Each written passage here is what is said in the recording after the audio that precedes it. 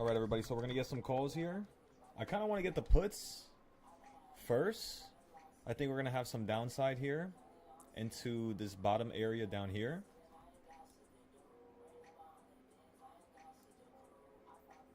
So we're just gonna give this a moment. So it's 9:30 right now. Let's see if we could lock in some puts here.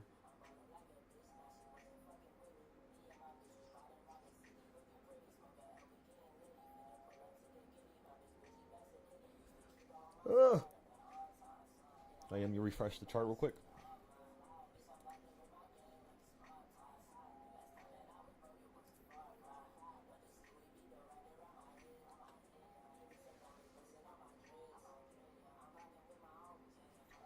Okay, so I think you're going to be able to at least fall into this bottom bit down here if you crack below, which is 671.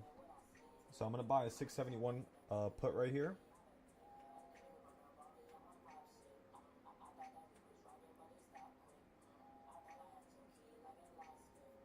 Okay, so I got a 671 put here. We bought 5 of them. And then if it goes against us, it's perfectly fine. It's out the money, so it's pretty far from here. But it's really cheap. It's only $60 right now. And then on the futures, which is where we're thinking the market might continue. We were thinking it was going to gap up last night just due to the fact that you were stuck at the top. And you made no type of movement to the downside. So the reason why I want to play puts is because that trend to the upside was so large. You still have an ability to fall from, you know, this section here basically down to somewhere like right here, where we could potentially see you hold and then run right back up. So that's what I'm looking for right now. And remember, the quicker you run up, the quicker you fall.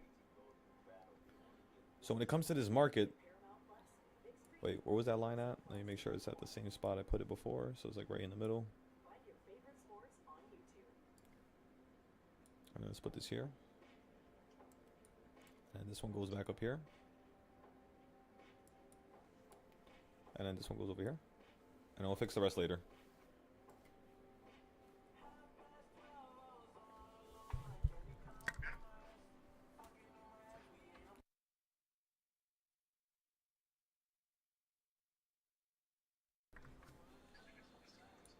Alrighty, everybody. So, boom, we got the puts locked in. We know the market wants to run up higher, so we got the futures ready in position for us to make some money here.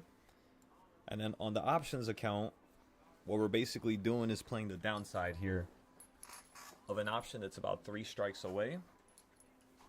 This is the furthest strike price that I've ever went out, probably in like 3 months. We've never bought a strike price this far out in like 3 months, 4 months maybe even more.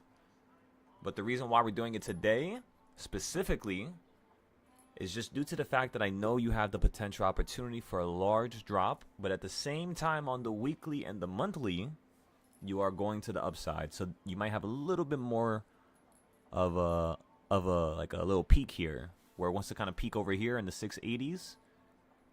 Because you peaked in the 670s, which is perfect. However, I think you might want to peak in the 680s at the next monthly zone. Good morning, everybody. Good morning.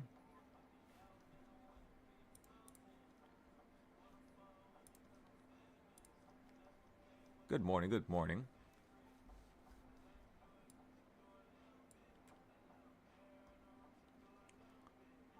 So on the account on the left, the futures account, right now we're up $500. Step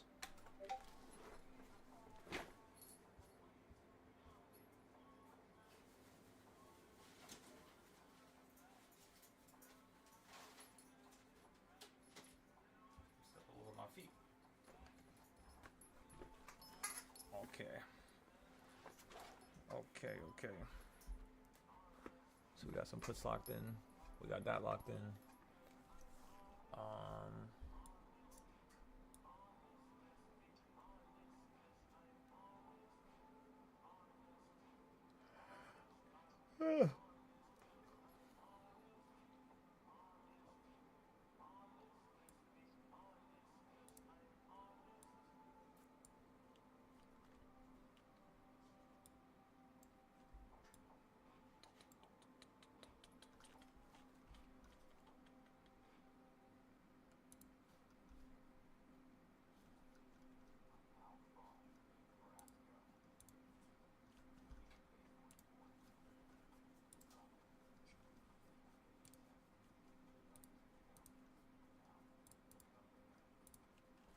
Alrighty, we got everything sharing.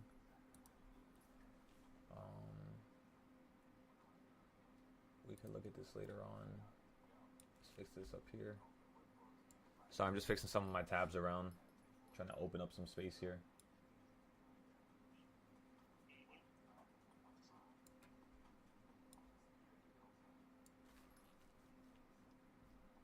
Okay, this is good, that's good, this is good. Oh shit, what did I just do? Let me see. Okay, boom, so this is up now. Like we said earlier, we talked about the puts. You guys know about that already. As well as you know why we're playing upside specifically for futures. Because I've been holding it for over 12 hours.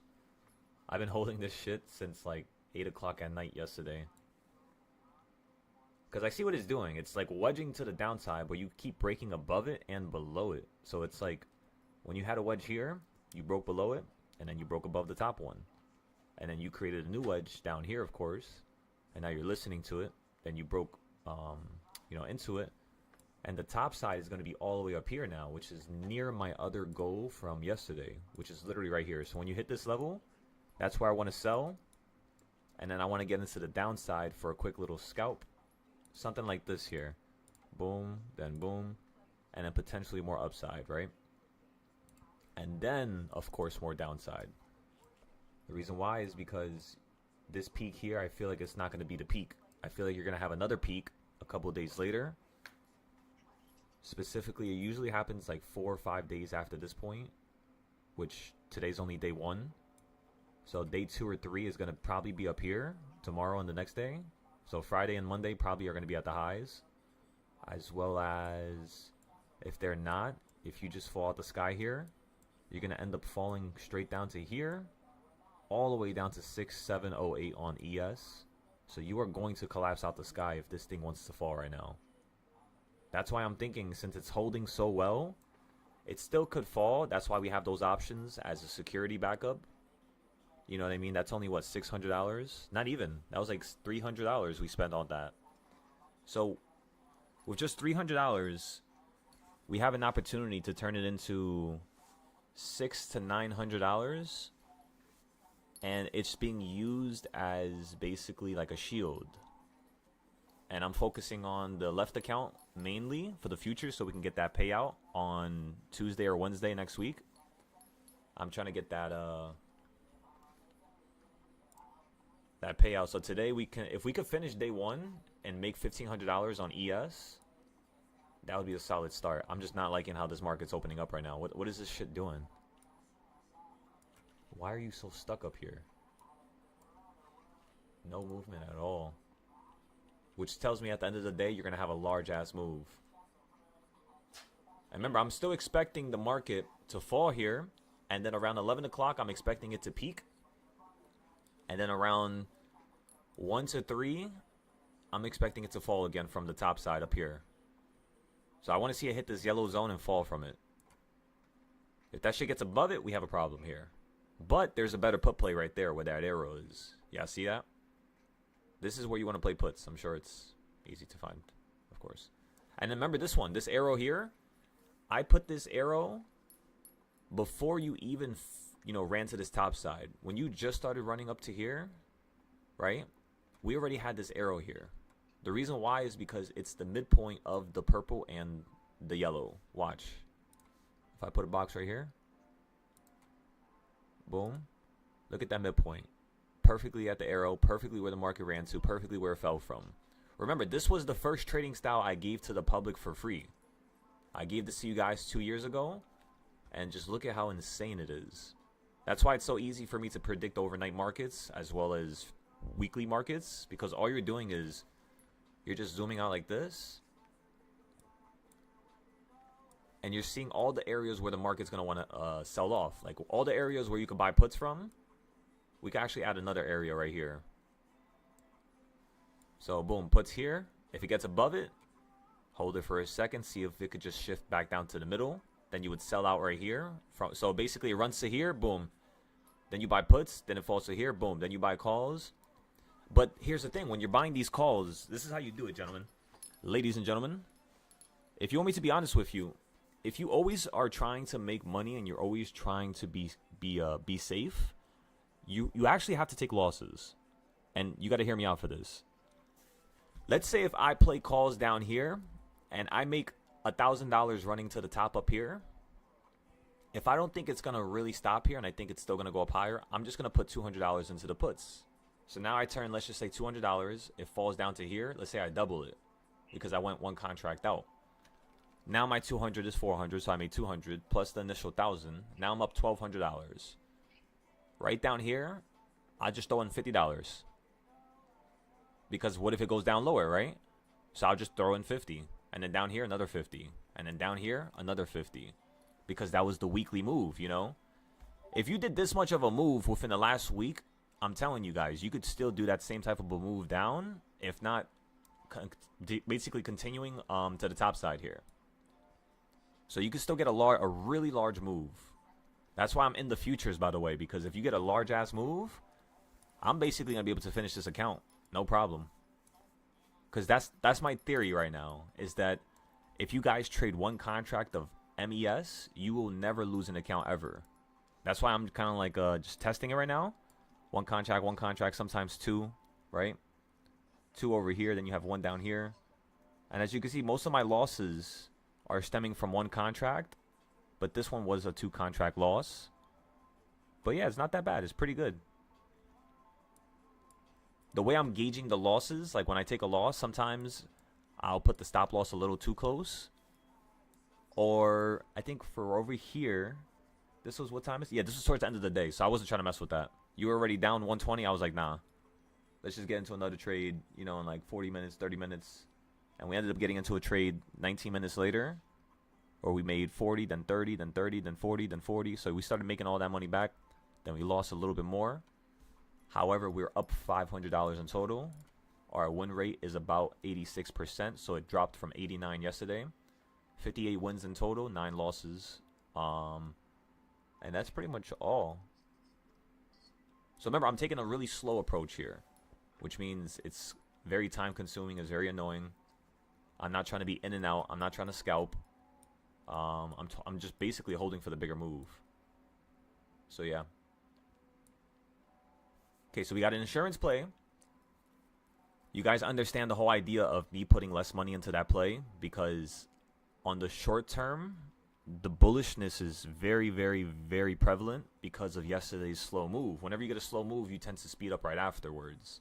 So because yesterday was so slow, that's why I think today is going to be so explosive to the top or bottom. So we threw in 300 at the open for literally it to drop down to here. So it's still very, very, very close. Let's just say even if the market runs to the yellow here, the reason why we got 671 was because if the market runs to here and it falls again, you're definitely going to have an opportunity to sell out those plays again by the end of the day. So while we're making money with the futures playing the upside, we're going to be able to take a little loss on the options. So we'll be down probably by the time you hit the top here. It will probably be worth maybe each contract should be worth around $5 to $10, which is like times 10 or divided by 10 in terms of the current price. And then we could just average down up here. We'll buy like 20 of them up here. We'll spend like $100, $200 again on top of the play. So now we'll be in for like 500 in total. And by the time it falls to the middle, we could just sell out. Kind of like what we did with the TQQ. Because remember, I bought puts down here. And the market ran $14 right on top of me, steamrolling me. The next day, I bought 100 options at the top. By the time you hit the purple, I was good. Isn't that crazy how I bought puts down here? It ran up to here. I averaged down so intensely due to the fact that that was such a dramatic move where we got that drop to the purple and then held and then boom. Now it's kind of like you're wedging right now and you might break out here, which is what I'm looking for on the futures at least. I mean, you kind of broke out already, yeah. So now we're going to start attacking each high. This is how you play a breakout. Listen to me very clearly, everybody. It's just like this. Just look at the damn previous highs. That's it. So you have a high here. You have another high up here, right next to it. And then the next high is all the way over here at the top. So these are the only 3 important levels that I want to pay attention to now. It's most likely why you're having some downside right before this arrow. Just like how this point right here, if I hide everything. You see how this point right here is close to this high? Right there? Well, that's all you have to do. That's all you have to pay attention to. Now, the reason, or like when you get jumps like this right here, the reason why I stopped right there is because the lows. You see how it's like basically hitting the support like it's resistance. So you're kind of like hitting the top of your head on this wall now, and you can't break through it. So what that means is that you're going to start collapsing to these levels from the left side, as well as these levels here. And if you look at the lows, what is the low to the left side? Right down here, right? So if you look at the right, that's why I bought down here. Because I saw that it went lower than this left area, meaning it did what was necessary, and now it's going to probably switch up. So we basically timed that whole switch up. Look at that. From bottom, straight to the top up here. And then we started scalping yesterday, trying to have some fun in the afternoon before the day closed. But this is just ass price action, really. And I don't feel like trading ES right now because I know there's going to be a large move, and I'm not getting in between it. So I'm just going to trade the micros as a safety mechanism, just to be a little smarter. Does that make sense, everybody? I hope it does. Okay, so for Tesla, I saw somebody post some big-ass move that happened yesterday on Tesla, and for some reason, I don't know why, but something in my body is telling me to trade Tesla right now. So let's go ahead and take a look at it. I haven't looked at it in a long time. In fact, I think I have it on my bookmarks bar.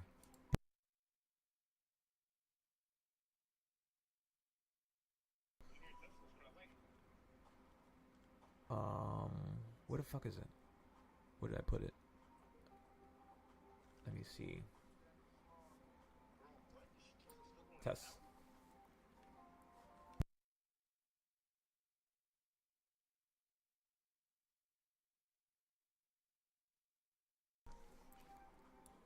Let me see. Where's Tesla?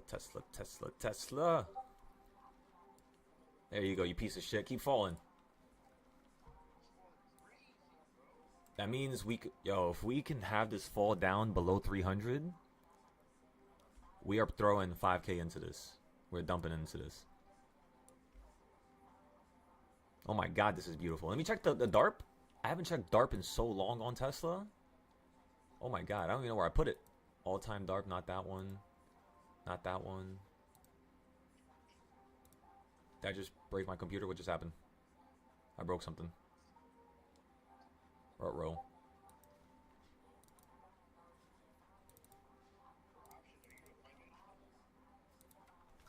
Yeah, so right now, the first thing I like to do whenever I look at these companies is look at that fucking drop. Holy shit.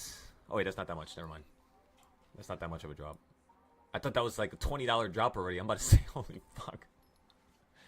So the first thing I like to do is I like to go on the bigger charts. So like this chart right here, I have this chart for SPY, and this is one of my my new trading styles. It's like Doritos on steroids. And I want to show you guys something. I never showed you this yet. But look where the market held. It didn't perfectly hold at the bottom. That's what's important right now. That's what we have to pay attention to. Because now what this means is I could fix this trading style.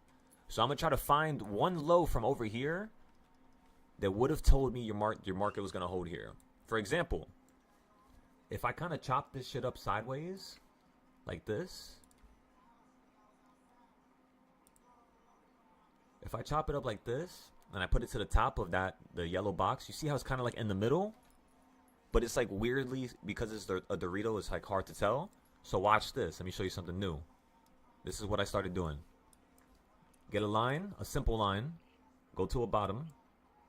I'm choosing 2022. Oh my god, this damn magnet tool. Alright, let's just put that shit right there. You'll see what I'm doing. Watch this. Okay, now how do I find the midpoint right here? Easy. Get a square. It's like geometry. Touch that corner, and wherever the middle line is at, that's where the middle of the triangles are at. Don't ask how I figured that out, because I have no fucking clue. But yeah, look at this. See how perfectly hit the middle here? Okay, anyways, let's go back to Tesla. What am I talking about? Why am I talking about SPY right now? I just wanted to show you that. Tesla. This is one of my most completed charts. It's going to tell you everything that happened. Watch. I bet you it predicted everything about Tesla falling out the sky. I could bet you it predicted it. Can you fucking load? Nah, this is normal though. You're supposed to do this for a while. You're just doing something that was supposed to happen a while ago, yeah. Like, for example, when you hit the top, I have a bunch of targets here that say when you hit a certain area, you straight up buy a 1 to 12 month put. When you hit other areas, you straight up buy just a 1 week put. So I knew it was going to consolidate a lot around this top corner because of the left side. And I knew it was going to consolidate above this point. So all I'm doing is using the left side to then figure out where it's going to, you know, stop on the right side. And every single time, look at this. Boom. Boom. You fall into the call area, right? You do get some upside here. So you would have been able to sell it. But this is a 2 week call. So you would have been a little down right here because it was going below the box. So this is something we have to pay attention to because now I could improve that.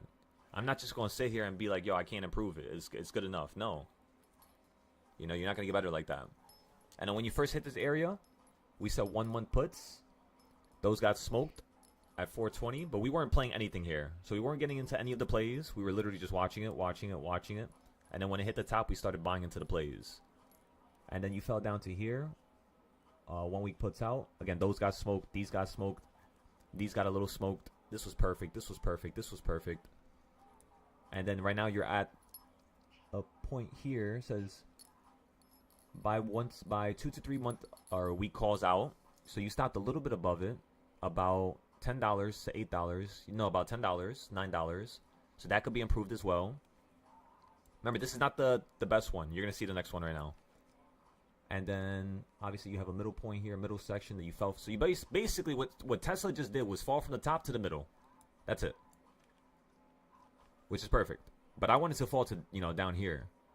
This is really where I want to buy it. But I don't think it's going to right away. However, you barely did any of a move. Which means now the real drop can happen. Probably at least $30, $20, straight down to $280, $290.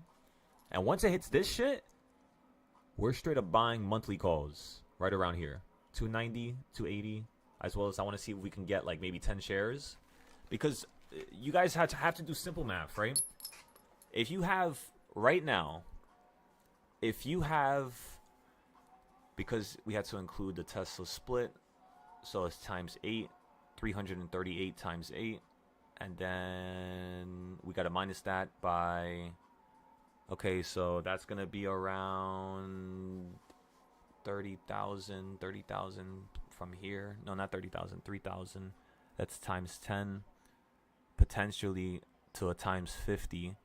So Tesla's still going to go up times 10 to times 50 from here to the peak, meaning from here to 2031.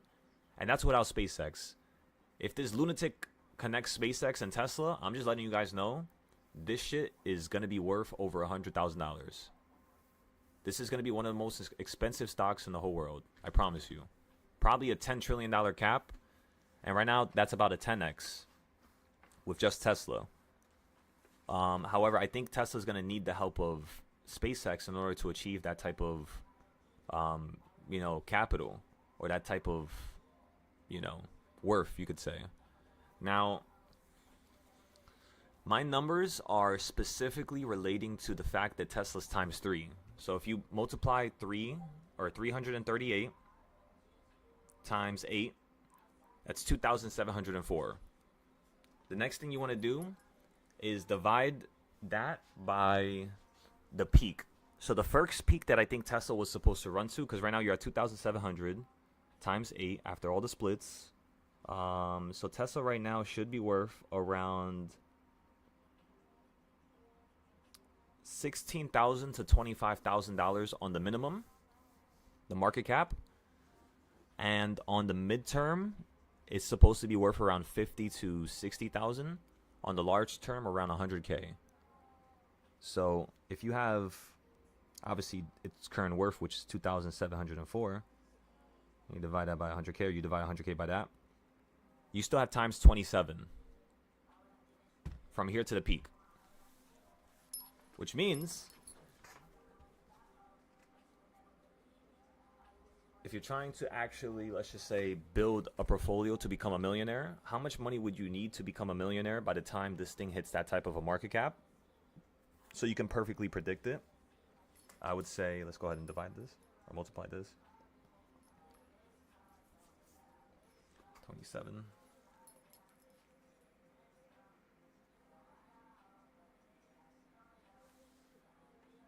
Wait, let me do something.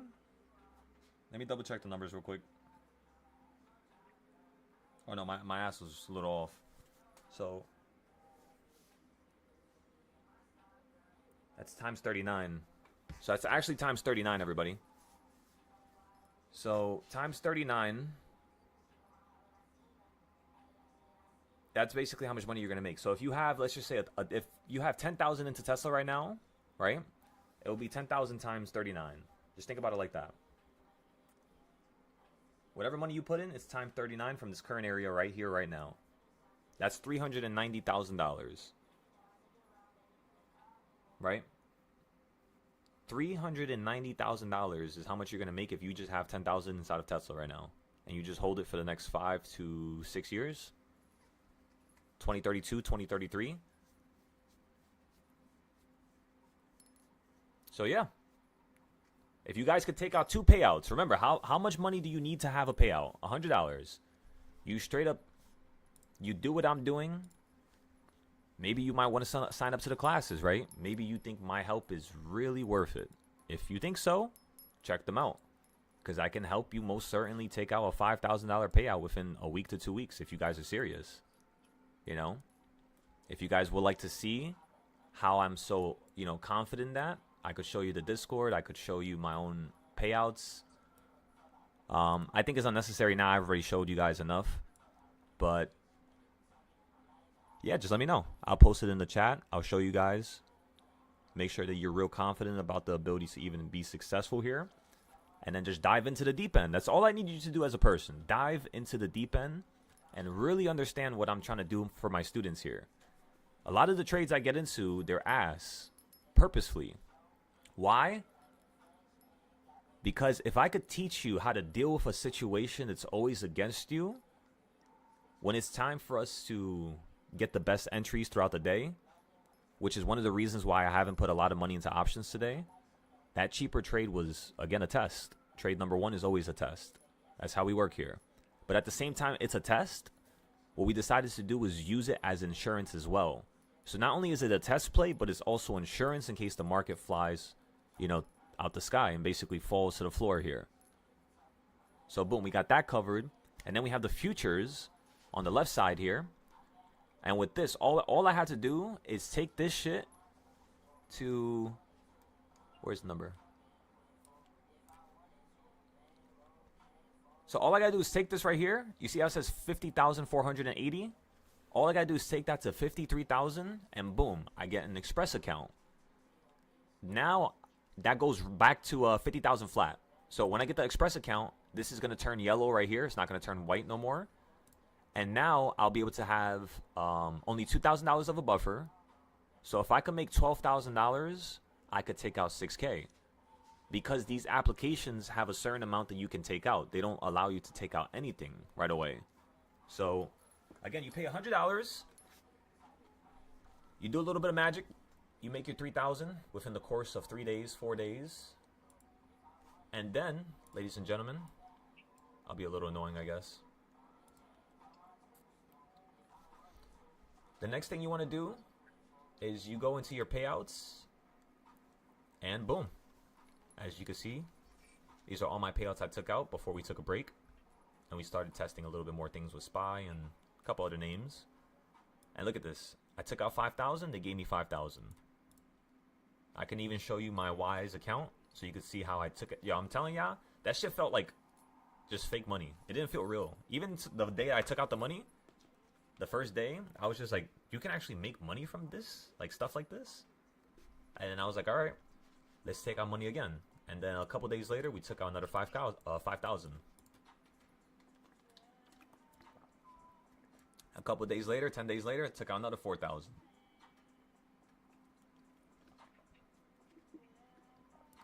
Four days later, I took out another 4,000. And then about 10 days later, 12 days later, we took out another 4,000. So right there, if you add that up, that's 20K.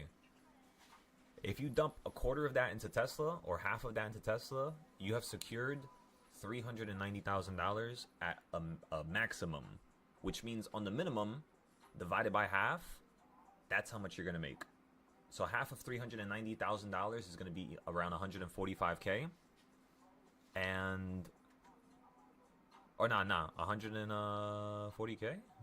No, it's 280.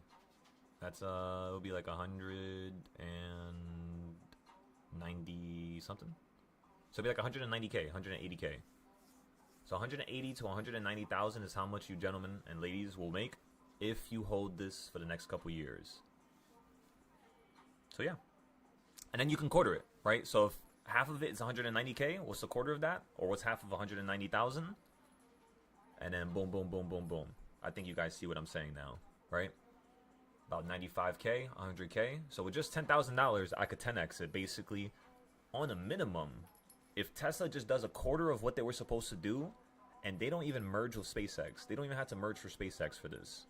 If they merge for SpaceX, that market cap is going to be extended from 100K. In my opinion, call me crazy, but from 100K, that shit's going straight to 400K. It's going to 4x it to 3x it. Because think about it. Do you guys know the market cap of SpaceX right now? Look at this.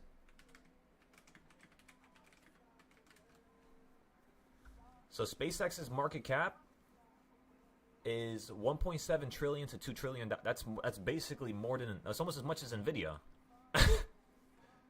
You know, that's like another Tesla. You combine both of them, its forward-leaning projection, in my opinion, will double.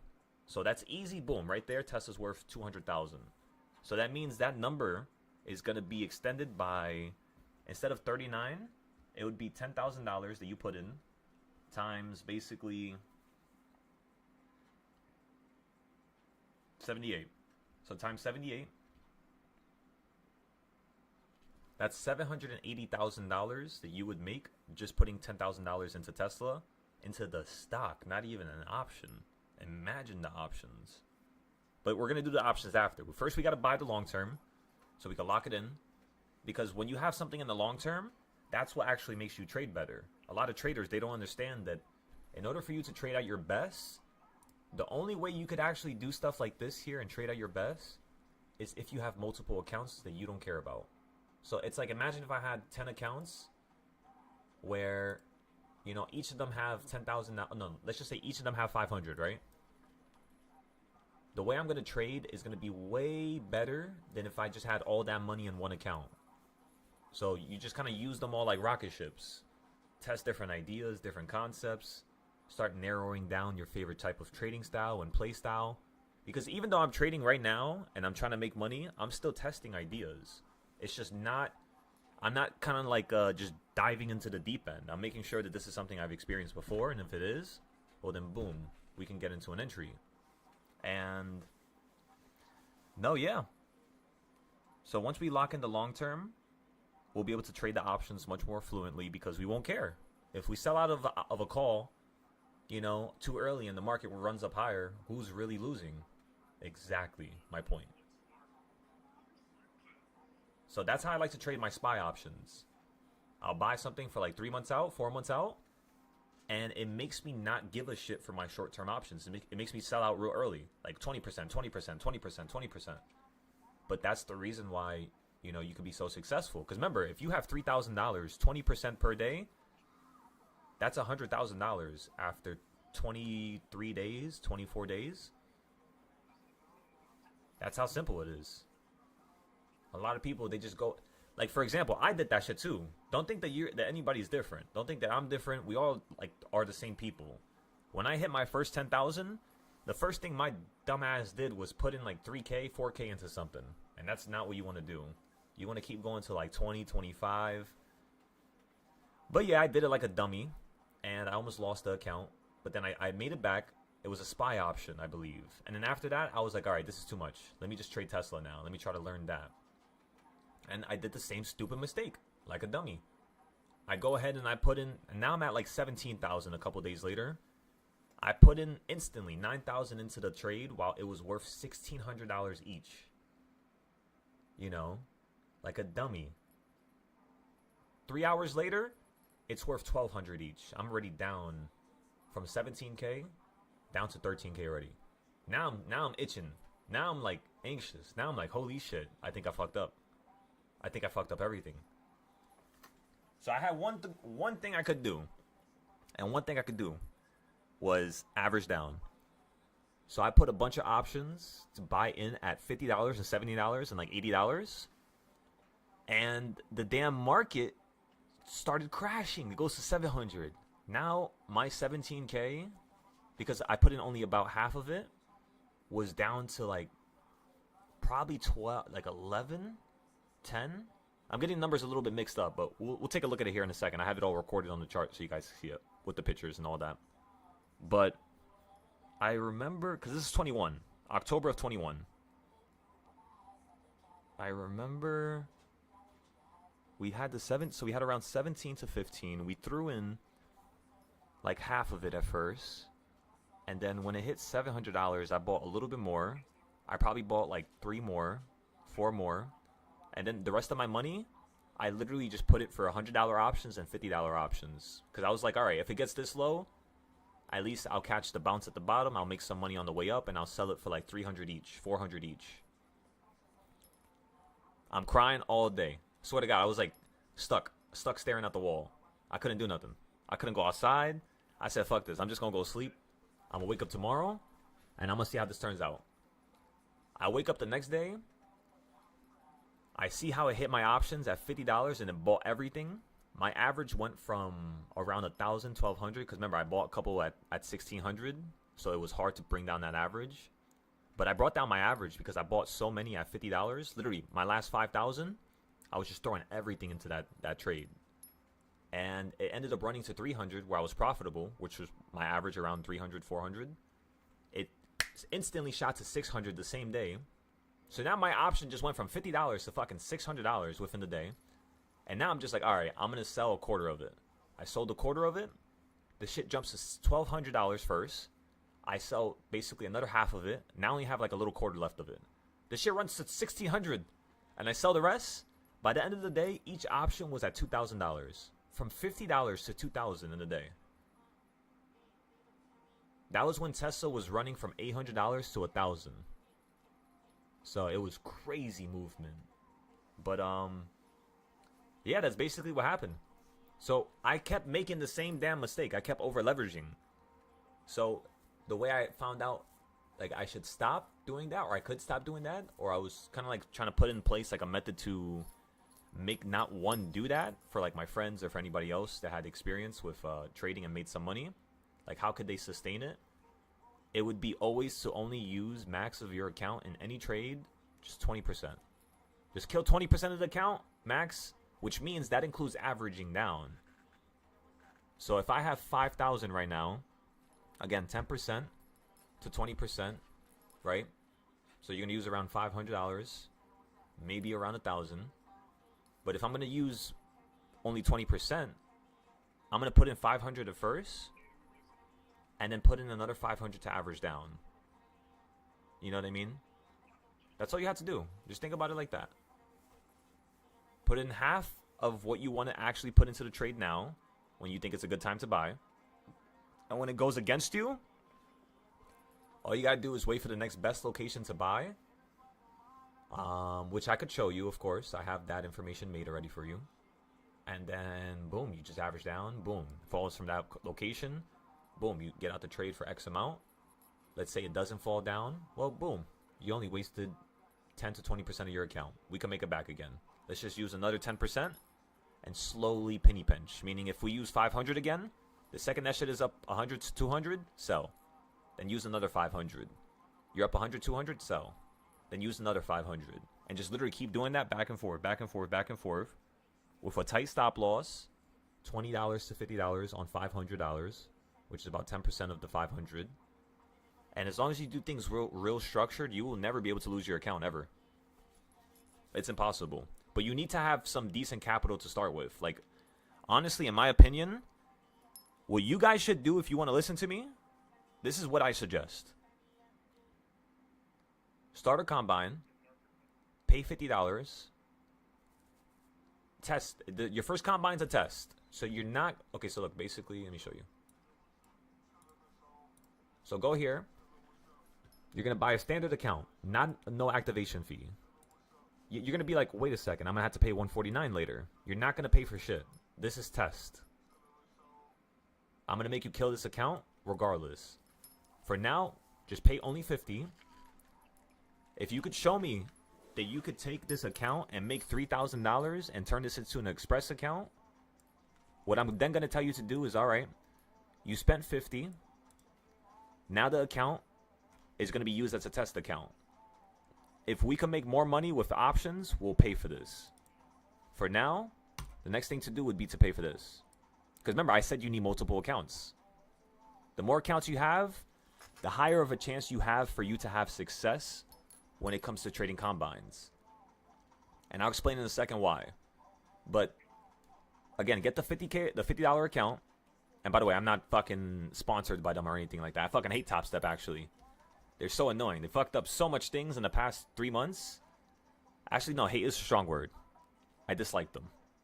I'm unhappy with their service, let's just say. The shit that they've been doing is just like, come on, bro. But anyways, $50. Test the account. Show me you have what it takes to do it slowly. Don't trade gold or ES or NASDAQ. Trade the micros. So I guess you could trade, don't trade no gold at all, no silver. You could trade NASDAQ micro or ES micro, so MES or MNQ. And when you get this account, the next thing you're going to do is do the same shit. Rinse and repeat. Rinse and repeat. Once you rinse and repeat it, and you pass this account and it's an express account, you're going to activate it. And now within 3 days, again, 3 days, you could take out $6,000. That's how simple this is. Of course, you're going to have to trade a lot, right? Sometimes I'll be having 100 trades, 200 trades before I make 10,000. So it's going to be a lot of work. I'm not saying it's going to be easy. But here's the thing. It's possible. Because I did it my first month. And I had my students do it. Some of my students did it their first month as well. Because they have really good risk mitigation, rules for themselves. And yeah. Once you get your first 5K, it's over.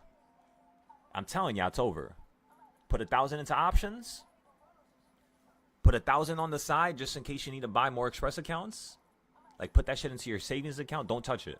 I'm telling you from experience, when you make money with these prop firms, have some money to the side that you're going to save just in case you lose your account. Because when you had that extra money to the side, you're not going to be worried. You're not going to be anxious.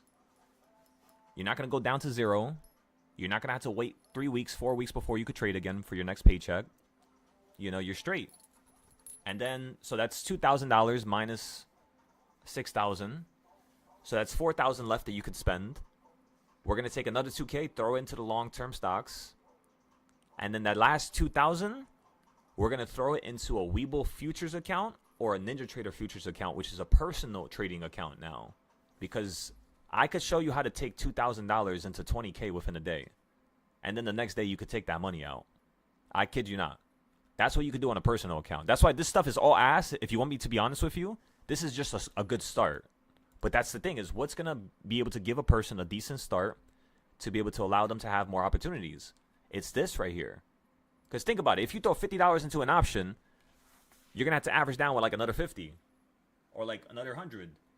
Which means when you're trading options, you're losing on average about $50 to $150 a day.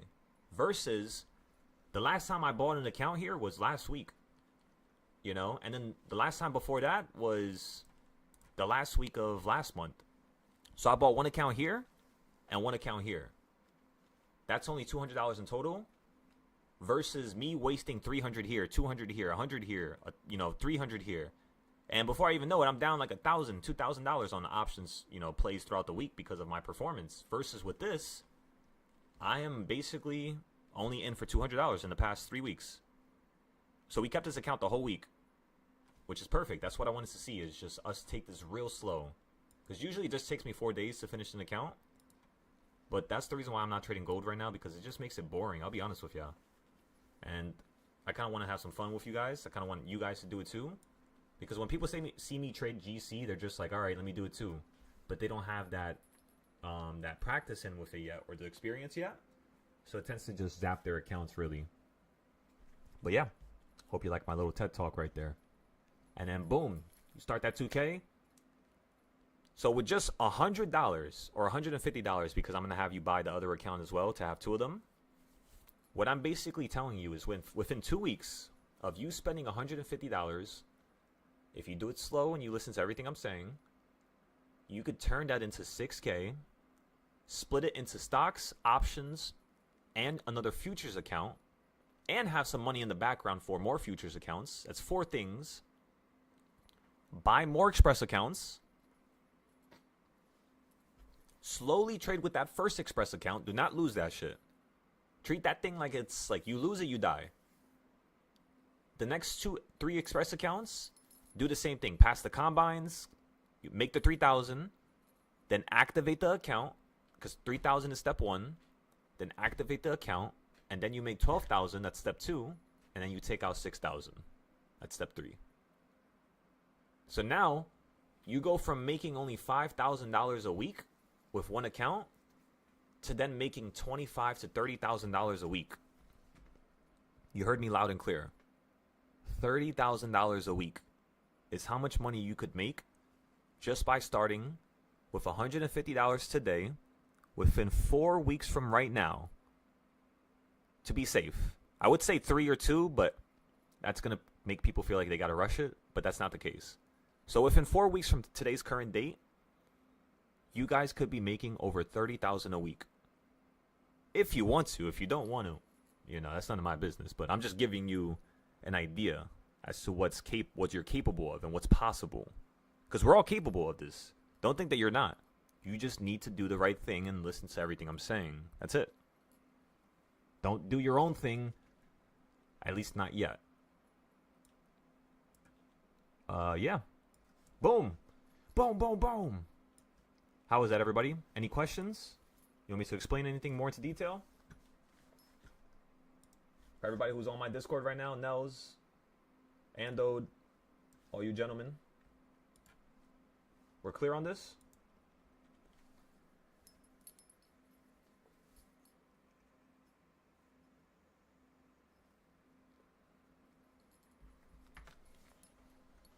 Yeah, I'm telling you, I just get ready, because remember those numbers on Tesla, those are nothing. Tesla's gonna make. You ready for this? This is what I feel. I could be wrong, but I feel like they're gonna be making electric boats soon. They're gonna be making electric helicopters, electric planes. What they need to be able to do that stuff, the reason why they haven't done it yet, is they need a higher output per kilowatt of the batteries, which it's slowly like leveling up throughout the last 6 to 10 years. And it's getting to that point where you're actually going to be able to have these things become reality. In 2022, that's when Elon first brought up the idea. And at that point, they were already about, I think, at 38 kilowatts per. It's like, I forgot the damn measurements, but it was like 38. And then the number they needed to get to was like 50 something, 40 something to 50 something, which means they're over halfway there. So yeah, Tesla's going to be able to create more electric things. And I feel like that's what they're going to do. They're going to shift into a whole, different type of business where they have maybe electric motorcycles. Maybe they have electric tractors. Maybe they have, Elon's a nut. When he gets an idea and he sees that there's an opportunity, he will take advantage of it. And the way he goes about doing business, nobody understands. This man literally created a whole supply shock for the whole world of batteries just to make his cars cheaper. You know how wild that is? To put like a quarter of your net worth into creating a battery factory that just creates batteries. And because of how much batteries you're creating, it creates such a supply shock on the world that literally causes your batteries and your cars to be cheaper. Like, that is mind-boggling to me. But that's what he did. That's what he did before the world even knew about him. So imagine where his brain is at right now. Imagine the groups of people that he has working under him. Very intelligent. Elon's companies are basically the companies that all the kids want to go to. 18, 19, 20 when they come out of college. And in most cases, Elon really revolutionized that whole idea of needing to go to college.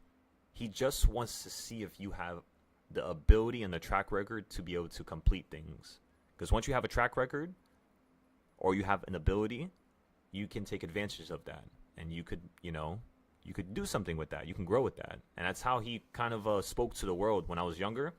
And I got a lot of, I got a lot of love for that younger version of me, because I feel like everything around us was a little bit more not extreme. You know what I mean? Like, people would say stuff that made sense. They wouldn't go crazy. Not many people were against him or hated him. That only started to happen when he started to talk more on Twitter, which is the exact reason why they actually kicked him off the board in 2016 or 17 from Tesla, because of his talkative side of things. But aside from Elon, because remember, if you're going to think about the future of his businesses, you got to think about his personality, how it's changing, how it developed, who he was before, how he talks now, his ideas, his execution. And yeah, I think he's going to be able to do this. I think so. But we'll see. So yeah, that's crazy. Electric onboard. Yeah, see, like, people are already making these systems, for $80,000. Yeah, it's not bad. But imagine like a whole yacht, electric yacht, right? In terms of the freight liners and those big shits, I don't know about that. I don't know how much fucking energy, like the weight of the battery, I don't know. Salt water and batteries, they don't really go together too well.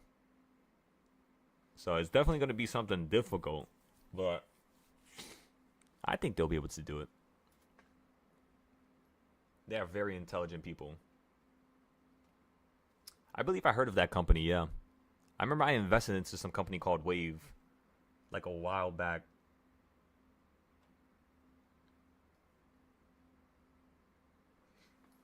Yeah, it was probably like a while back. 3 years ago, 4 years ago. Wake up. It's the first of the month. I got my teeth. No.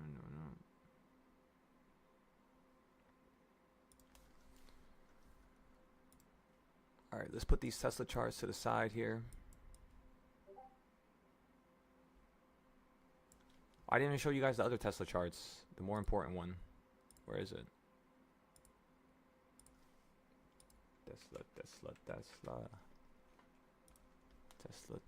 Tesla. Not this one. Where are you?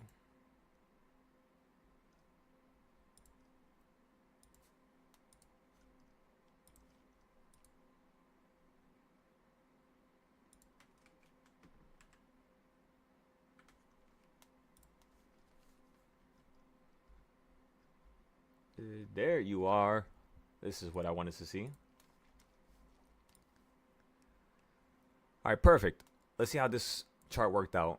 6 to 180 day plus 360 day puts. Perfect. Literally spotless. This one didn't happen yet, but this one happened perfectly. Then we say 30-day calls here. Let me see. That was on March 20th. By the time it was March 25th, Tesla ran from 370 to 390. So you would have been up right there. You would have had an opportunity to sell, but it was more of like a 10-day call. So we could fix this one here. And then down here, of course, we got to change this because Tesla was down here when I made all these buying points. So right now, when you hit into the red here, this will be a call play instead of a put play. That's how you should think of it. And yeah, Tesla perfectly fell down to here. Then you wicked off here. Oh yeah, that was when I was playing in the summer.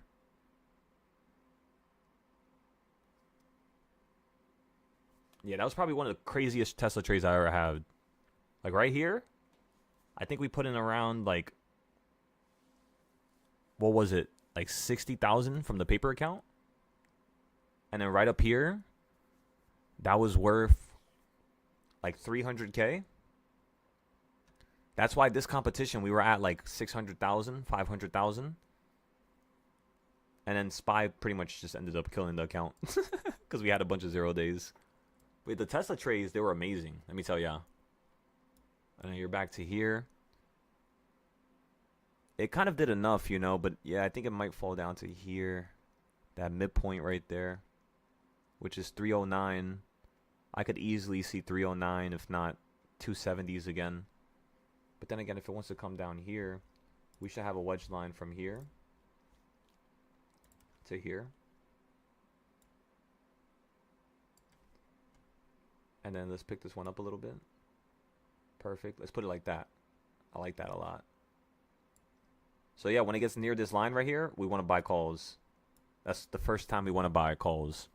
And then when it gets down to here, that's when we go crazy with the averaging into the long term. So yeah, that's your foolproof plan on Tesla. Now, what should we get into right now? Should we get into any plays? I mean, yeah, we could. Let me just zoom in real quick. Let me see what the hell's going on the weekly. So I don't like how you're at a low right now. So first thing I'm going to do here, we'll go to the left side and see what the hell it was hitting. So it hit here, fell from it, hit here, fell from it, hit here, fell from it even lower, and then ran into the sky. Right here, you're basically kind of doing the opposite. So I would say that, yeah, right now is a moment where the market looks like it's just going to fall out the sky. I know it could hold here. I know it could snap here. But I'm looking for this to fall out the sky and create another little V shape like this. And then start running up. This is a nice V shape right here. Don't get me wrong. You know, but I want it to be a little bit lower. So yeah, I wouldn't be trading Tesla. Actually, you know what we could do? I still have this chart here too. You guys are lucky. This is what, you guys want to hear something crazy? This is what DARP used to look like.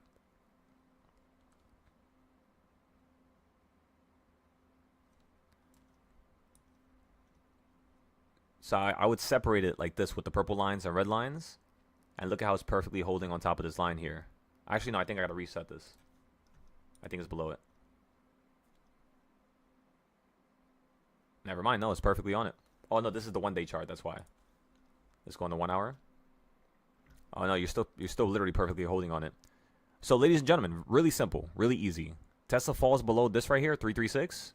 You're falling straight down to 324. So what I would do is I would want to see something like this.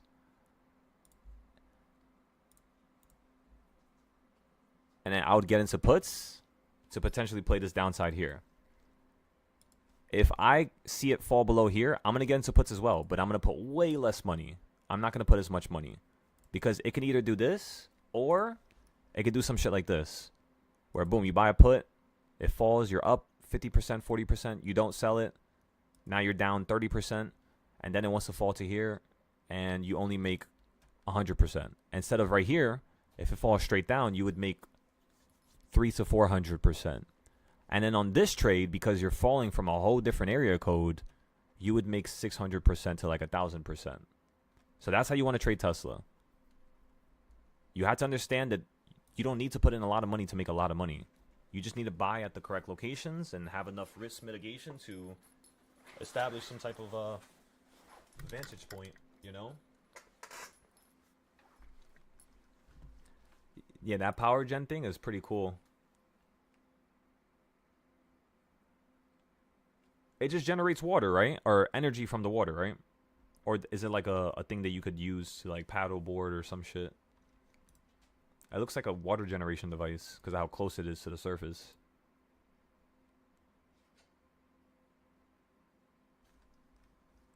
I'm getting cold again.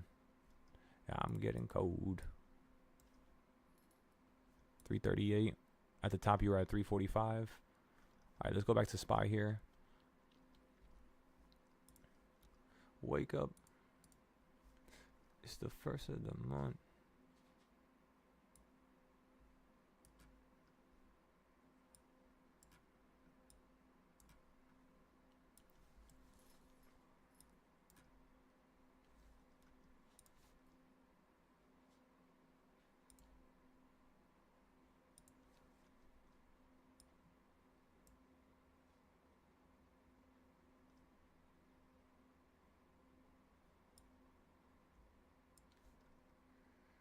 So you're holding at the midpoint still.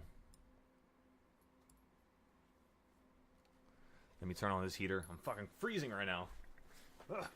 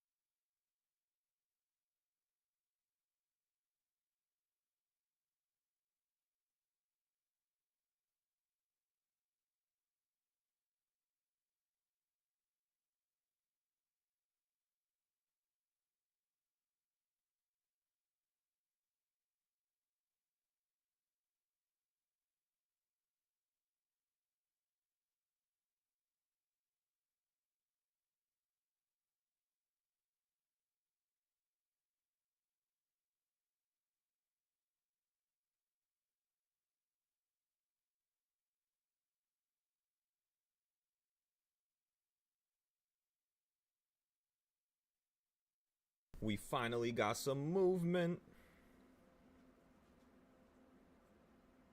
Wake up. It's the first of the month. So each option was at $60 each. It dropped to, you damn near erased everything because of how slow that was. So you went halfway, straight down. And there was barely any moves right there. It was about a strike price out from when we bought. But at the same time, values, you know, something very important to pay attention to. Because now that we could see how the value's changing from 9:30 to 10:30, we can see how much money one could make if certain things occur now. So in terms of ES, you're finally at the bottom of the Bollinger Band. I'm expecting some type of upside here for a little bit. You're also on top of the wedge line that you broke out of. Clearly still showing you're on the breakout side, right? Like over here where you ran to here. We were up $27, which was the most we were up ever in the past 12 hours. It looks like you might be continuing this this upside here. I just want to see if it's going to break right now because it's still early in the day. We could still see this shit just fall down to 11 o'clock just like yesterday and the day before. Seems like every day the low is so far 11 o'clock. So right now it's 10:40. So we'll see if, you know, you just want to fall down to the purple here. And then, yeah, we'll go from there. Again, if you're on YouTube and you have any questions, just be sure to ask. Today's Thursday, right? Yeah. Okay.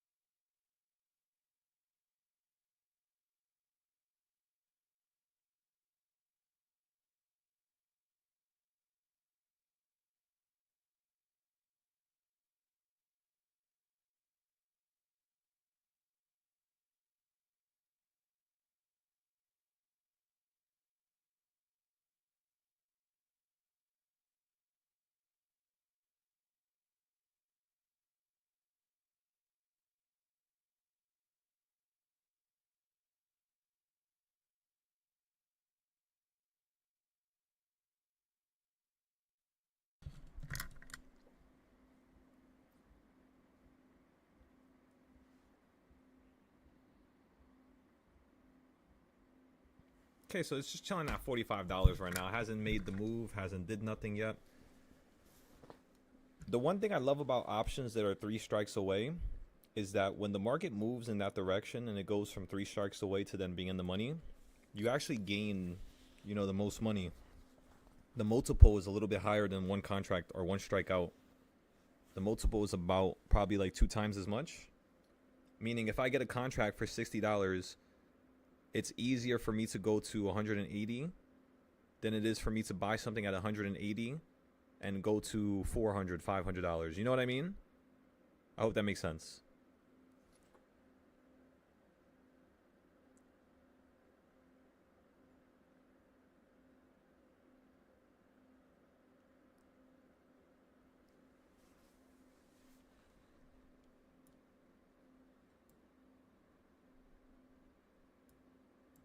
Excellent. We can make another box from the top here. That's the midpoint. You open up at the midpoint of yesterday's trend. Now you're falling into the bottom quadrant of yesterday's trend. Quarter point is going to be right here, which is exactly where I was thinking the market was going to hold at 11 o'clock. But it might go down a little bit lower. Let's also make a Dorito here. High, low, and let's get some of these highs here. So yeah, now you guys can see what I was trying to say. You see how you basically broke out today. We got the puts up here in case you want to go down to here. And then on the future side of things, because this still looks like it's holding right here, this whole conundrum, once I see you below here, we'll start to sell out. But because you're holding up here, you could still get that nice little uptrend from, you know, here to here before we get some downside to here. So 2 different ideas on the board at the same time. And that's pretty much all. This is all house money at this point. We made, I think, 8,800. If we minus the $300 from today, or the 300 from today, that would be like 7,700. We're still green, even if we take a full loss on that options play that we have, which is perfect. When was the last time we took a loss? We didn't take no losses this week. So this might be the first loss, basically. Everything else became profitable, or at least break even. Including TQQ, which was insane.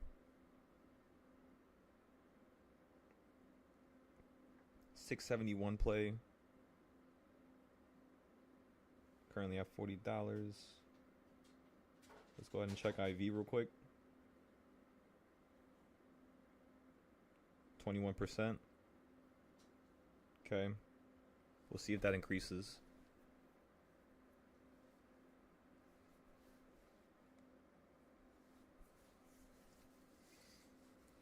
By the way, IV increasing is the easiest way to make money with options. Basically, wait for the market to have not that much price action, like right now. Get into a play and wait. I'm telling y'all, just wait. You're going to see something really crazy happen sooner or later here.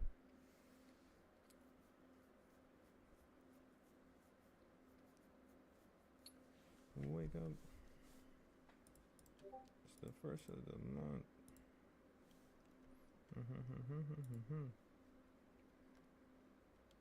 By the way, ladies and gentlemen, tomorrow is going to be the last day for your Easter sale. So if you guys make some good money today, you can put it to the side, potentially sign up. If not, don't even worry about it. It's not time. Everything happens for a reason. Okay, so boom, boom, boom, boom. We did all this. And by the way, you can't join if you don't make money. If you can't show me that you've made money, I will refund you and basically kick you out. You gotta make some money first and show me you can make money before you even join. The way you go about doing that is 1, watching how I'm buying and selling. 2, not over leveraging. And 3, paying attention to when I tell you that the market's going to fall when it hits a certain level, like up here. So just wait. You know, don't put no money in if you want to wait and you want to be really safe. Let the first move occur and then play the second move, which is going to be the downside. Or vice versa, wait for the first drop to occur here and then play the calls from a really good low point. Not from any point, not randomly, but from a really good low point. Reversal point 5 to 8. And yeah. Reversal point 5 to 8 is where we should fall to today. To the downside. And then we're going to run back up to number 1.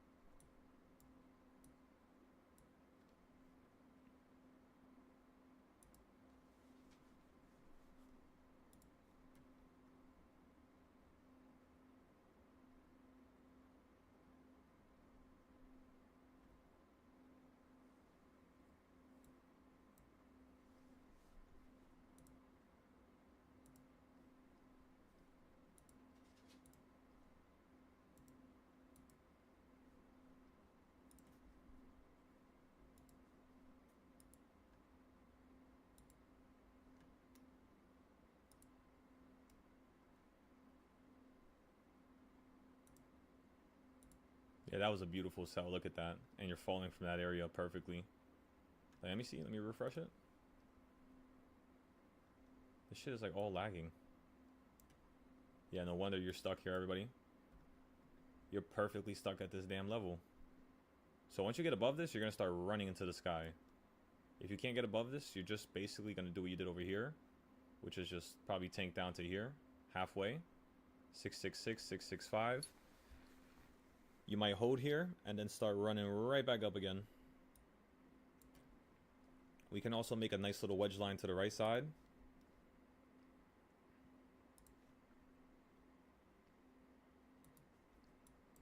Using that low and that low. And then using these highs here. Actually, we're going to use another low. Using this low. We can cut through this high, which is the bottom bit.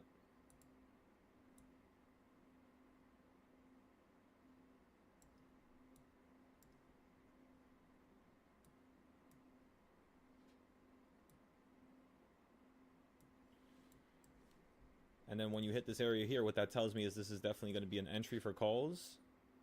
But my favorite entry, just me looking at this right now, my favorite entry would be somewhere down here. So instead of us playing calls like this, because that's basically the idea that we're trying to, you know, kind of like fulfill here. What you would basically do is you would wait for it to fall down to here, and then play the calls back up to here, because you might have some more potential downside to maybe down here before you run up again, right? So yes, it can hold. Yes, it could go up right now. But in terms of what it did do, you're most likely positioned to fall down to somewhere over here, hold, and then start flaring to the upside again, just so they can kill a little bit more value. But I have seen moments where you just up, sideways, up, sideways, up, sideways, just like 2024 in January. If you want, I can show you here. So in 2024,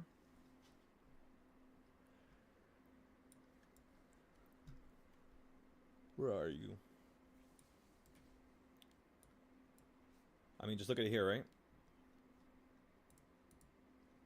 This shit is not going to load. All right, screw you. I'm going to find a chart that will load, and it's already loaded. There we go. Oh my god. I kind of wanted to use this chart. Let's just refresh this one.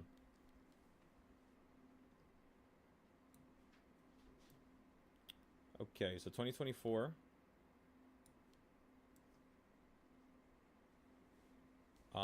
As you can see here, you would go up, right? Kind of like sideways, up, You did have some downside though, which was really nice. That's what I'm basically saying today is going to include. A little bit more downside before it continues heading up higher. But then you have, you know, over here, it goes up, sideways, goes down a little bit, then up much higher. Sideways, and then sometimes it just goes straight up. And then you go straight down, almost to the lows of over here. You run up again, sideways, drop down, a little bit lower, halfway point from here, this peak to that peak right here. That's where you fell right here. So we got weekly calls here. We ended up playing the calls right back up to a new high, and then we sold out at the top, and we literally started doing the cheap account challenges at that point. We stopped trading with a lot of money, just in case the market wants to fall out the sky. When it got to here, we played puts, then calls, then puts, and within, like right here, if everybody's watching my screen, so like right here, oh no, we did play, yeah, no, yeah, that was cheap stuff though, cheap account. Here to here, I turned $12 into $1,500. Let me show you, because I don't like saying stuff and then not, you know, showing. So let me show you where the hell it's at first.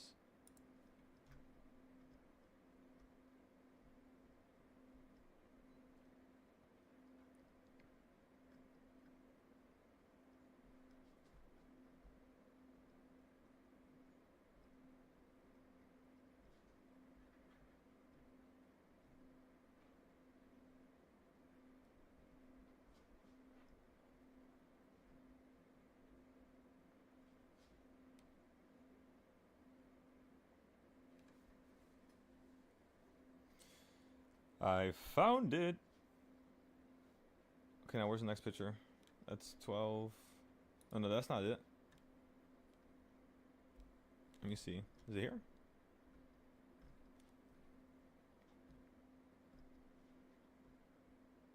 I found part of it, but that's not all of it. That's Moo when we did the Moo one.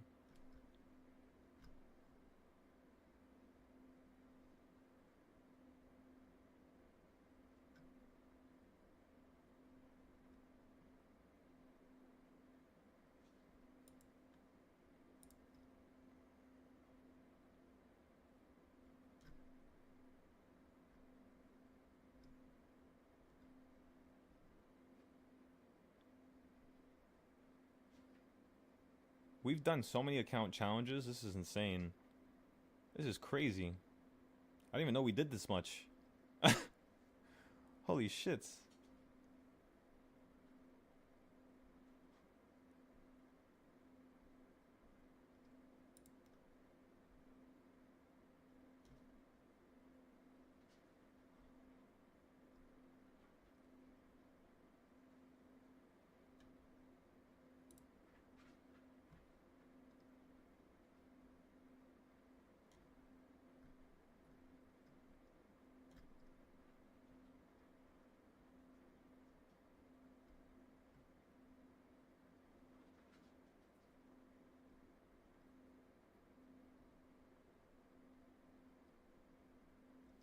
Let me show you guys.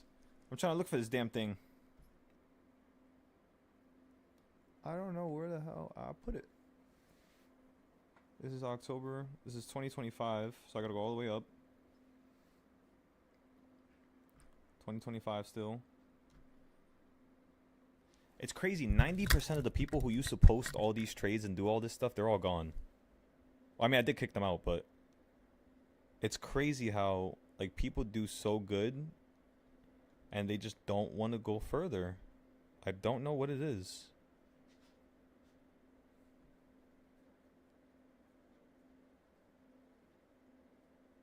Up 1700%. Let me see. Yeah, 300% there on a 535 call. Yeah, we was shredding this market last year in April. Whose name was that? Oh, oh my God. I'm not even gonna say nothing out loud. I gotta be respectful here. Not saying I'm talking shit about anybody, but oh my God. I had a few students where it was ridiculous. Like, they literally would not want to learn nothing, and they would literally have meetings with me just to waste time so they can go back into doing nothing. I shit you not. Give me 1 second. Let me try to figure this out. $5 challenge. Was it here? No, it's probably here. Let me see. This might be it. No, moo moo moo moo. Wait. No. It was on Fidelity. I might just pull up my damn Fidelity account at this point. What was this? On my birthday? Yeah, that's nice. I'm happy we did that on my birthday. $5 account is now $25. That's excellent. No, where the fuck did you go? $5, $10, $500.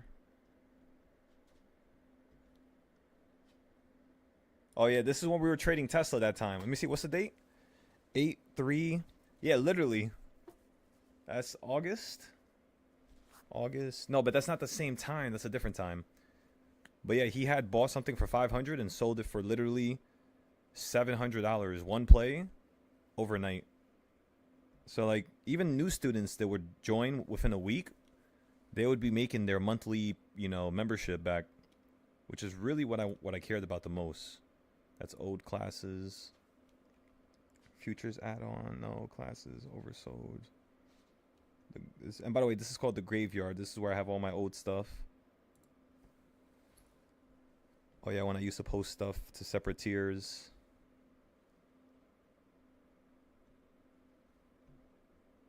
Where the fuck did I put it? Mod chat. Energy. Long-term taxes. I gotta steal some information from over here. Dark version 1. Silo fish, $200 tier. $50 tier. That's all old stuff. As you can see, I don't delete nothing. I just store it.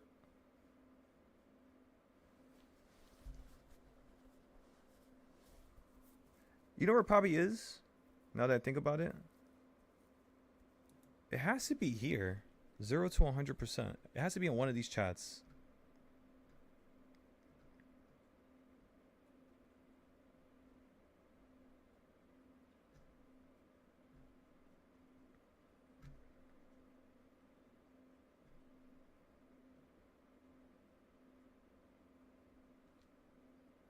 Oh yeah, that was nice. That was insane.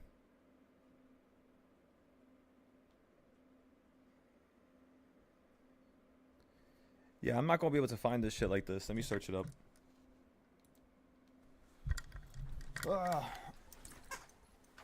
Okay, so it was $12.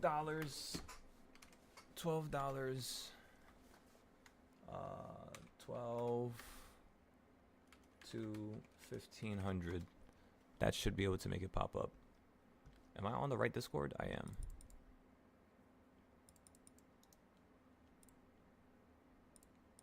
What if I remove this?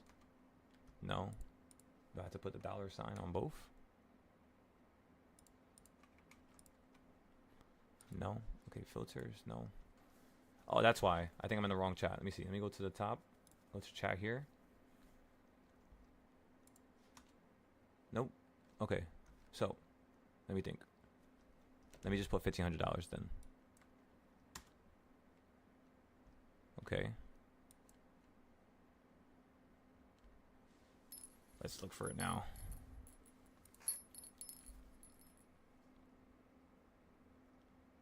$2025. We gotta go back to 2024. 2024. Boom.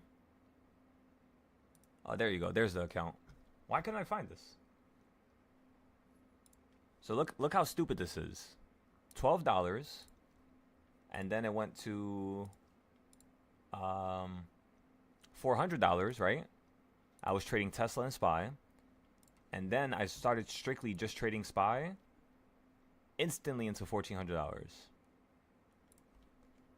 And then the peak was 14.6. Was it 14.16?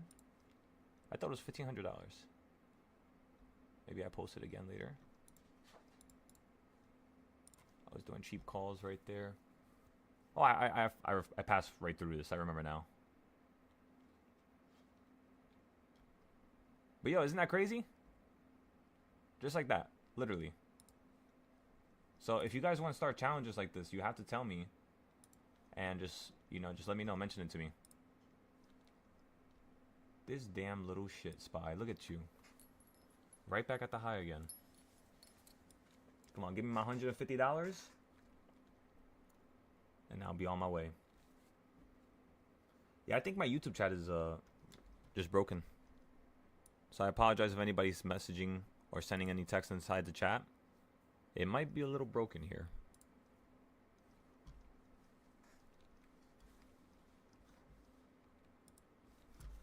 Alright, let me go ahead. Fix all this. Roger that, Ando. Just whenever you get a chance. Same thing for everybody inside this chat right here. Why did I hide this one? I should have kept this one. 1/15/2025.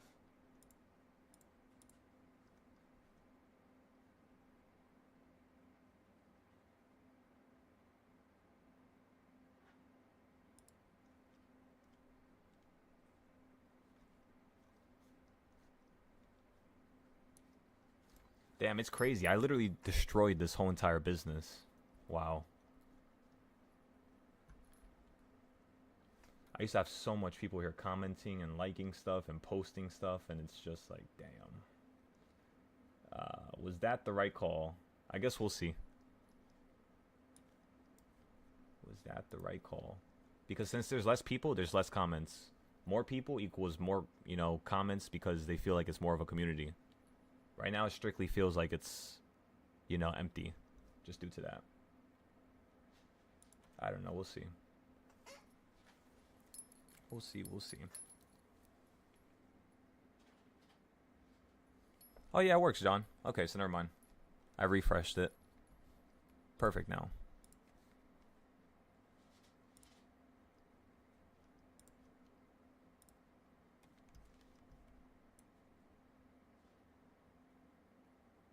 Wake up. It's the first of the month.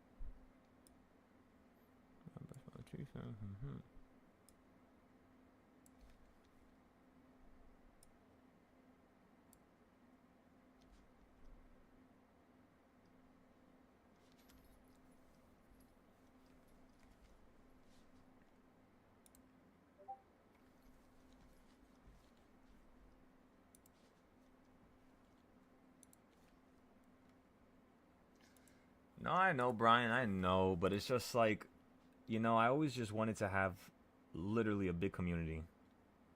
Like, that's it. 1,000 people. Everybody's screaming in the morning. We got a damn WWE entrance type of shit going on here. You got random, guests and people that want to show up and want to have fun. Like, that's all I ever wanted. Just to have some fun. But it's like this shit just turned into something fucking way unnecessary. And it was just due to my own fault, really. But at least we can mature and accept the faults and the mistakes. And like you said, just move forward. 100%.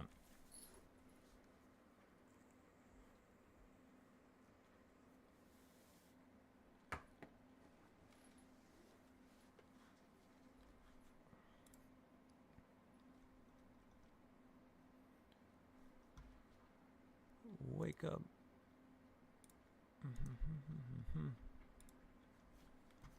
Let's put some music on. I got liven up the mood here.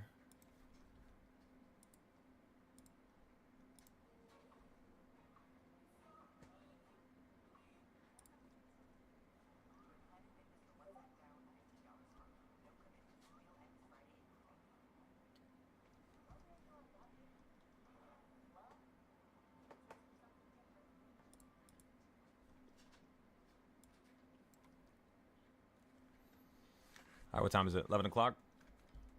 11 o'clock was the low? 10:30 was the low. Okay. So it's 11 o'clock right now. So is it going to be 11:30 at the high? We could still cycle down to a new low here.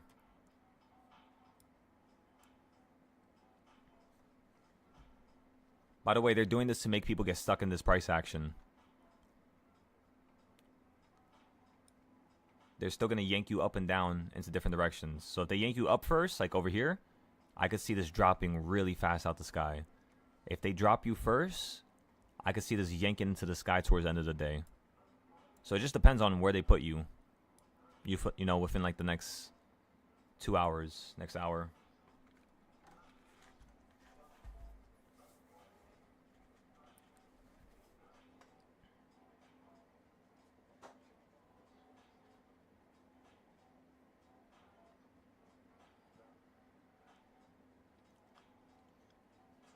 Let's check the leaps we bought a long time ago. I still have basically held every single one of them. I only sold the paper trades so far. Okay, so for the 680 calls, we should probably sell this right now. Our average is 148. The current price is at 400 each. So I'm up 180% on this.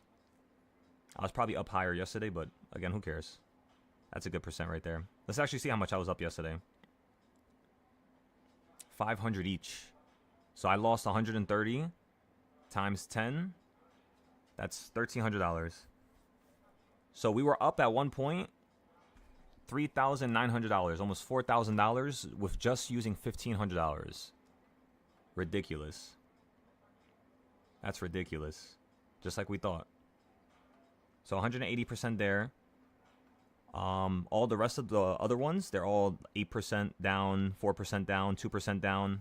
So if this market runs above 680 right now, or you run into the 680s, we're going to be able to sell everything for like 20% to 100 and 200%. Only one of my plays is down a big ton. And that play right there is a 677 play, which is literally knocking on the front door right now. Yesterday, that play was worth 340. Right now, it's worth 160. So we're down 40% on that.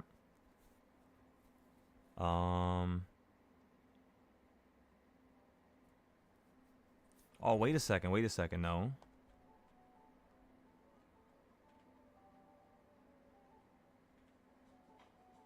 $160. Is this a different option? 677. So look, we have 1, 2, 3, 4, 5, 6 leaps. 6 leaps. Most of them are expiring in May, June, and July. But we have 2 of them that expire this month. So just 2 of them. And then 4 of them expire starting in May. Or 2 of them expire in May, 1 in June and 1 in July. We have 700 strike price, 715, 740, 690, 680, and 677 in terms of my strike price.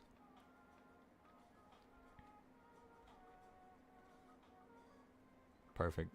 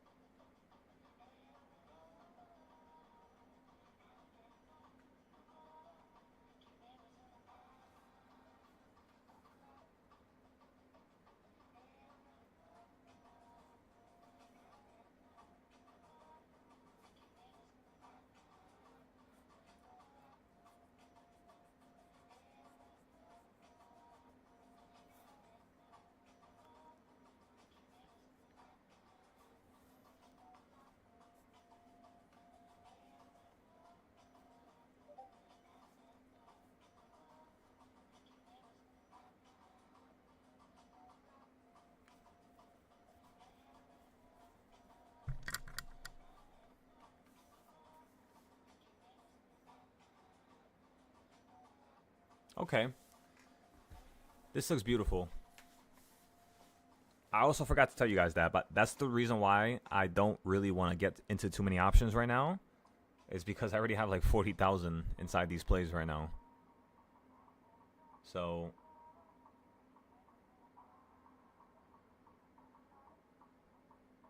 there's no such thing as a jinx, unfortunately.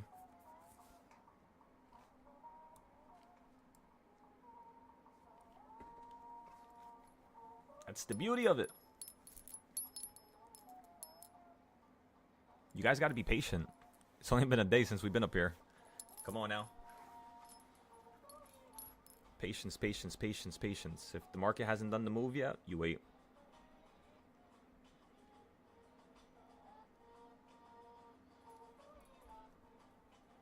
We're off-roading.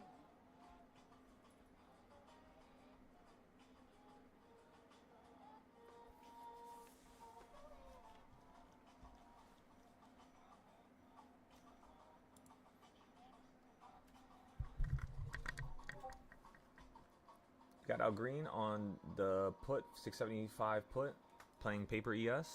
Roger that.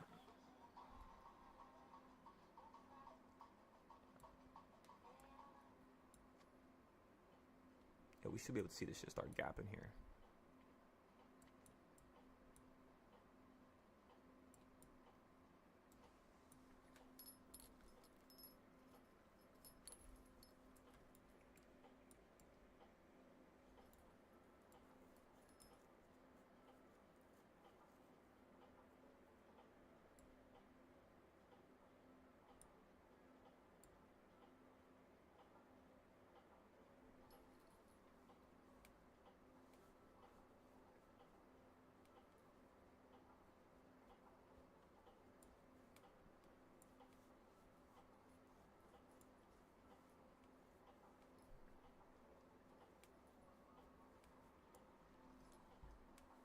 Yeah, this looks really, really good so far still.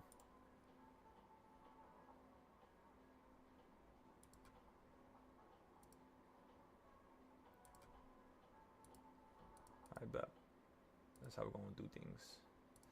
That's how we're going to do things around here. All right, all right.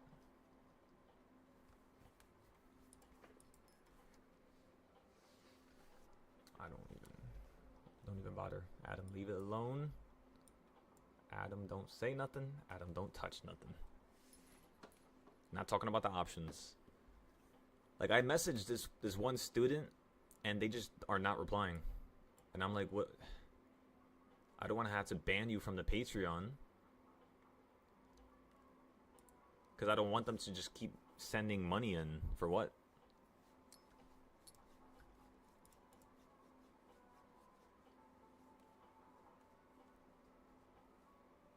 Shit, I don't even know what to do. I'm just going to spam them on Patreon, I guess. Because I think when you spam them on Patreon, they get an email for it.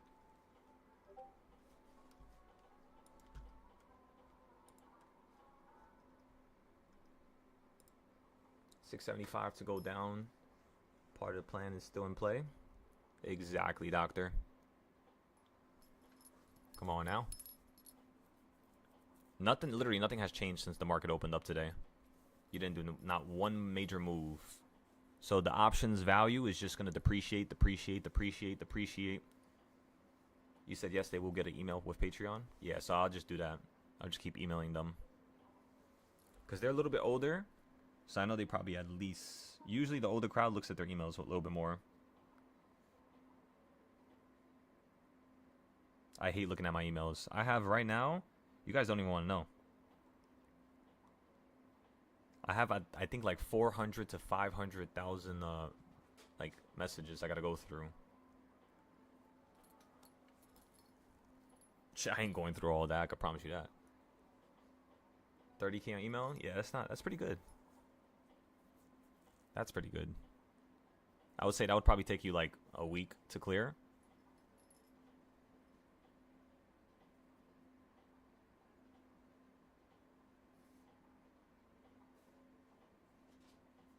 You said text a dude or girl? Oh, they don't have my phone number because only the $200 tier gets the phone number.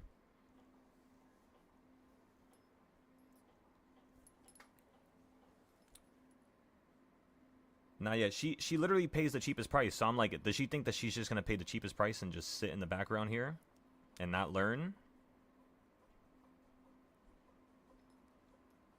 I don't know if I accept that. She did just join, so it's been like probably 2 weeks, but I haven't seen her do one trade, so I'm like confused. Cause I'm purposely sending trades into that chat for her. So I don't know, really.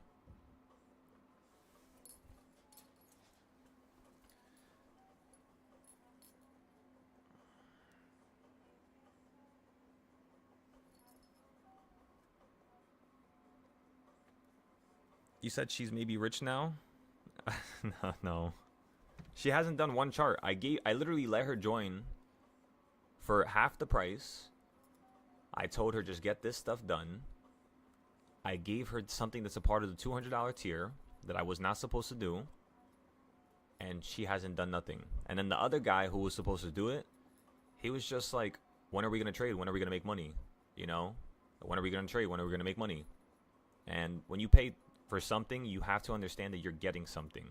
So if you look at my Patreons, everything's listed. How many trades I give you, the quantity, and as well as the fact that I'm not supposed to text you or teach you. But I just did that because I just wanted to be nice. You know what I mean? And it literally just bit me in the ass. Like, they don't even know. Because most of the time with the new students, I give them harder trades. That's why Nels, when you joined my Discord, the first thing I told you was, do not trade with real money yet. Because right now I'm still testing the students.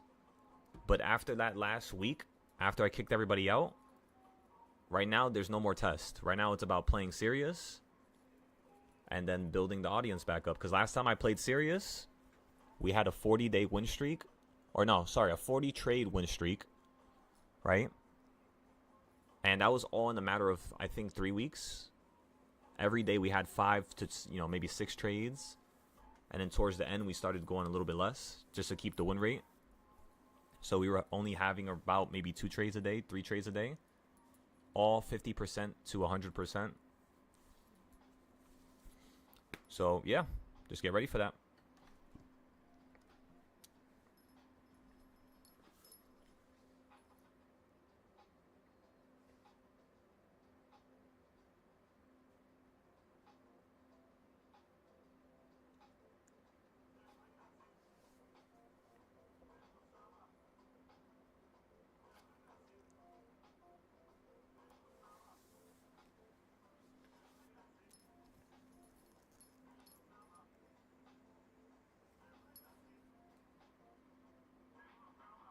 You know what we should do? Let's paper trade with the Webull Futures account.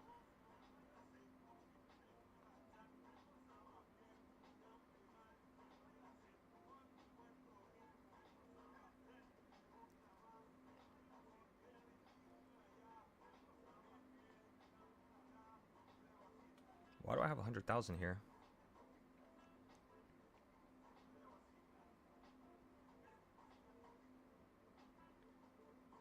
The hell?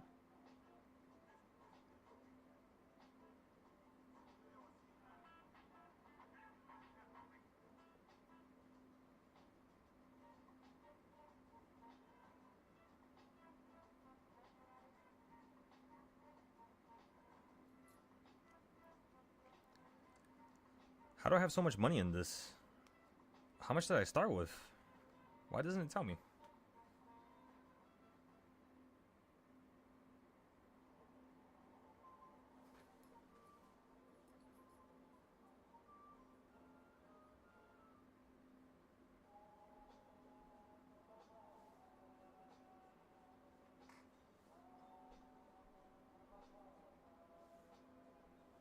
I am so confused right now. It doesn't let me see nothing.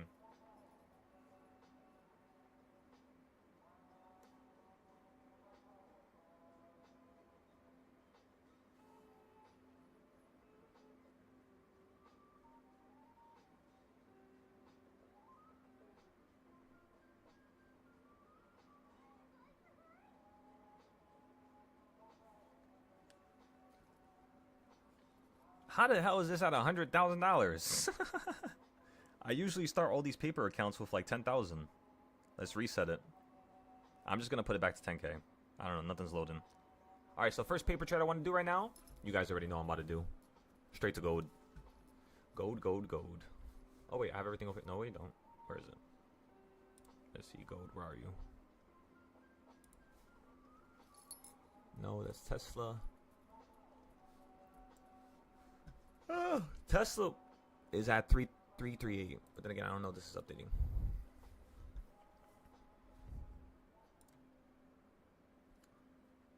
Okay, I found it.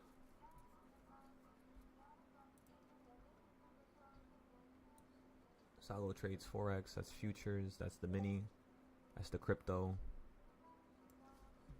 Oh my god, Tesla just ran all the way back up. Yeah, so that was a good call to update that before anything. Okay, reload my gold chart.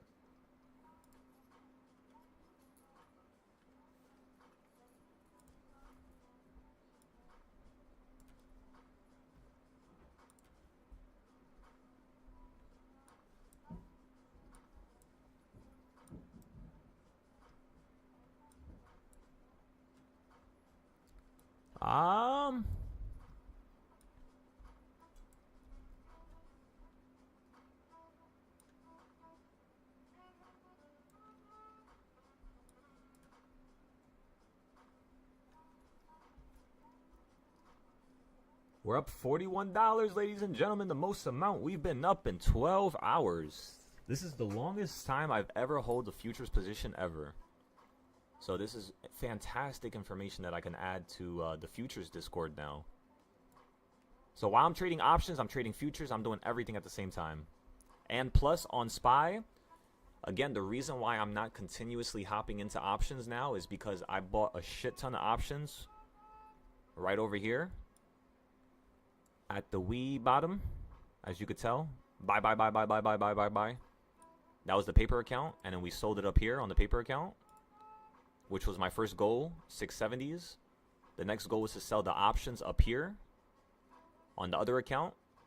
And then once we got rid of that, we should be able to sell out for like 15, 20 extra $1,000. And then we're going to save that money for when you run up into 740, where we're just going to dump a shit ton of puts up here. So we're going to get a bunch of puts up there. So we're just trying to make as much money as possible down here for this up there. Look at this beautiful futures position. Come on, give me my $300. One trade.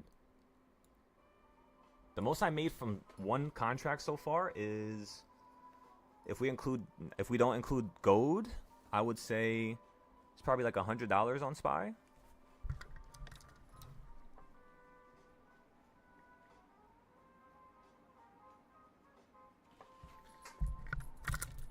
My mic volume is low, you said?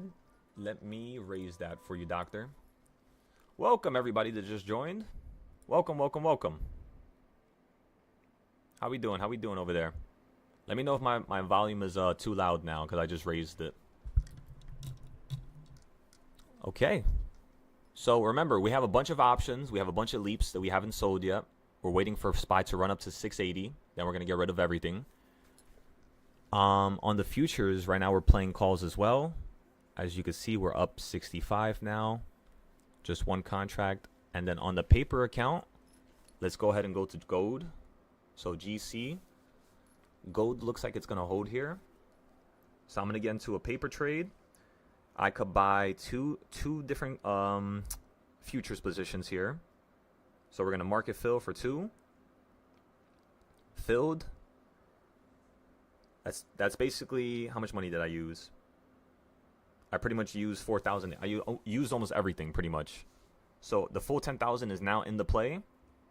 I'm already up $400. I'm probably going to sell this when we run up to maybe like, because the account's at 10K. So if we could run to like 13, 14K, I'll sell it. And then we'll try to see if we can hop into another play. Full ported again. Basically, what I try to do with the futures accounts and my personal accounts is, if I can only buy 2 in quantity, the goal is to basically sell for a certain amount of gain so that I could then buy 3. That's how you scale the account dramatically. And within a day, you could literally go from 10,000 to over 200K, 300K, 400K. So far, the most we've ever done in a day, starting with 10,000, is 400K. And that was in September of 2025. We haven't tried to do something since because we wanted to get involved with the combines and prop firms and all that stuff. And then once everybody in this group can take out $5,000 a week, we're going to shift back into the personal accounts, which is where we're going to make more money. So just think about it like that.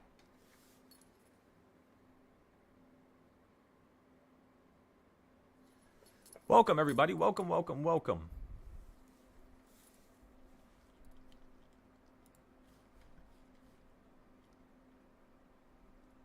This lovely group just popped up out of nowhere.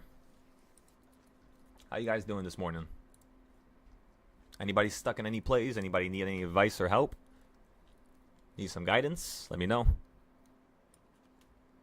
Just first things first. Whenever you ask for guidance from me, just explain to me what the idea was so I can understand like your general like mind in the moment.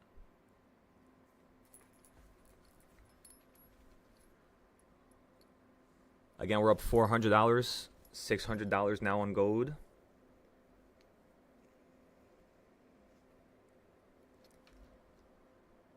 $680 now.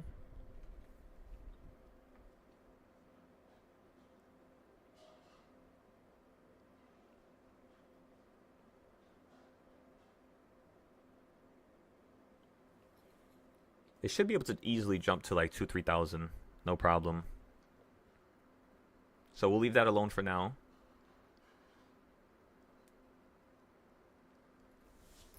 Okay.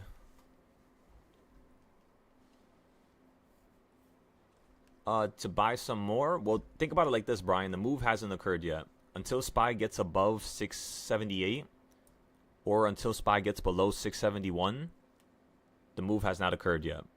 So on my options, I have an extra set of puts for 671, which is perfectly exactly where the market needs to break out of right now, to the downside.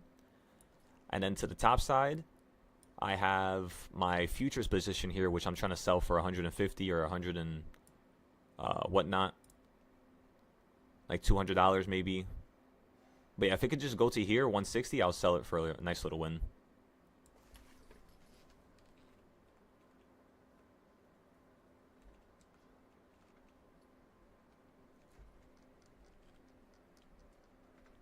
Oh, 100%. It's just the king everything, yeah. Pretty much.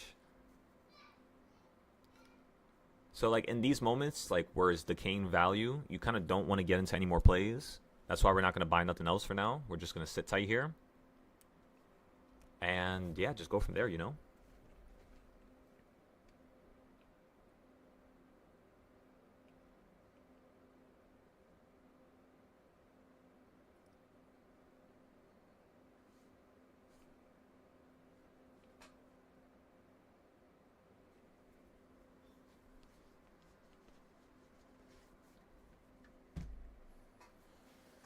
You said SPY is at 677.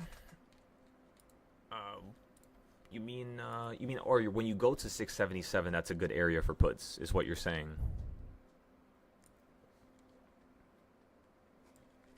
Damn, right now it's 1 a.m. over there. Thank you for popping up here. Right now you have 1 week out puts.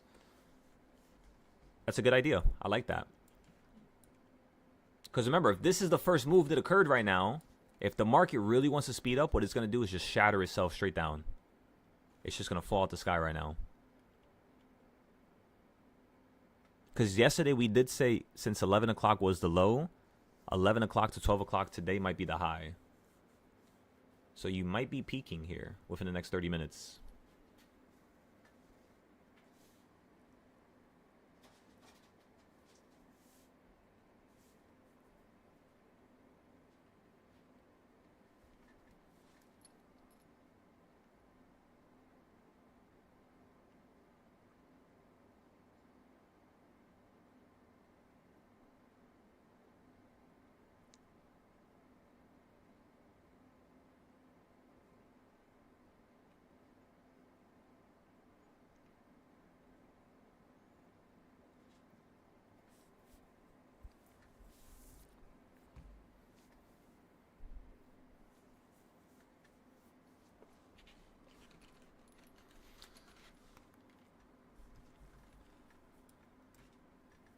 Okay, so right now you're at the quarter point. Let's go ahead and bring this box out. Okay, so boom, that's the box. Let's chop it up.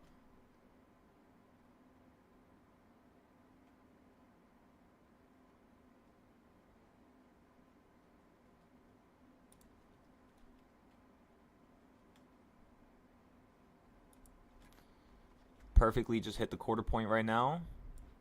And you fell from it. And the reason why you did that is because if you copy this box and put it to the bottom, you're going to see that you just came from the bottom quarter section as well. But we have a little bit more upside potential. So like right here, basically. Let me move it down. I could see us easily going to like right here.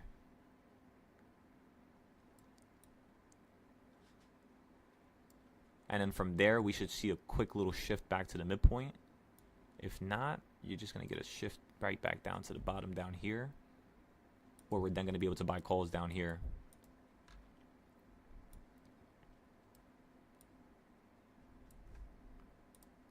And then when the market runs up, if you manage to actually hit the top point, right here is the best put play right there. That's really where you want to get your puts. But another location, of course, is going to be right around here at the top of the box. But I tend to not like that location, honestly. I tend to like to buy it below the high, like right around here. It's like right around where I'm trying to sell this out. That's exactly where I would try to buy the puts. And then if it wants to run up higher, so be it. This is the next better location. This is where I would like trade futures, or I would put a little bit more money into my option. When it only hits this one, I'm only going to put in like 10%, maybe 15%. Versus here, I could put like 20% to 30%. It's a little bit more efficient. The options trades were really good. Right now we're up 180% on an option that expires next week for 680. Let's go check it right now and see how much we're up.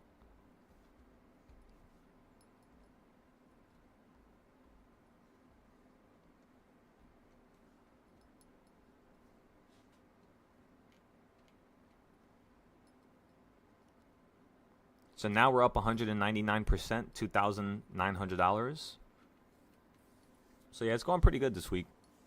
If we include that with how much profit we made the rest of the week, currently right now we're up around 11,000.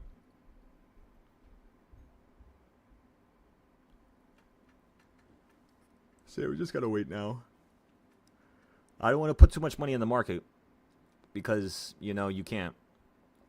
You really can't. That 11K could turn into 30K, of course, yes. If I go crazy and I go Rambo, of course it could do something crazy. But that's we only do that type of stuff when we have a good safety net. You know, so if you have $10,000 plus, in my opinion, it's not a problem to sacrifice $500 for the opportunity to make $2,000-3,000. You know, that's not that bad. It's basically 5% of your whole account to then make almost 20%, 30% of your whole entire account size. That's my favorite way to trade options, by the way. Use only 10 to 20% of your account or 5% and make like 20 to 30% of your account value. Sometimes, I kid you guys not, I've put only 5% inside of my account into a trade, and it's basically doubled my whole account because of how aggressive it was that day. And because it was so cheap, I didn't need to sell it. I wasn't worried. I didn't care. But when it started getting to a certain point, I was like, all right, we're going to take profit here. It would be unwise not to.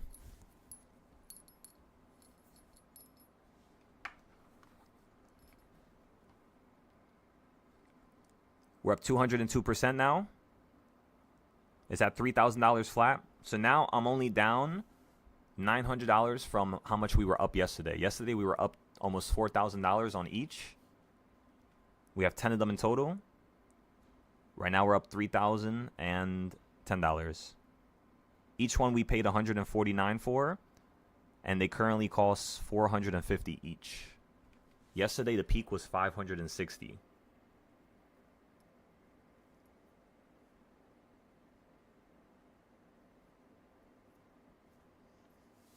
Exactly. Yep. Exactly. So when it comes to my students, the way I teach them is generally in this manner, you know, loss a low amount of capital equals a high amount of percentage, and that's really all you're going for here. That's your greatest goal. It's not to actually make money, it's to achieve consistent percentage day to day, and then on the weekly leaps, on the yearly plays, it's pretty much the same thing but in its own way. And yeah, we're always in yearly plays, we're always in leaps, we're always in this and that. Oh, I just noticed all the other plays turn profitable.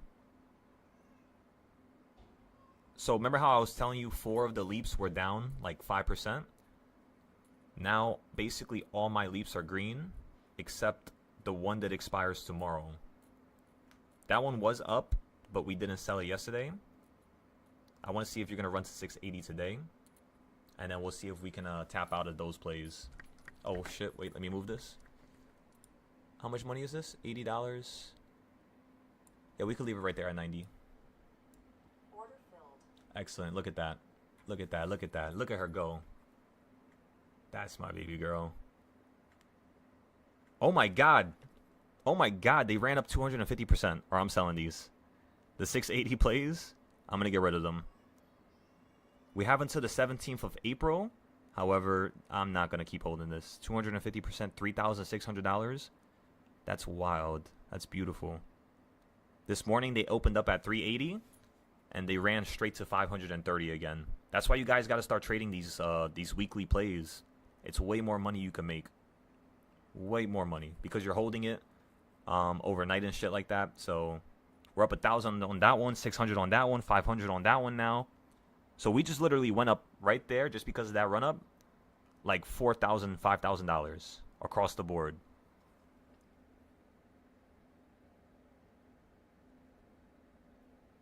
Consistent small gains. Oh, 100%. 100%.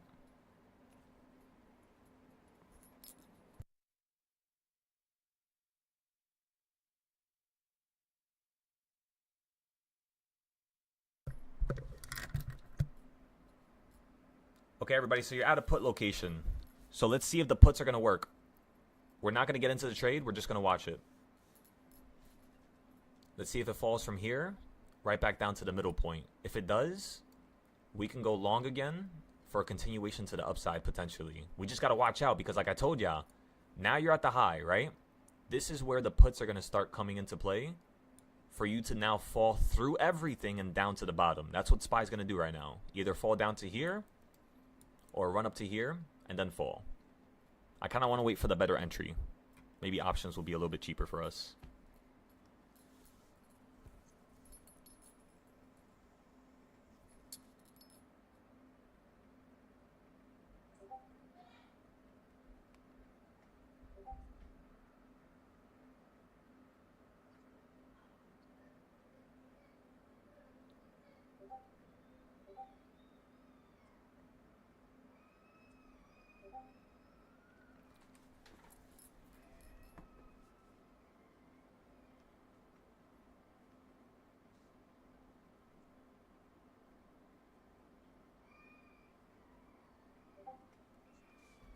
That was awesome. That was an awesome play.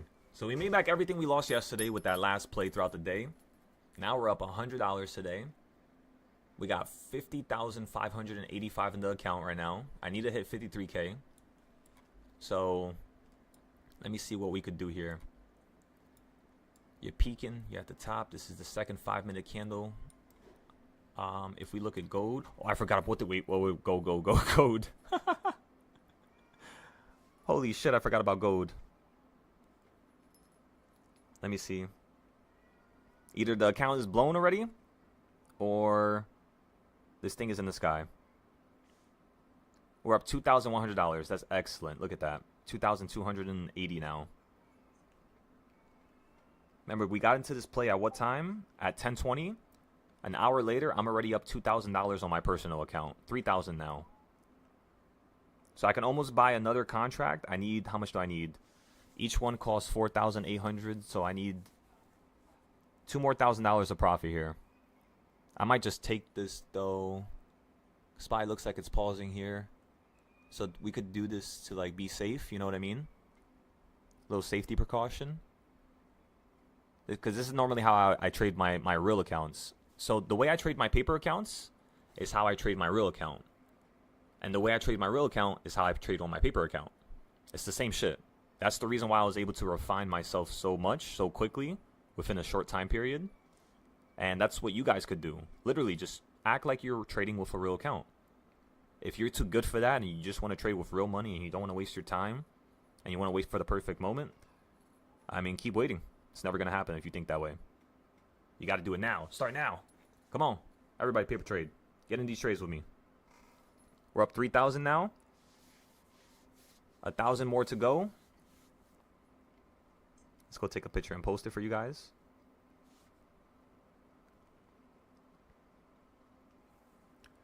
Okay, so boom.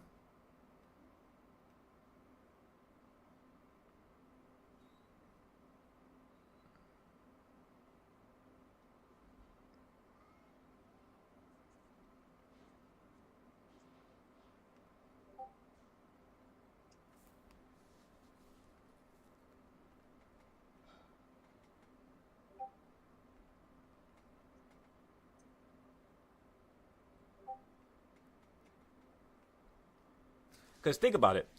If I just made $3,000 within an hour, and we just keep rinsing and repeating this one trade, that's what, 3K, 6K, 9K. So by the end of today, my account started at 10, and I could be at 22K. Easy. Maybe even 25K. If I then start throwing that into a bigger trade for a bigger move, I could turn that 25K.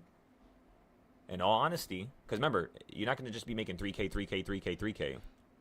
Once I sell this trade at 14K, my next trade, even if it's the same move, is going to be a lot more money because I have more quantity. So that's what I love about using a higher amount of options. People think it's risky, but it's not. The reason why it's not is because if you became a trader through certain means of becoming knowledgeable in certain areas, right? You don't lose that. You are like that in any, time, shape, year, season. And if you can spot a good trade and your gut is telling you it's a good trade and you have experience, we've been doing this for 6 years. So it's really easy for me to understand that, okay, I could full port here. Most of my trades, I usually full port. That's how I learned the hardest lessons, because then if I waste my whole account, now I'm suffering for fucking 2 weeks, 3 weeks. Now I got to do more work. Now I got to paper trade. Now I got to start from the beginning again. But that's how I did it for myself. I don't advise you to do it. In fact, how I teach is not in that way at all. It's a much safer way of teaching and trading. And yeah. It's actually a lot of fun. I hope you guys know this. Even if I'm making less money to show you guys how to make, some money, it's so much fun. I'd rather do this than just go Rambo and just be by myself, really. Being by yourself and making money is not fucking fun at all. I promise you. At least for me. Maybe it's for y'all. Everybody's different, I guess, if I really think about it. But when you get to a high level and you're making 100K, 300K, 400K, you want to have people come with you on vacations and shit like that. Hi, Jinx. You need some water. Give me 1 second. So that's what happened. That's what happened to me, at least. I started going so far that honestly, I didn't even want to trade no more, because it was just like, the more I trade, the lonelier I get. Think about it like that. The more money I make, the lonelier I get. So what I try to do is wait for friends and shit like that, or like Discord members, students. I try to wait for them to learn enough so they can actually be on the same level. But now, yeah, I started noticing that it's just people don't like to really go far in life, because they don't even know about it. They don't even know how. They don't know what far means, because again, they don't experience it. They haven't experienced it. So allow me to be your first interpretation. Allow me to show you that this is possible. As long as you're with me every single day, you're gonna be wowed. You're gonna learn a lot. It's gonna change your life. It's just you gotta trade. You gotta execute, execute, execute, execute. Come on now.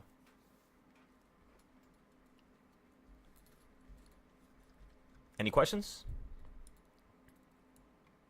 So boom, the next trade. If I made 3,000 with those two contracts, and we get the same move, that's gonna be 4,500. So then my account is gonna be at 17,000 in 2 trades. If we could do 3 trades, my account should be at 21,000 to 22,000. And then if we could do 4 trades, that's where we really start scaling, because I could buy like 4 or 5 at that point. So once we do that, we could probably turn this account into $60,000 by the end of today, starting with just 10K on a personal account. And every single day, I'm going to do this for you guys to show you that you could do it yourself. And then you're going to do it yourself on the paper account. And then once everybody has like 5-6 runs where they turn 10K into 60K, next week, we'll take out that payout, the $6,000, slap that thing into a personal account, and we'll scale. You know, we'll do this together. Come on now. That's all this is about.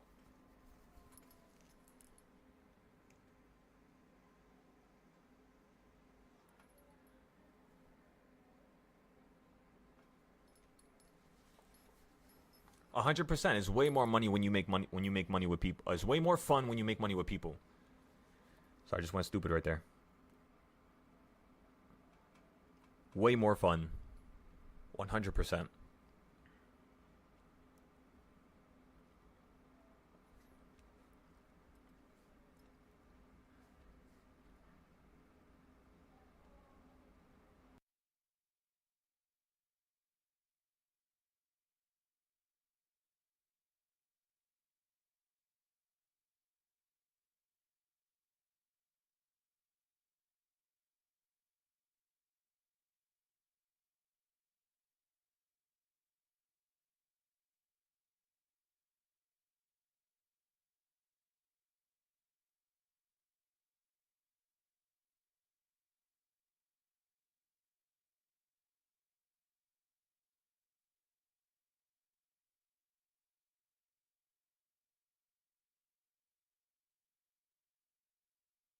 Wait, let me check the European market. What the hell's going on over here? Bitcoin. Nobody cares about you, Bitcoin, right now. This is an awesome area. Wait. I think it's time for us to trade Euro. It's literally at my thing. I'm gonna listen to my chart. I'm getting into the puts here. You know how the deal is, everybody. You know how we trade Forex. It's way easier than trading stocks. It's way easier than trading options and futures, but it's harder than trading stocks. Stocks is easier than trading pretty much all that shit. And crypto is like the easiest. Crypto is like number 1. Stocks is harder than that. Then it's Forex. Then it's options. And then it's futures. But sometimes options and futures, they change positions, and the options is harder. Like when you're doing crazy ass moves, the options is a little harder to trade. Because with futures, you could just go in with one micro contract, have a nice little stop loss, and then you're good to go. I guess it's the same shit with options now that I think about it. Because we be turning like small accounts into something crazy whenever we trade with a little amount.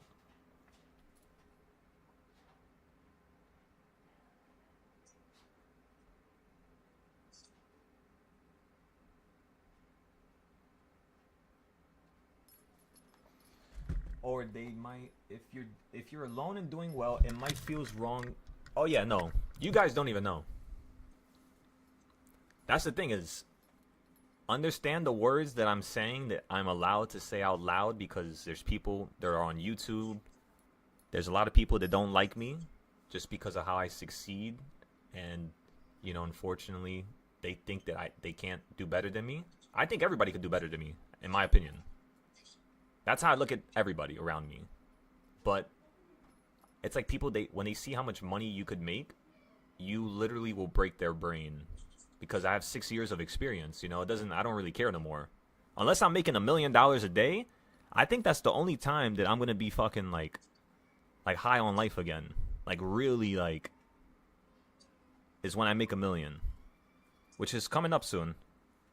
That's the goal for the rest of this month as well as next month. Especially since we don't have that much students, I have more time to trade on my own. So, not yet, but when I do make it, if I am going to tell you guys I'm going to make it, just understand that that's not everything.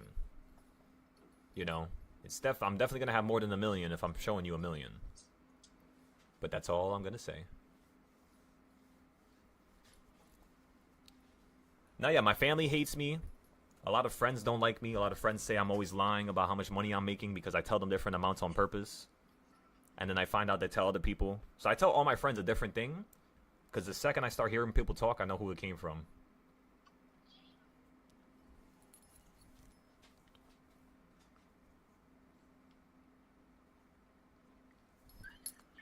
All right, full port.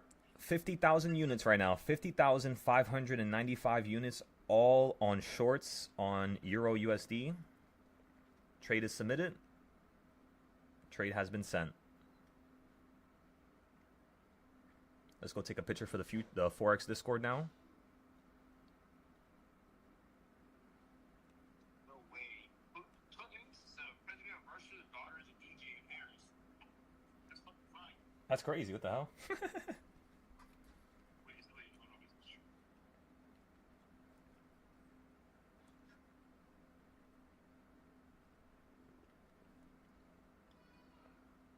Oh, it's supposed to be my daughter.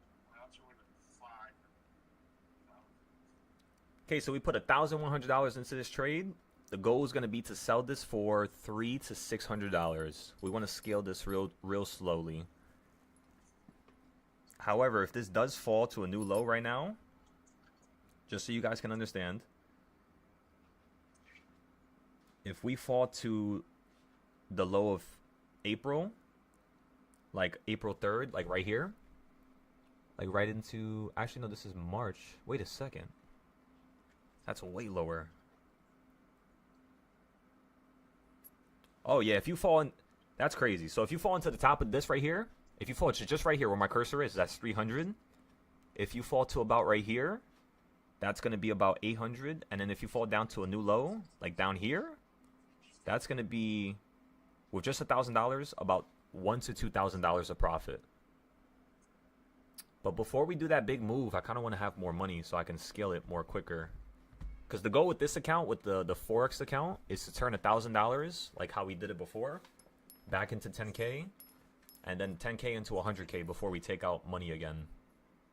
The last time I took out money, I was at 21K. We took out the full 20K, left ourselves just 1,000, and yeah, we only did one trade with 1,000. So that's why today we were at 1,100, because we made like 150 on the last trade a couple weeks ago. Or no, like 2 weeks ago, I think. Wait, let me check. Portfolio. Yeah, so I made 180 on February 19th. That was the last time I traded. Also, let's go trade with the cheap accounts. Let's literally dump every account. So I'm going to dump my 50 cent account into here. I know you're probably like, what did he just say? 50 cents? Yep, I started with 3 and now we're at 50. I do not advise you to do this, by the way. You're going to be stressed out. It's going to take you like a month just to get to like $50 from 3 cents. Because if you're up 100, you guys know how like you could be up like 100 pips. Being up 100 pips with a 3 cent account, you're not even going to be able to, what you might call it, you're not even going to be up a cent. You have to be up like 100 pips like 2-3 times just to start building it. Which is the thing that sucks. No fucking way. Okay, let me see.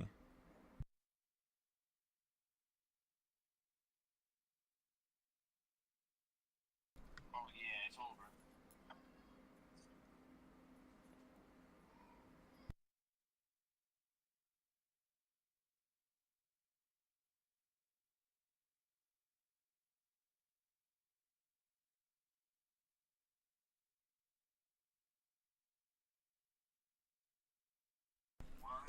Okay, so if you're...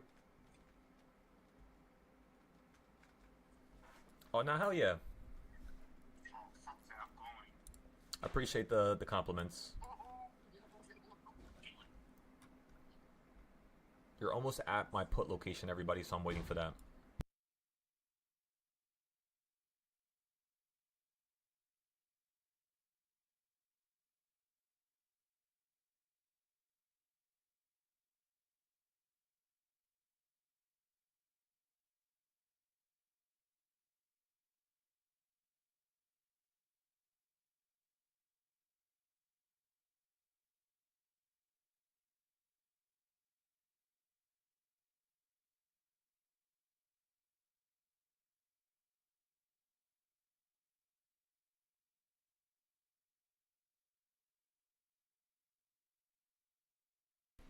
Well, when is it? This month? Next month?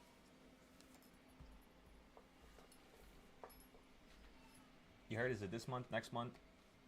This Saturday. This Saturday? Yeah, he just literally did it out of nowhere. Damn. I might be able to go on Saturday. It just depends. It just depends how the students do on Friday. Cause I might have to kick in. I might have to have an extra class on Saturday morning, and I know I ain't gonna wake up if I'm out long on Friday.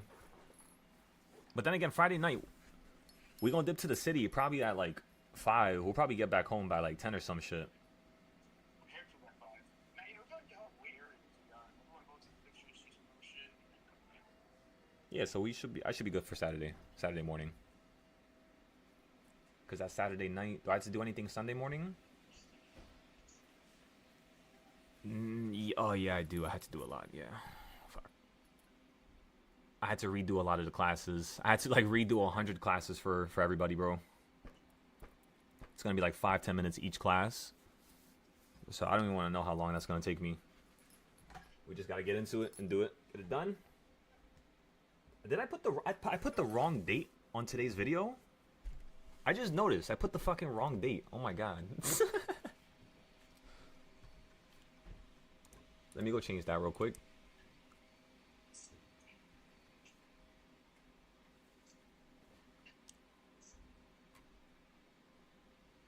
Subscriptions, no. What was I looking for again? Wow. My mind just went blank. Oh yeah, the video.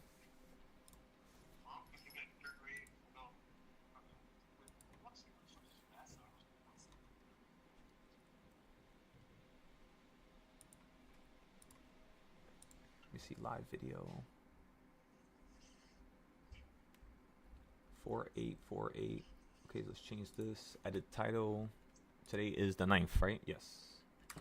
So 49 20 26. I like having the title and the date in the title now. Or do you guys think I should put the date in the YouTube thumbnail? Do you think that would be better? What do you guys think?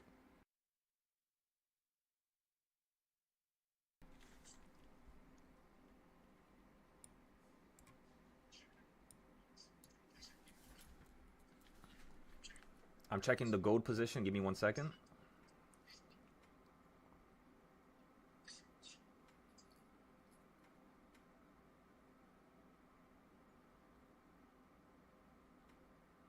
Looks like we're still waiting for a larger move here.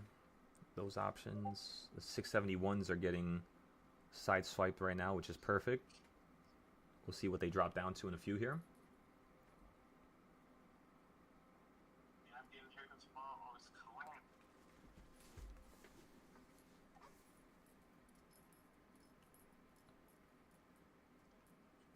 Oh yeah, you told me that.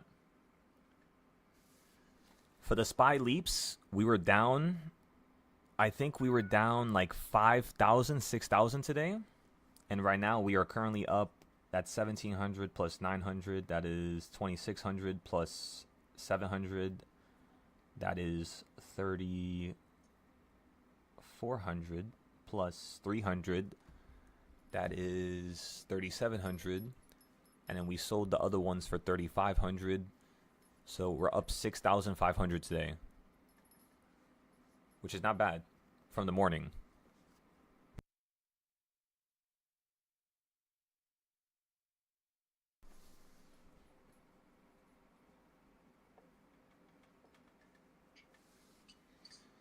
Yeah, because I don't know. I just want things to look better. You know what I mean? I want things to look, because when you guys go to my Patreon, it's like, boom, we got a nice thumbnail in the back.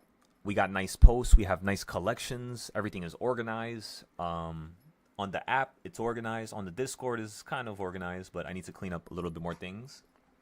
And then on the futures charts, the futures Discord, it's very organized. The futures Discord is like my probably my most organized Discord. Let me show you guys real quick.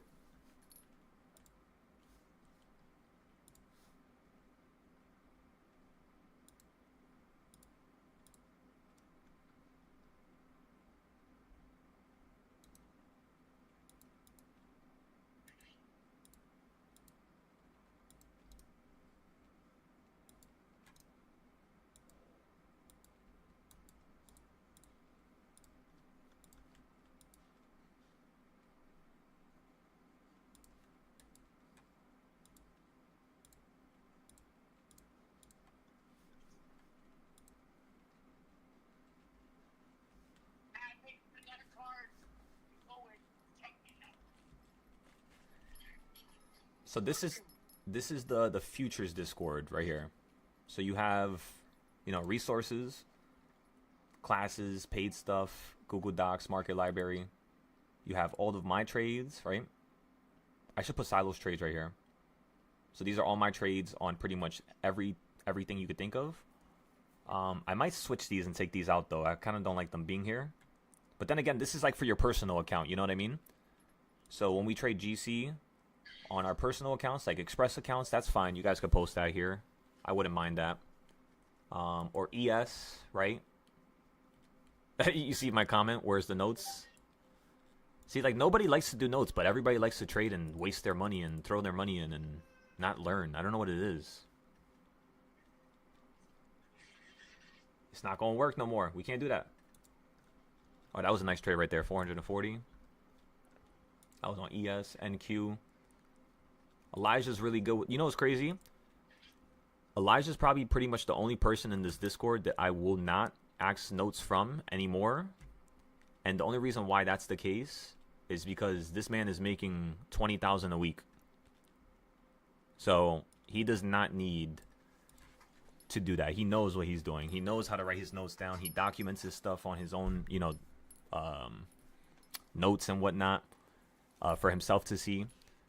And yeah, for now, you know what's crazy is when you guys see him being successful, I don't like how people just instantly go towards Elijah and they keep trying to ask him, teach them, teach them, teach them. First, learn what I'm trying to teach you and what I taught Elijah.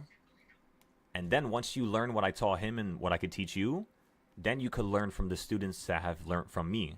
You got it? There's no point for you to skip that. I don't know why people do that. I don't know. It's so weird. But regardless, it's whatever. Oil. How did things turn out? The idea was completely correct. Excellent. See, I like that. 6E. That's like Euro. Oh yeah, you guys remember that? When we were trading on Ninja Trader? We should actually do that again. We should get those accounts up and running. And then you have Top Step here. Take Profit. So all the prop firms, right? Apex, Lucid, Alpha. And then you have the contests. So like challenges and like shit like that. Trading View contest, Ninja Trader contest, CME contest. So yeah, I love this Discord. It's so simple, straight to the point. The Forex Discord is also really, really, really, really, really nice. It's so simple, it's not even funny. Look at this. Boom, that's it. Charts, classes, resources, trades, USD trades, and that's pretty much it. Challenges. So like these are the 3-cent challenges that I'm talking about. See, look how easy this was when I built this Forex account. This is literally how I played Forex. Every time it would get to the top of an orange box, puts. Every time it would be at the bottom, calls. So if it hit the top here, puts. Since it was the first time, which means I'm going to get calls down here, which means the first time it touches the top of these orange boxes here. Because remember, these two orange boxes are together. That's the top of it. So the second it hits right there, right around that little dotted line to the top point, we started going short, as it shows here. I think we did go short down here, but we probably sold out because of this long wick. because it says go long right above it. And then you hit the tops up here, and these are really good shorts. But where I made the most amount of money was down here. Let me see. This is January, right? Yeah. So the most amount of money I made was actually right here. You see how it's like pinballing? Like boom, it hits the top, then middle, then the top a bunch of times. Like 6 times you hit it right here. I was actually in a kind of like a rave with my friend on a Sunday night, and I remember like flipping this account from like a couple hundred, and I like multiplied it times 6 by the time I went home while I was still trading in the Uber. But yeah, this is how I document my stuff. Look at this. 3-cent account. Now at 9 cents, up 300%. Had to reset from 19 cents back down to 2 cents 4 times. Last reset was due to tariffs. Added a cent from the $10 account.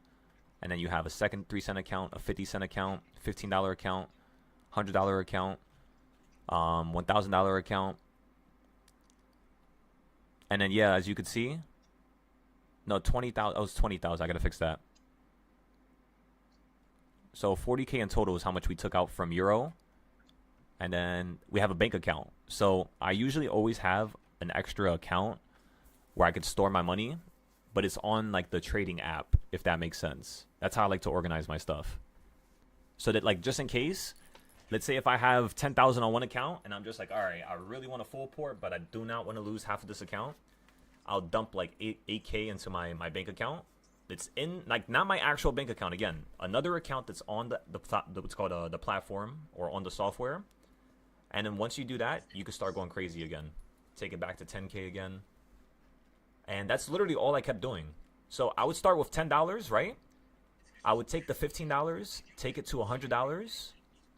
And then once I get to $100, I would take out $80 and put it back into the bank account.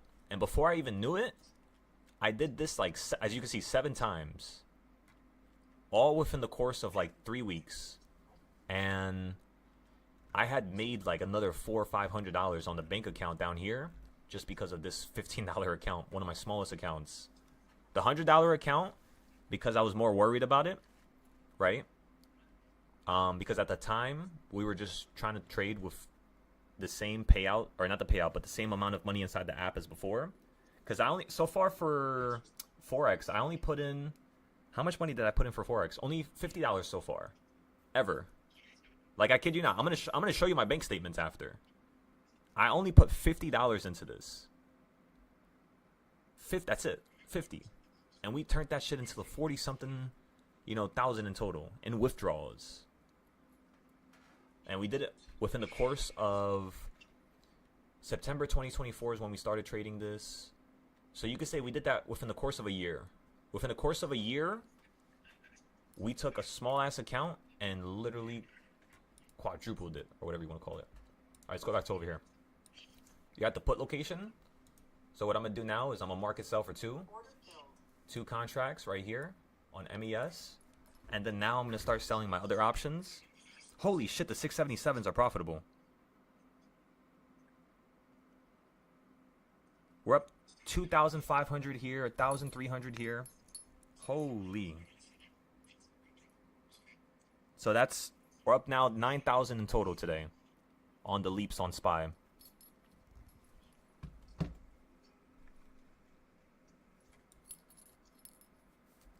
Okay, I'm looking for a drop straight down to here, $130. Just in case the market wants to continue heading up higher. When it falls inside this box, I might continue to play the downside to the midpoint down here. But we just have to wait and see, really. Like we said before, we know this is a put location. We know this is also a put location down here, but I wanted to skip it, so none of us got into puts here. Instead, we're buying the puts up here, and we're already up $10. We're going to sell it for $120, which means this account is now going to be at 50,000, like 700.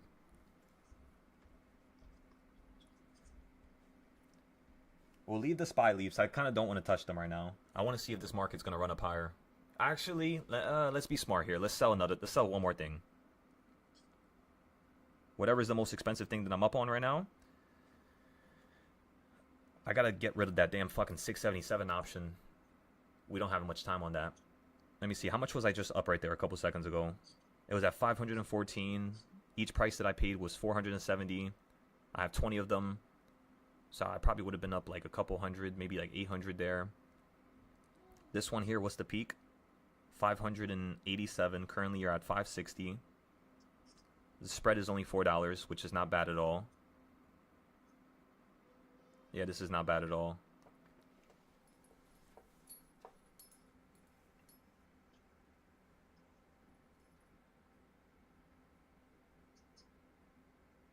You said feed you your edge? Check out the Patreons. Right now we have a weekly sale. If you would like to, of course. If not, you could just take your time. There's no need to join until you make some money. So make sure you make some money first, because that's the first thing that I'm going to ask you. The only time I don't ask you that is when you have a family member that's already on the Discord, because I'm sure they already told you what's up and how I am. I tend to stress you guys out a little bit. So don't think it's going to be easy when you get here. It's going to be a lot of work, but I will turn you into an animal. 100%. You just got to want it. And you can't lose your motivation, you know? That's one of the problems a lot of my students have, is they easily lose motivation.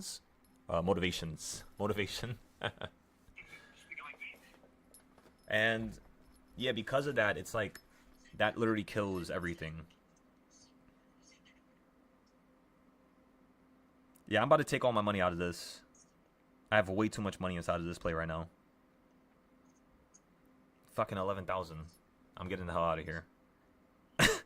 It's a 690 option. I'm just going to keep the 700s. Everything in the 700s, we're just going to keep that. But then again, you're so far from 690. I know you're going to want to touch the 680s. I mean, when you hit 690, I mean, you're $10 away. It's not really that big of a deal. We can make that money back with something else. It's better to be safe than sorry, ladies and gentlemen. We already took $3,000 of profit here earlier. Currently, this play is up $3,000 as well, which of course means my other play would have been up probably another $2,000-3,000, but that's okay. You don't look at the past until you're doing your notes. When you do your notes, look at the past, see what happened afterwards, a couple hours, to see if you were right. Because how the hell am I going to say I'm right or wrong when we don't know what's going to happen next? Cough, cough. We do, but, you know, the general public does not know. So just wait and see, and you guys will be able to tell us here shortly. So yeah, I'm selling this for $2,800 right now. I'm taking my profit. When the market runs up to 690, I'm then going to take the next profit on the $700 call. So I always like selling it before you get there. At least for right now. Because the market's just wild. So just to be safe and not sorry. Again, ladies and gentlemen, this option is up 30%. We sold everything, so that's $11,000 off the table now. So my current market value now is going to be...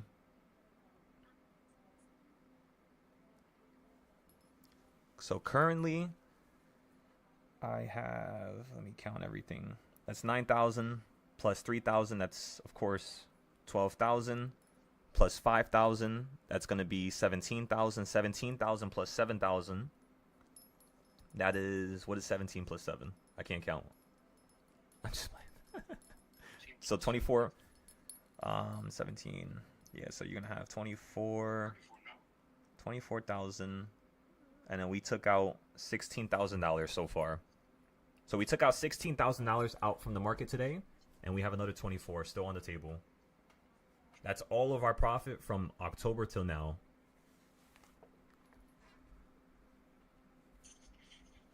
We literally full ported the whole account, by the way, at the bottom. But yeah, that's why I'm getting rid of stuff now, because we have so much more options. We basically, if we look at it, we made $6,000, right?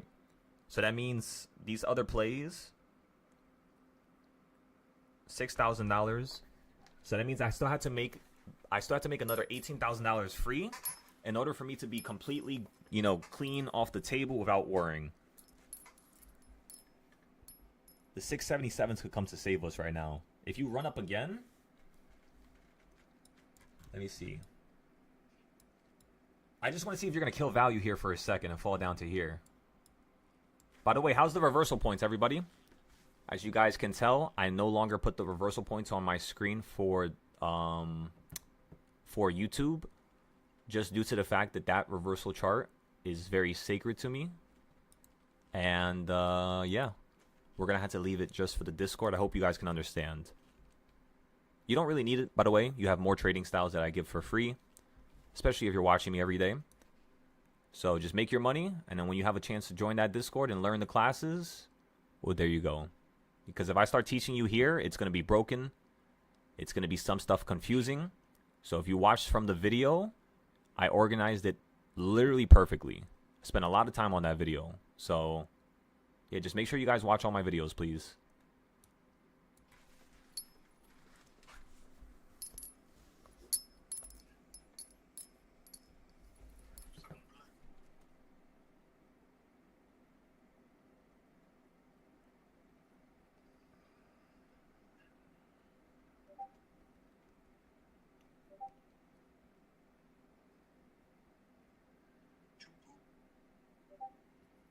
Doctor.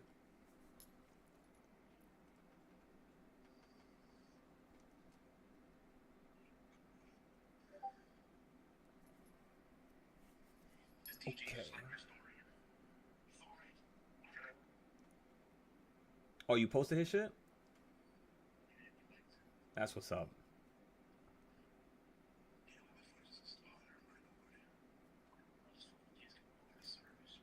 All right, let's check gold here for a second. I haven't been checking it. We'll leave the SPY alone for a second here. I will have to get out this futures trade if this thing starts getting a little bit quicker. It looks like you're still gonna run up a tiny bit higher here. What we should do is we should sell this. We should sell this for like $25 here. Just take the quick 25, and then I want to wait. Honestly, I want to wait till like 12:30.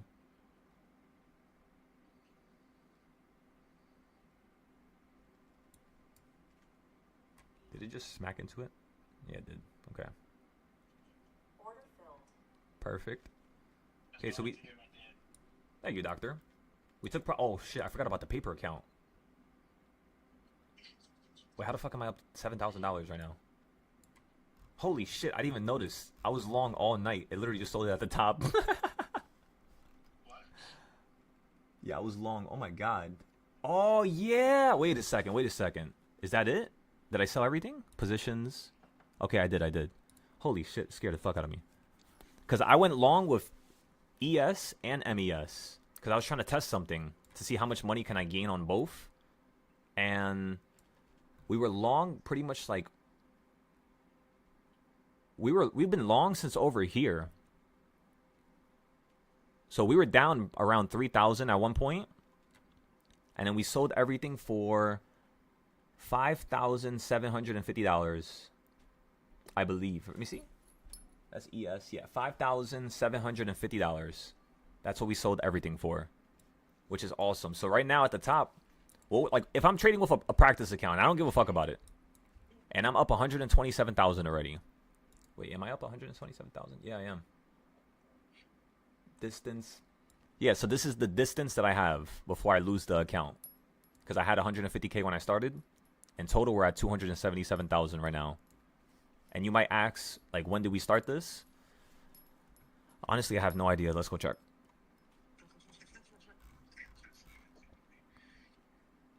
We started this over here. Last week on Wednesday. On the 1st. So 55,000 there, 33,000 there, 27,000 there, 6,000 here, 7,000 here. So as you can see, last week we made 85K. This week we only made 41K, which is perfect. I'm trying to do less trades. I'm trying to make it more realistic. Use less money, but make more money. You know what I mean? And then while I'm practicing with my practice account and I'm getting into these trades, it helps me get into a better trade on my real account. So like right now, what do I want to do here on my practice account? Because I have so much margin, it doesn't really matter. The first thing is, let's go get some ES positions. But actually, no. What am I doing? No. Let's go over here. Where the hell is the ES chart? The monthly one. There you are. This is what's going to tell us to go long or go short. You guys ready for this? Let's see where it's at. Perfect. It's at my red circle. I'm going short. I'm going short and I'm holding it. And then I'm going to try to see if I can get a better entry with my main account. Okay, so boom. We got 10 MES positions. Now let's go ahead and get 10 ES positions. I'm going to keep testing this for a little bit longer. So market sell. 10 contracts. And then let's go buy gold as well. It's somewhere around here.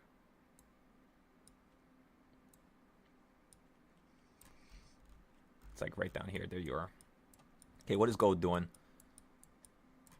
Gold has been running up a while. Am I up on the other account now? Go, go, go, go, go. I kind of don't want to trade gold right now. Kind of want to wait.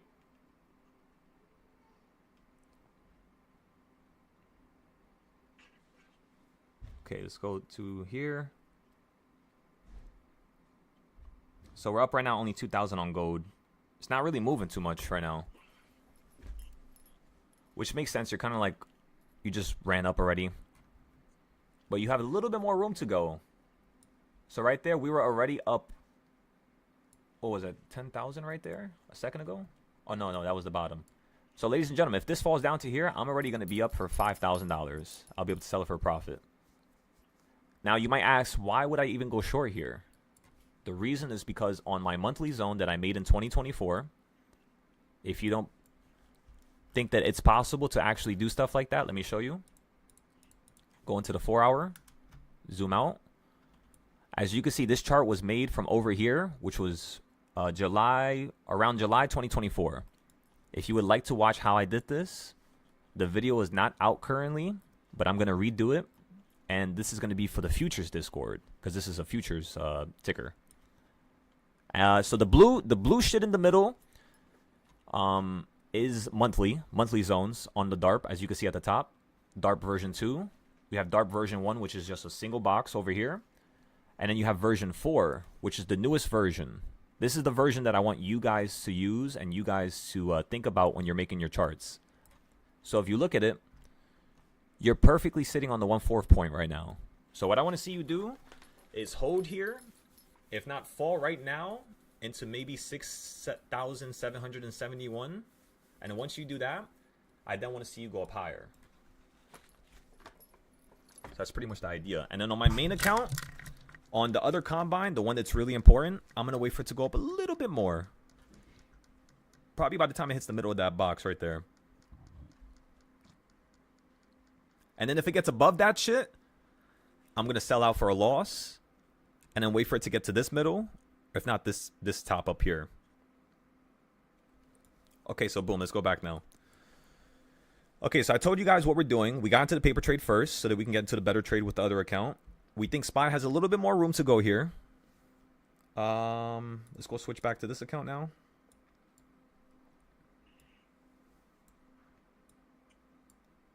Let me move this up here.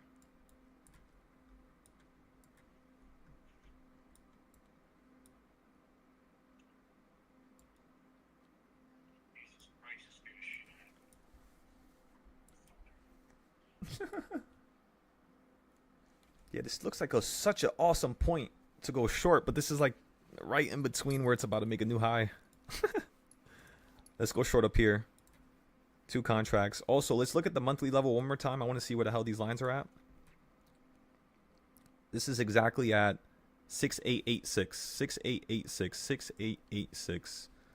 6886 is all the way up here, actually. Perfect. Okay, so we're going short perfectly at that middle point. No games. I'm not playing in between the monthly box. Straight at the middle, and then we'll see if we can play to the bottom. From here to here, that should be like $200 a profit. Hell yeah. This looks awesome. Alrighty. So, we got that done. We talked about that. It's the same shit for SPY. We're going to buy more options here in a second. I just really want to see this fall down a little bit more. Yeah, so we're playing futures. And at the same time, we're trading on the options accounts as well. So we're using the futures accounts and the futures charts to get into better plays with the SPY basically on the short term. It's because like they're all the same thing. ES, which is a future, is the same shit as SPY, which is the S&P 500, which is the same thing as SPX. So it's like they're all the same thing.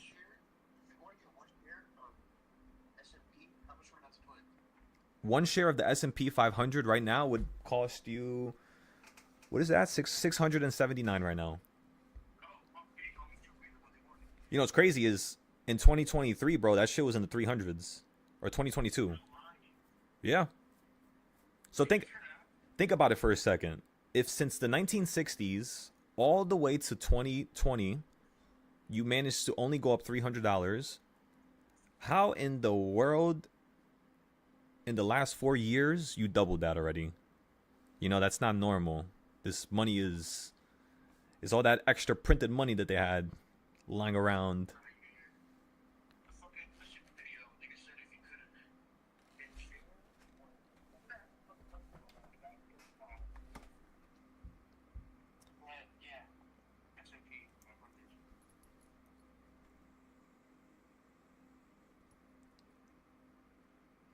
Yeah, like for you, once we get a payout, I'm having you put money into both SPY and Tesla, but not right now. You're going to put it on the sidelines for now because I'm thinking the SPY is going to go to 740 and then collapse straight right back down to 620, 610, maybe 580. And then that's where I'm going to have you buy into the market. So you could say by July, you have until July till September. July till September, that's when the market should peak and should run up to the high.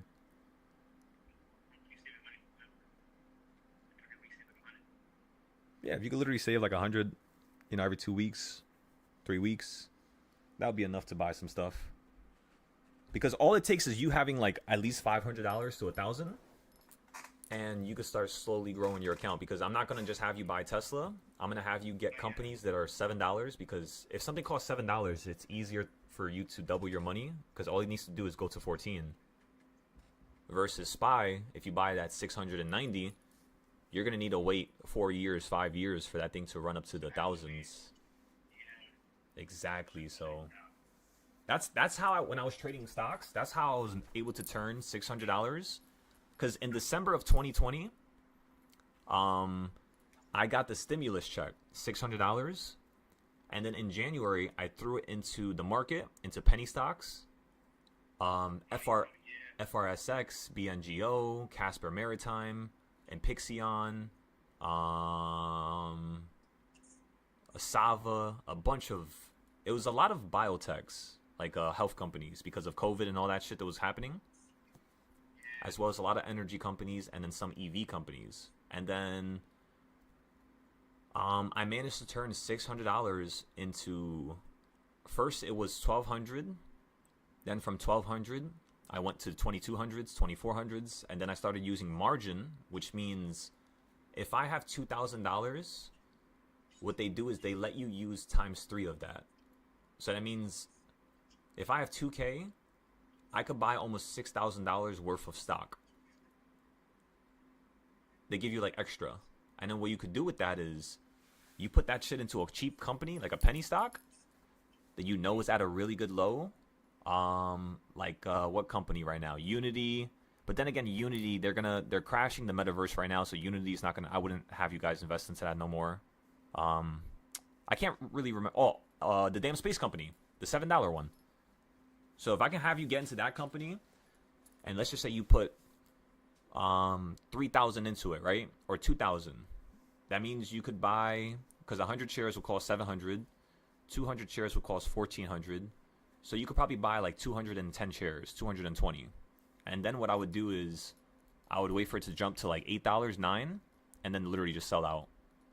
And before I even knew it, by the end of January 2021, the end of February. By the end of February, within 2 months, I had turned $600 into $9,000. Just trading penny stocks back and forth. That was like my first taste of trading, really, because it was like the first time I had money, thanks to the stimulus check. And then Starting in December, and ages 18 to 25 will be automatically registered for the U.S. military back. yeah, some shit like that. And All you gotta do is just break your leg right before. I think I will keep my felony.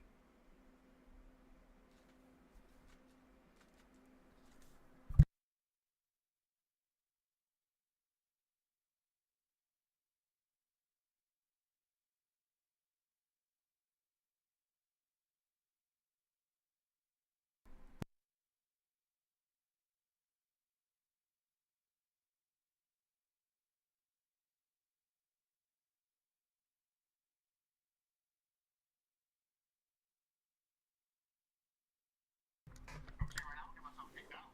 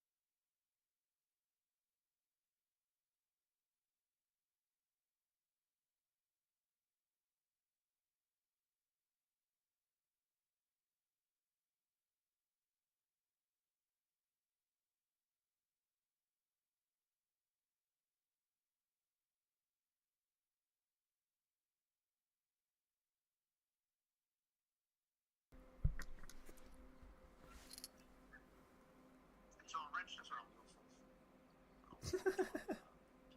Oh, 100%. Okay, explain it real quick. I need my phone. That's fucking right. Because it's fucking like, I had to get a new permit card too, because that shit is fucking, shit, this shit about to work the fuck. Oh yeah, yeah. ID is valid. Yeah, you're right. My ID is free. That shit don't expire till 2030. Same as my passport. Yeah, so you just gotta get your passport is also gonna be like 10 years, I think, or 8 years. Not yet. Not 10 is 10. It 10? doesn't expire till 2030. Yeah. 2030 something. You know what's great, bro? I haven't traveled so long. I don't even know what the fuck my passport is. Yeah, I know where my passport is.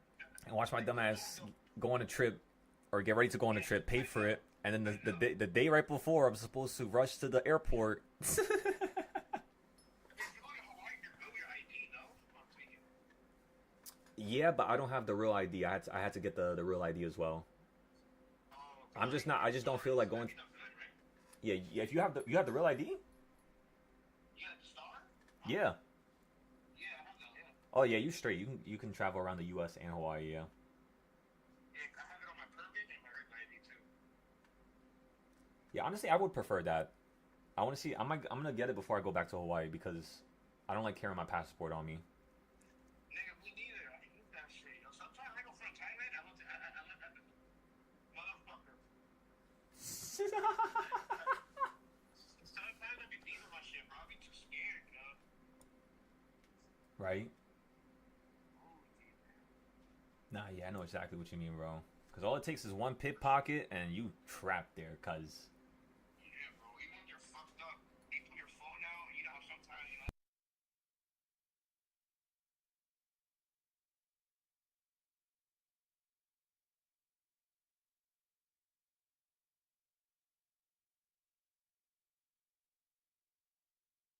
So usually what you had to do is you had to go through in every country that you go to, usually they have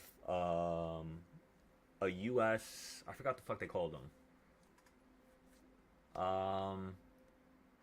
It's basically a building for like U.S. affairs. So you would go into that building. You would first ask the locals or the police around that area, whoever's asking you to even show your passport in the first place, and then you would tell them, you know, what happened.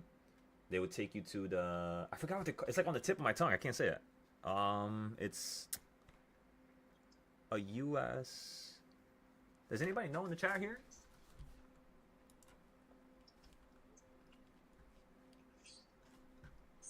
It's a U.S. something.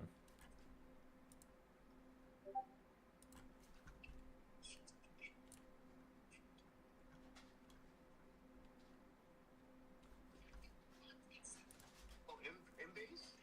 Embassy. Yeah, there you go. There you go. Embassy. Damn, see, I'm fucking retarded. What happened to obtain an emergency passport or temporary travel document? Oh, shit. Yeah, so the U.S. Embassy always will help you out.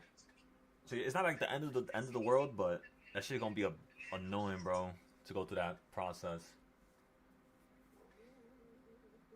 I should probably actually research that shit just in case that shit happens. It's better to be safe than sorry. Oh, God. Oh, you just reminded me. I wanted to create a travel Discord. A travel Discord? You said you couldn't spell embassy? That's a good John. Yeah, like a travel Discord where we could show people like when you go to Japan, like you could hit up these spots, you could do this, you could do that. And then we could literally, whoever's involved with it, like if any of our friends are involved or if any of the students are involved, we could literally chop up the revenue, charge people, and then literally just chop up the revenue for everybody else.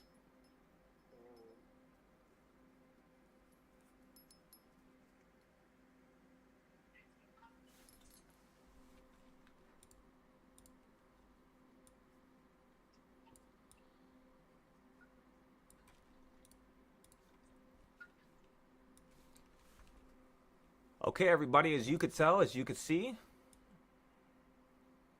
I just want to have these trades which show yesterday's price. Excuse me. Sorry about that. Yo, if I lost my ID, I could just go to the DMV and get it? Like, ask for a new one? Yeah, pretty sure. I think they make you go through some fucking process, but Nah, I fucking hate that shit, man. not yet, because, bro, people be losing their IDs and wallets all the time.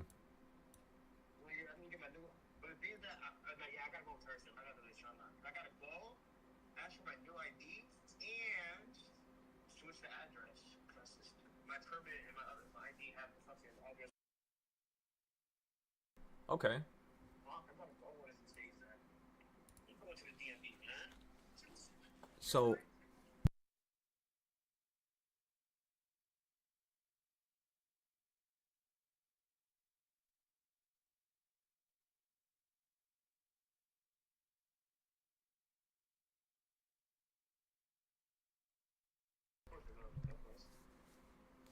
nah, yeah. I mean, shit. Whenever you buy me over here, let me know. I'll pull up with you. Okay, let's go take a picture here, everybody. So using 10 contracts of ES, this is basically what I wanted to show you guys. I'm using 10 contracts of ES. I'm up 3,000 here. And then 10 contracts of MES, I'm only up 260. Or 300, basically. So you make about times 11 times 10.5 as much with the real ticker, the actual e-mini instead of the micro. And yeah, that's something you got to pay attention to, because now the next thing you want to do is see how much of a distance it is. Once you calculate that distance, boom, it's only 6 points. So for every 6 points, I can make $3,000. So now, the way my brain is thinking is just like, all right, where's the next 60-point move? Because $3,000 times 10 equals 30K. If a $6-point move got you that far, a 60-point move is going to equal $30,000 of profit. Why 30,000 specifically? Because that's a quarter of the way to 100K, which is the most important thing. That's the goal of all this. For the team. So everybody, what I'm gonna do here is I'm gonna sell this right there for $3,700, and then I'm gonna sell this one here for $3,700. Order filled. I'm gonna go long here, and I'm gonna go long here. Order filled. This is because you're in the middle of the Bollinger Band. Why am I on the 3-minute? Oh fuck. Oh, we still got a long way to go. All right, we're on the 3-minute. Let's get out of this option, out of this play for $500, and then we'll sell this over here for just $25. Actually, a little bit higher. They're gonna take. I don't want them to give me a loss. So let's have them sell us here for 500, and then they're gonna sell us here for 50, and then we'll rebuy it at the middle of the Bollinger Band. So what I would say we should do right now, gentlemen, ladies and gentlemen, is just try to see if we can get the hell out of here before the big move occurs. Order filled. All right, that counted as a win. Perfect. $37. Perfect. That counted as a win as well. Alrighty. That was my bad right there. I didn't know we were on the 3-minute. Let's stick to the 5-minute now. And then over here, we're also on the 5-minute. Let's switch this one to the 1-minute so I can get better entries. Yeah, look at that. Perfect. Okay, so let's go short. Instead of going short right there, let's wait for this to get above here, and let's go short like up here with 10 contracts. Fuck, that was the wrong button. Oh my god, that was the wrong button. Limit sell. Alright, we sold that for a profit. That was 2 mistakes in a row right there. We gotta write that down. Let me write this down on the screen real quick.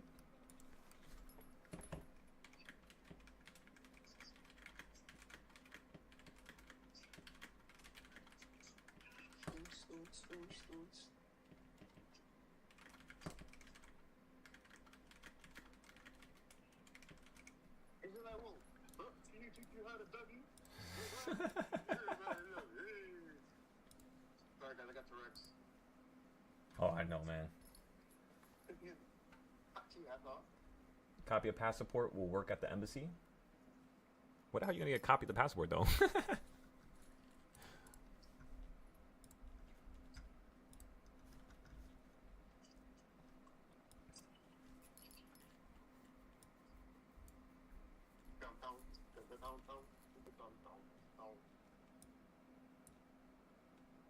Let's see. I want to see if it's going to speed up right now and fall straight down to the middle of the Bollinger Band. If it does, we potentially might be able to go long here. Oh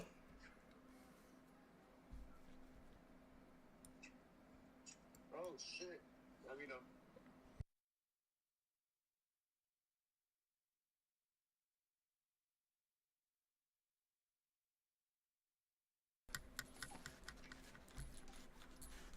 Shit, I forgot to post all these trades. Welcome, madam. I can't hear, man. I'm sorry.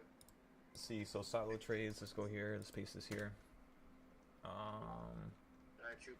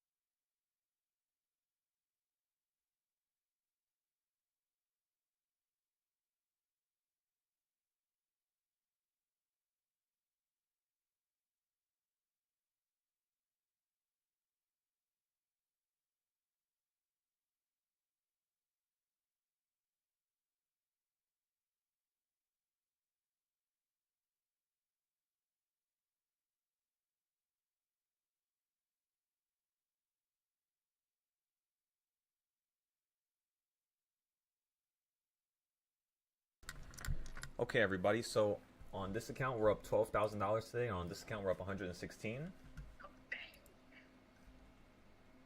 On the options accounts, we're up 9,000. So how much is that? I don't know. 9 plus, what did I say? 6 is 15K plus 11K. That is 27,000. Yeah, 28,000 is how much we made so far today, just today.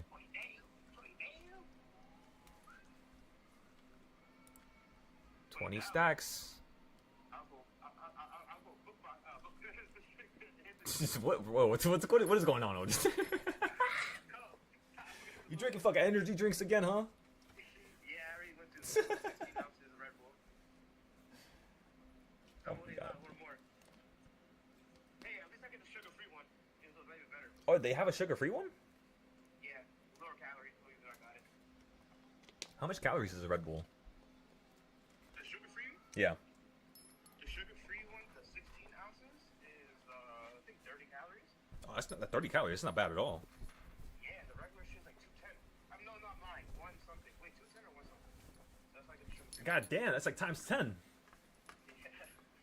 That reminds me of fucking Japan, bro. Every time I hear about something being in like under 100 calories, I'm just like, yo, that was just like Japan. I remember those chips were like 90 calories, 60 calories. And the flavor was so good. The flavor was amazing, bro. Don't taste steak, nothing. Yo, the crinkle cut ones, they look like the Ritz ones over here. Yes. Yo, those blue ones, it was like a blue bag. Bro, all I remember was being in Japan when we were there and me just buying fucking bread, eggs, and chips Oh, dude. and drinks. That was it. Eating bread in Japan and then one fucking day. Literally, bro, you guys remember the first day we got there? Oh, really? Oh, shit, you're right. You said what, too? The first day we got there, the first thing I did was like, wait a second. Yeah, you got fucking, you went to 7-Eleven.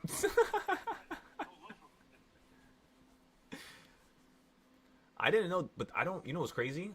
I don't even know if we were supposed to do that. Because they don't accept people, like, you can eat, but there's certain areas where they don't like you eating. If it's like too like public. But Osaka, they don't really give a shit. Yeah, Osaka really didn't like it. But fucking, the first thing I ate there was really McDonald's. The McDonald's right next to our hotel. You got there before us. Yeah, I was the first one there. I think you got there like 12 hours before us. Yeah, it was me and Gab. First thing I bought was McDonald's, Jack Daniels, and a pack of cigarettes. You did? I even know you bought cigarettes when you were there. Until after.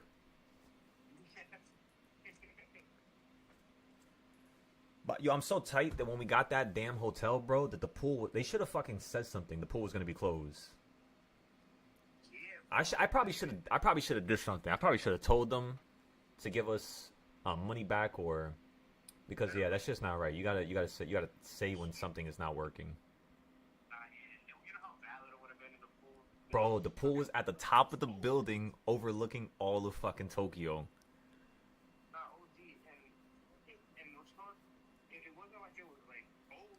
It was hot at that time, so until we went to Mount Fuji. Oh yeah, when we went to Mount Fuji, like towards the end of November. No, towards the second week of November, like the 11th.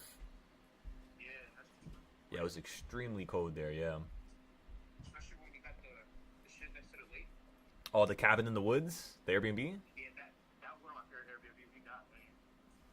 I'm not gonna lie, it was a really nice Airbnb. Very nice.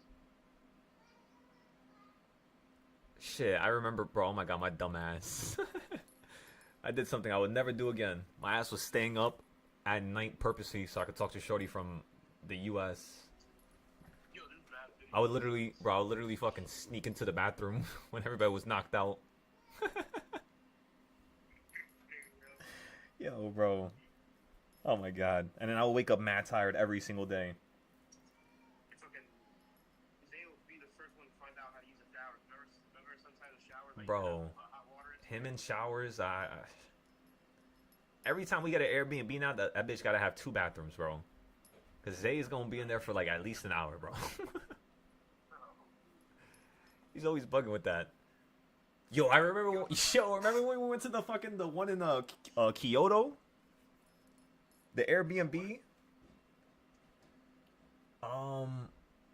It was the one that was in it was in the cut. It was like not Osaka, it was before we went to Osaka. It was Kyoto, cuz I think we went to Kyoto first. We took the train. Yeah. We went to the bottom of Kyoto, and then we explored like a new part that I've never went to yet. And then I don't. That Airbnb was valid. The way you took a picture of me in the back. Yeah, that one. That's the one I'm talking about. Yeah, that shit was valid. That shit was fire. That's where we took shrooms, yo. That shit was crazy. Yeah, that Airbnb was definitely one of the best ones. I think my favorite one though, out of all the Airbnbs, in all honesty, was the one where we had that Japanese guy that tried to break into the house. That was all like bloody. Oh, I'm not the front. No, yeah. That one's number one. Yeah, you're right. Yeah, you're right. That was number one. Cause it had a sauna, it had a damn hot tub, Yeah, jacuzzi, yeah, big ass house, 3 stories, and you could see Mount Fuji, and a nice kitchen. Come on. And then Gav randomly passed out on the floor.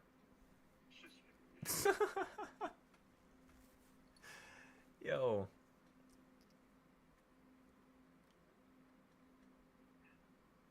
Oh, don't forget the taxi driver that took us to the Airbnb. Oh, no, yeah, nigga was the last.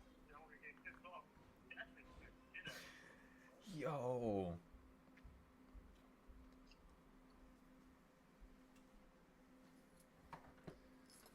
I mean, honestly, John. Yeah, niggas was laughing, bro. I was over here fucking pissed the fuck off. Nah, yeah, bro. I was dying in the back with Sean and Zay, bro.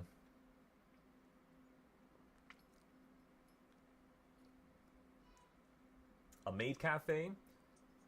I mean, next time I'll go to a maid cafe. It's just I don't like environments like that. Maid cafe. A maid? Yeah, like where they like the girls dressed up in like maid costumes. Oh, this nigga watches too much porn. Oh God. You better go to Thailand for that shit, yo. You know what's crazy is even in Thailand, like I don't see myself going to stuff like that.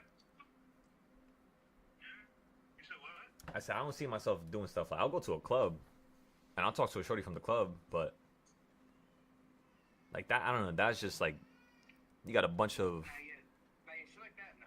I go to you know church. weird ass men around you that go there for that. You know what I mean? It's like nah. Nah, that's why I say maid cafe. That's like what people are fucking with. What's that word called? Like a fetish. Anyway, that's what I don't know. Nah, yeah, I don't know. It's not my thing, at least. I'll go to like a. I remember I went to a cat cafe. There was a bunch of cats. I'm dying. Oh yeah, you are gonna die. I just remember that. You know I like that. So I'm really I think they got the ones that are hypoallergenic though, but not all of them probably. Oh, I just remember I went to the dog place too. They had a bunch of dogs. Word? That's one I want to go to, but I might die soon too. I forgot who I went with. I don't know if it was. I'm pretty sure it was with you guys. I don't know if it was when I was with you guys or when I went by myself when I was with Chapter in Japan. Nah, I think when you went by yourself. I don't remember going to. Nah, yeah, it was like small ass dogs, that, like the teacup dogs that don't really grow. Yeah, well, that's nice. But bro, you know how much those shits cost? How much? Like 2 bands? Yeah, Yeah, that was. I think that's what they start at. It might be more than that. Yeah, bro. You know they got teacup cats. Yeah, that one. Yeah, they don't grow past a certain. It's just it's scary, bro, because they're so fragile. I'll pick those.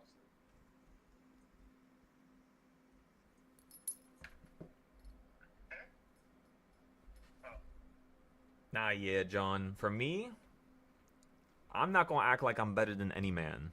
You know, I never will act like that. But I will never go to like You know how people have like massages and shit like that, and they pay for it, like with like special endings and shit. I hate. Yeah, I would never do shit like that. But I don't blame you because the people who are around you, literally all of them were, on that type of timing. So it's not like, not to say you don't know from right or wrong, but they use the youngest one, literally. But yeah, bro, I'm good off that. Just clubs only. I heard, but you know what's crazy is the clubs in Thailand. Those women there are so insane. Joe, I told you about the video, right? Zay was asking. He was asking the lady in Thailand. He was messed up, and he was at the like a table with some of his boys that he met from there, and he was asking the girl because the girl was trying to like ask him for something, and he was like, "You're not a lady boy, right?" And he said it like 6 times.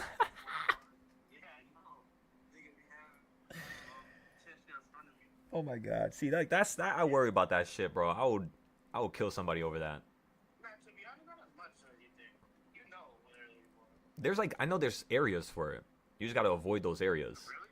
Yeah, there's like areas, and they're honest with it from what I have heard from Zay, what he told me. Like they'll straight up tell you. But that that's why a lot of men like to go there is because men they be on the down low, trying to act like they don't swing that way, but they be doing shit like that, and it's just like nah, that shit is all demonic.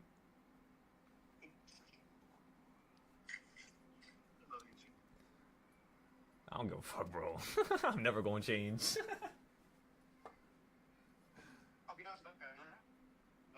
Silo, do you think SPY will come back down to 678 to 677? Yeah. The reason why I'm not in any positions right now is because I don't feel like scalping is one thing, and 2, I'm waiting for this thing to do the bigger move. Just like in the morning when you got stuck, you're literally getting stuck here too. I know you want to go up a little bit higher, or I know you want to go down a little bit lower. So the only time I would trade this is with a paper account. Like this is on the 1 minute here. Yeah, I would not be buying shorts here. Yeah, I would wait. Wait till it runs up to 686, somewhere over here, 684, 683.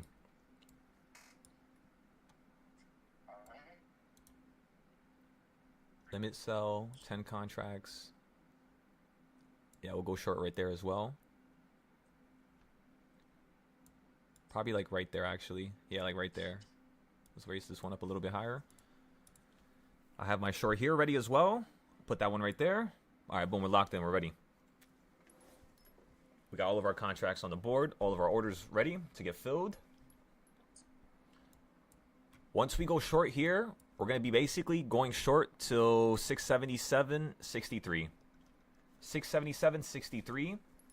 677.63, ladies and gentlemen. So again, when you hit I think that's going to be like 682.33. We're going to play for a $5 drop. The option that we're going to buy is going to be a 680 strike price.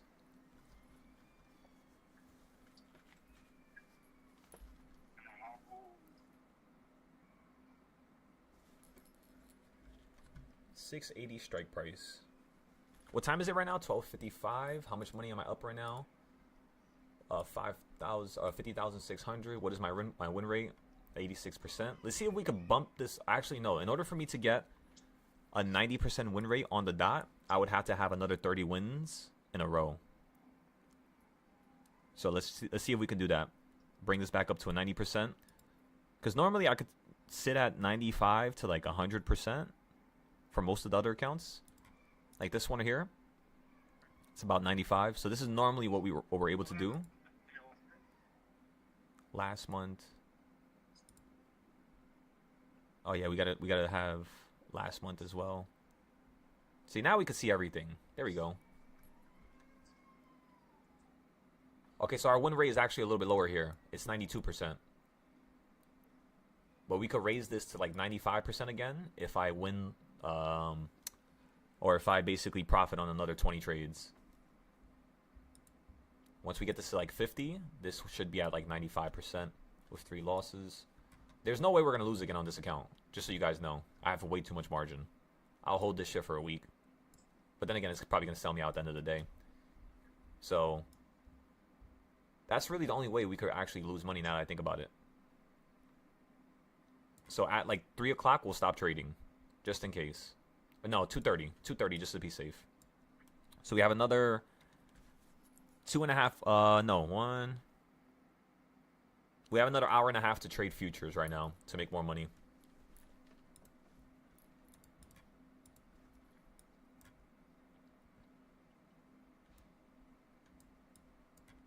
I just noticed you hit the fucking 1/4 point. Wow.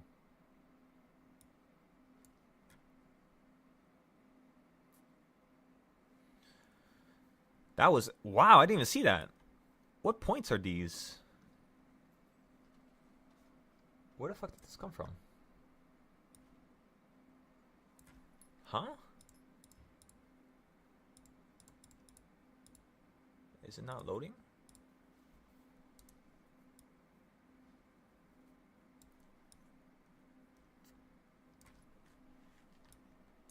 Where the fuck did it just go?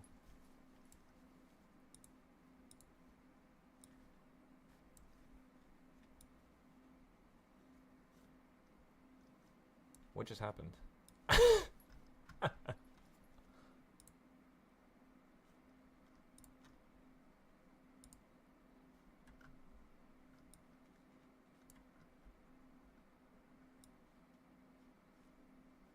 What is all that? Why is this shit glitching so much?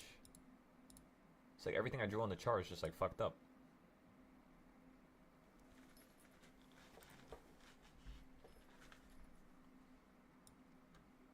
Yeah, Top Step, this is one of the reasons why I get so mad at Top Step. They want you to pay the fucking top dollar, but yet they do shit like this. I'm so happy I'm recording this live too. I'm sending this shit right to them right after the market closes. Fucking laggy ass application. Tradeovate doesn't even lag like this. And that's just like a dinosaur. If you guys ever traded on Tradeovate.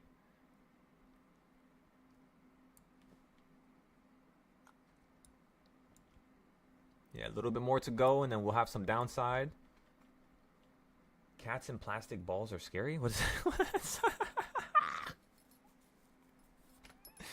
What is even the context to that?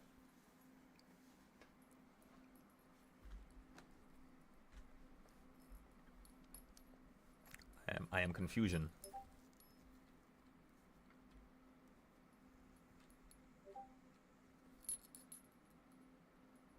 Oh, what they like randomly put cat? I guess. I never seen that though. You mean like a hamster in a ball type of shit?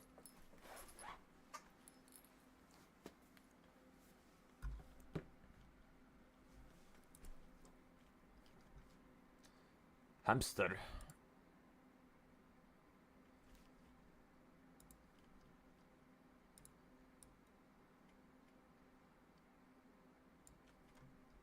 Dr. Hamster. Reporting for duty.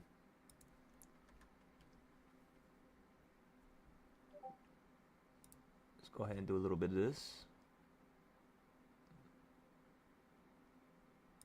Do a little bit of that. Actually, wait, we could fix it. No, we could fix it again. Perfect. Excellent. Then you hit the midpoint. You literally collapse from there. SPY right now is at 680. So it's like kind of reaching into here. So 685 is really the next best put location. 685. Yeah, it might just go straight through this yellow shit and reverse when it's above it. Ah, man. This might be a little issue for us here in the short term. Because I'm definitely going to get into this entry up here. We're not going to cancel it. We're running out of time today. It's a good position. It's a good spot. It's a good location. Let's just see if this is going to work out here for us. Watch the 5-minute on the BB. You know what? I'm going to get my CS zone. No. I don't think you're going to collapse that much. Once we get to a new high, I'll start making the CS zones, if anything. Hey, you're literally at the quarter point. You're stuck right now in the supply and demand zone's quarter point. Sorry for that yawn. I don't know why I keep yawning, by the way. I do not have a clue. Alright, what is SPY doing on the monthly chart now? Wait a second, my gold position should be up a dramatic amount.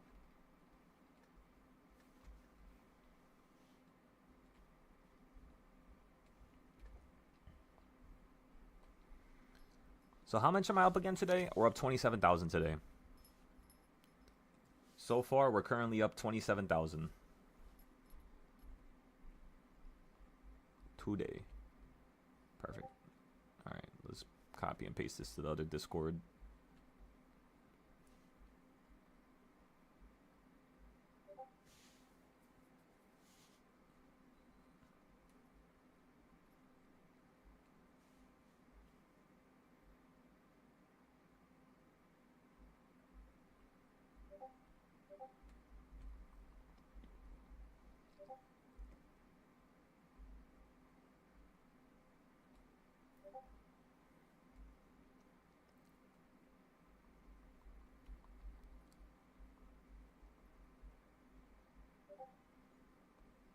Oh, wait, there was one more position I didn't sell. Holy fuck, wait. Go back to the other account real quick.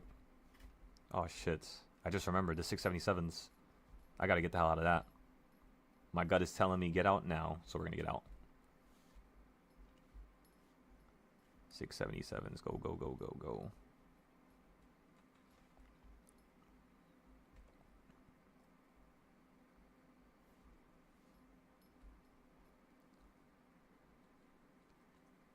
Okay, so we should be able to sell this for at least like $2,000 to $3,000 a profit.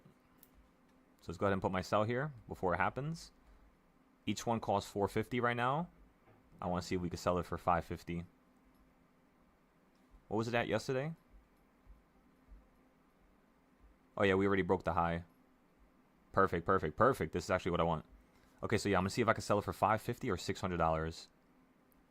We'll leave it at $550 for now. Put a limit.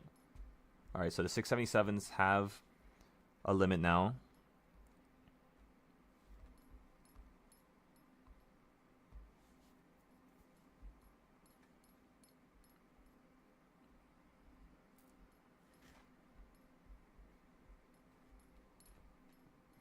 Because you can't really start a futures account with just $1,000. You guys know that, right? That's just like damn near impossible. Unless you're trading like something really micro. Or you're on a platform that accepts you. Because on Webull, you could literally start trading with $150. So it's possible. But it's like very unlikely that first trade is going to work out. And once you get out that first trade, you're not going to have enough capital to buy the next one. You know what I mean? So that's one of the problems.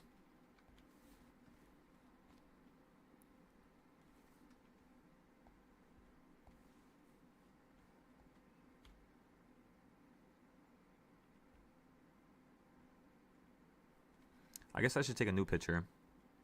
Yeah, let me take a new picture.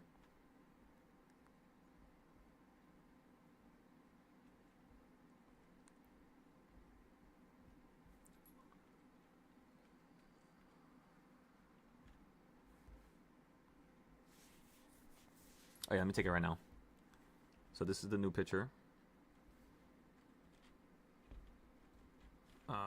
Where's my button? Screenshot. There you go.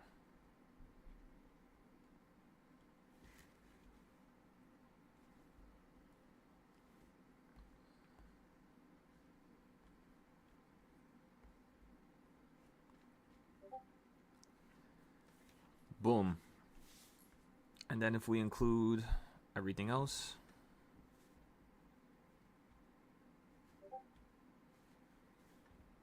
Oh, I forgot to post on the Forex Discord. Oh my god. Whoops. Sorry.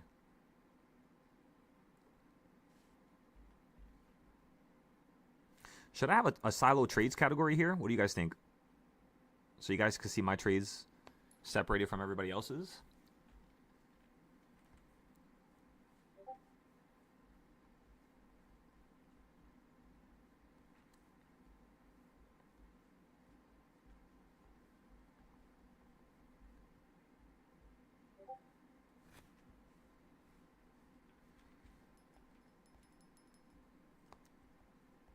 How much are we up on the Owanda account right now? Let me see if we're up or down.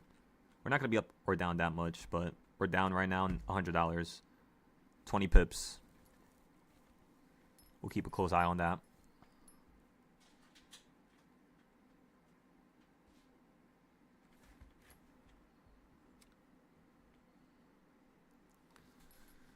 Okay, so let me see my other accounts here.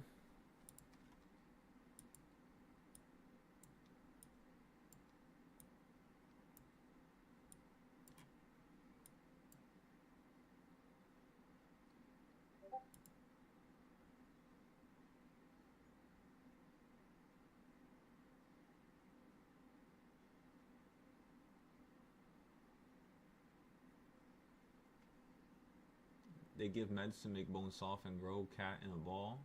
What the hell? That sounds fucking crazy. Sounds like torture.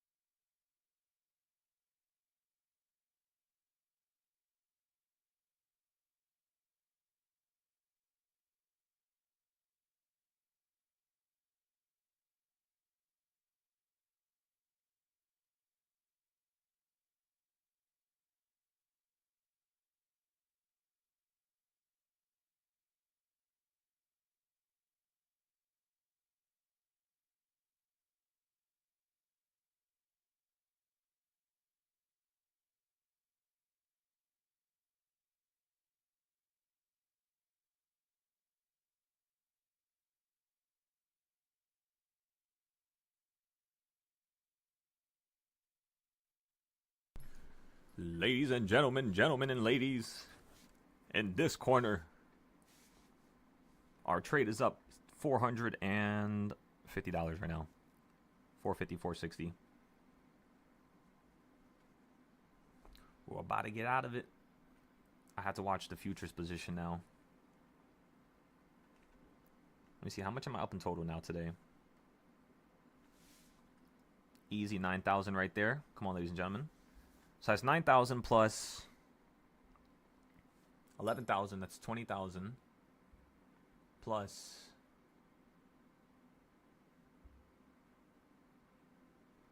Wait, quick math. 9,000 plus 11,000 plus. What am I missing? Why am I missing? I feel like I'm missing something.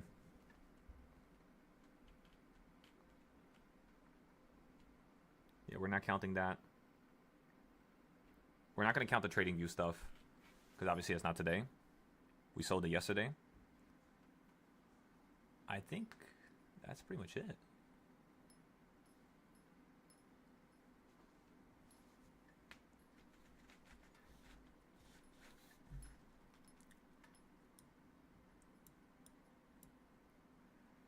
Again, you're always at the top of the Bollinger Band, which is exactly what I'm looking for, ladies and gentlemen. I'm waiting for you to run up here.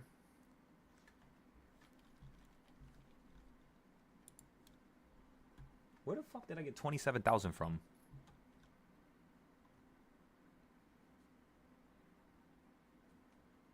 That's going to be 3K. That's 3K. And then,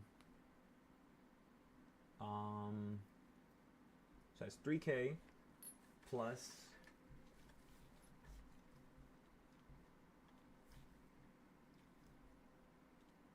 so 3.5K plus 11K, that's 12K, that's 15K, 15K plus 9K, that equals 24K. And I think that's it. I'm trying to go off of memory right now instead of checking all the discords. We'll check them right now, actually, just to make sure.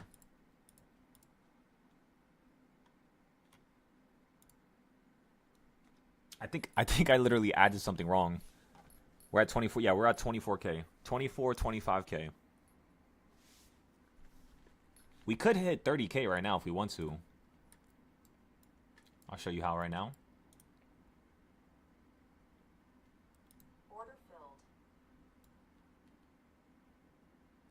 Because you already hit this point, you retracted off of it, you could definitely fall down to here.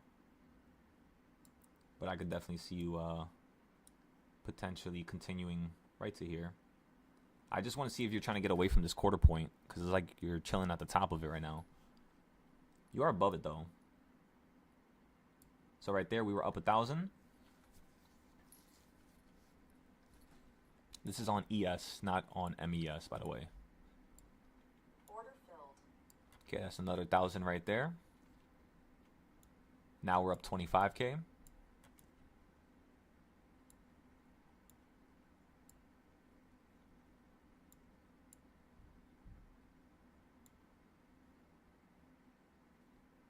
My cells are all the way up here still. Let's see. This shit feels like when a sneaker was dropping, when I used to sell sneakers. I don't know if I told you guys that, but I used to resell sneakers before I started trading. I would have to like set up bots. I would have to have like 100 emails. Know how to deal with IP addresses and proxies and all that other random shit. CAPTCHA farms and CAPTCHA. Oh, it's called robots. Yeah, shit like that. And I remember like when the drop used to happen, like 5 minutes before. I would be like so I'll be like looking at 6 screens and looking at my phone and looking at here, and it was like so important for that one moment. And it's reminding me because sometimes when SPY hits a certain level, you do it before the futures, and you know it's kind of like an indication, like, hey, it's about to fall. I'm about to fall. It may not be the best location to buy at, but I'm about to fall. That's how I would look at it, at least. Like right now, this just looks to me like I want to go up. Why am I not in a trade? Because, ladies and gentlemen, I already bought a shit ton of leaps. At the bottom, I am not putting more risk on the table. It's unreasonable. Especially because we're only trading with, you know, this amount. It's nothing too crazy yet. Once we start trading with 100K every contract, or like every trade, that's where shit is going to get a lot more serious. For now, we can have some fun.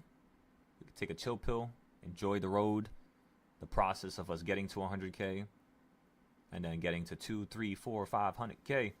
Ladies and gentlemen, this is what makes it fun.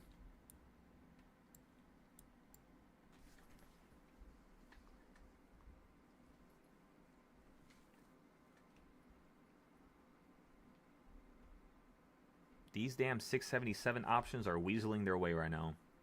I'm going to force the sell here. I have no intention on keeping this right now.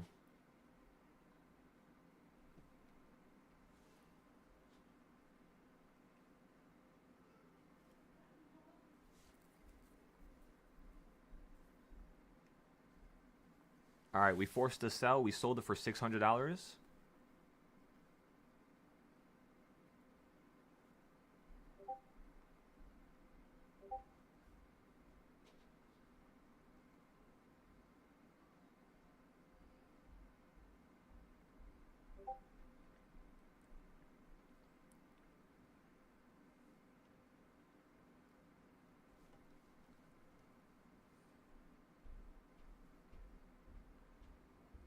On the other leafs I bought into,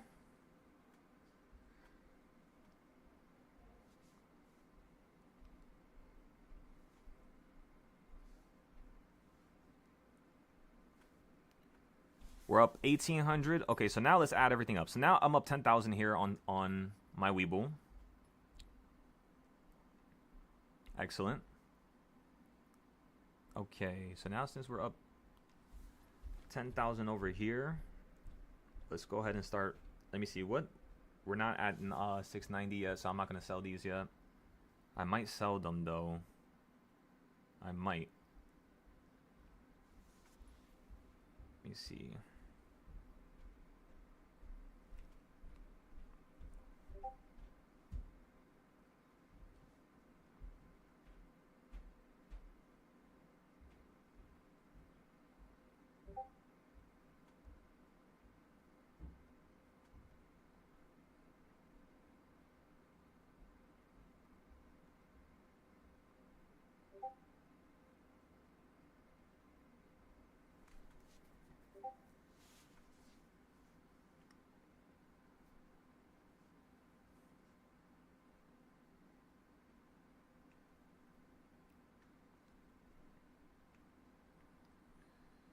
All right, this is too much money, too much numbers.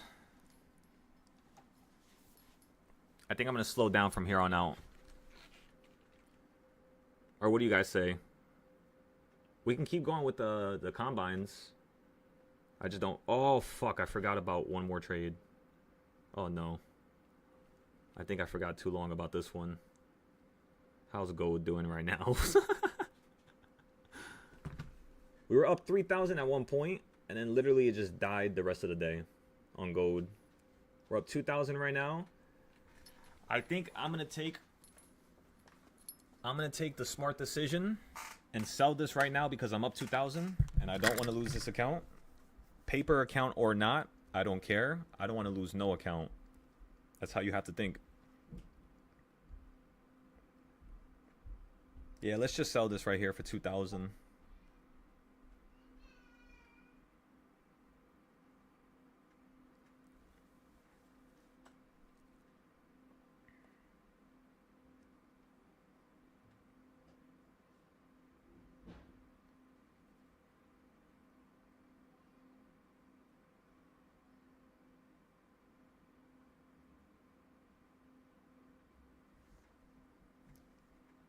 How much percent am I up? So that would be like 20%? Does it tell me here? They should tell you your percentage. But then again, futures doesn't really do that now that I think about it.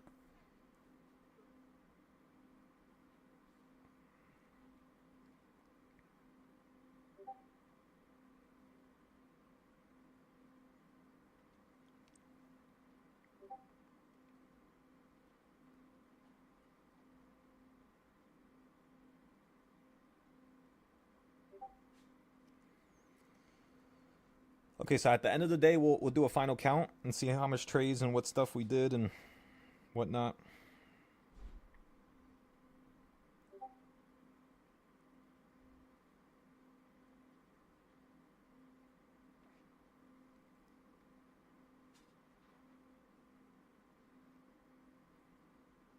Okay, so everything is posted on all accounts. I do not know how many trades I've gotten into today, but I think it's probably like 20 or 30 trades. We only had... did we take a loss yet? No, just on the 671s for now.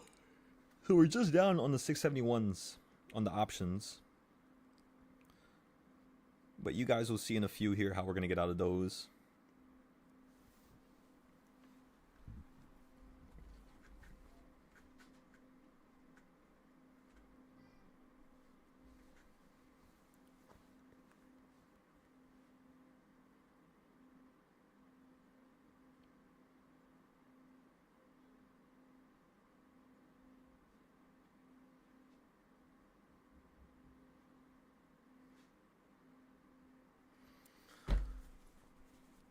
How much money do I have on this account?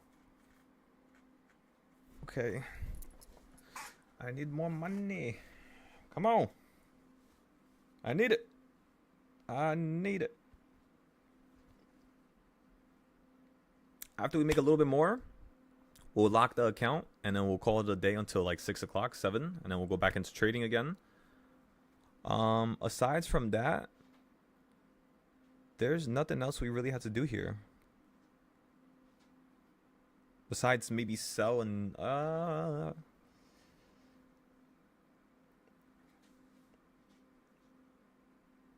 besides buying back into another trade or the 671s, besides that, there's nothing else for us to do here today. We got rid of the gold for 2,000. Successful paper trade. The account is now at 12K from 10K in one trade. The next trade I want to do, the goal is to make another 2K to 4K. We had a goal of making 20,000 today to 50,000 on the Webull account. But gold's not moving right now, and I don't really feel like trading anything else, just gold. We could trade silver, but I don't think they'll let me. I don't have enough money for that.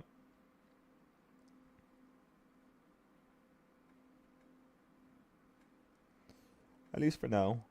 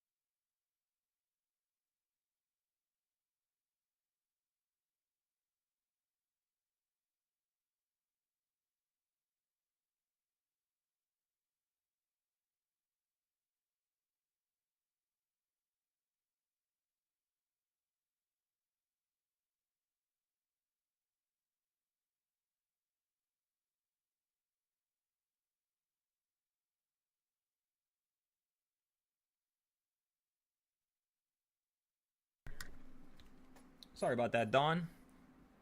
Give me 1 second.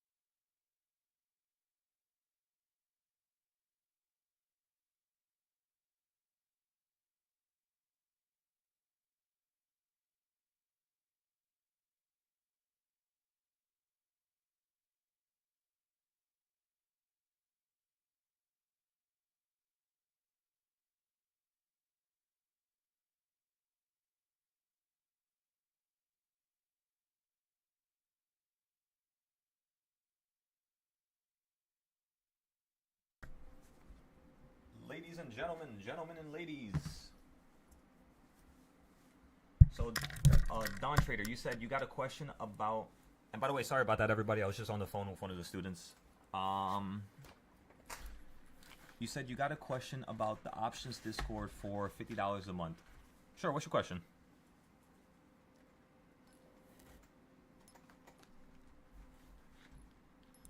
Let me see. Why is it so cold in here again? I got a sweater on. I'm about to put my hat on.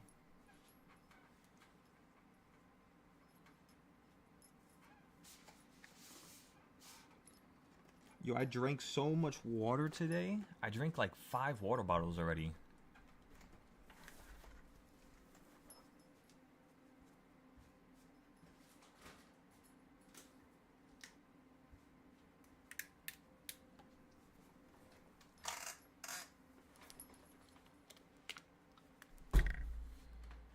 Water. Why did I just drink more water and make myself more cold? Oh my god.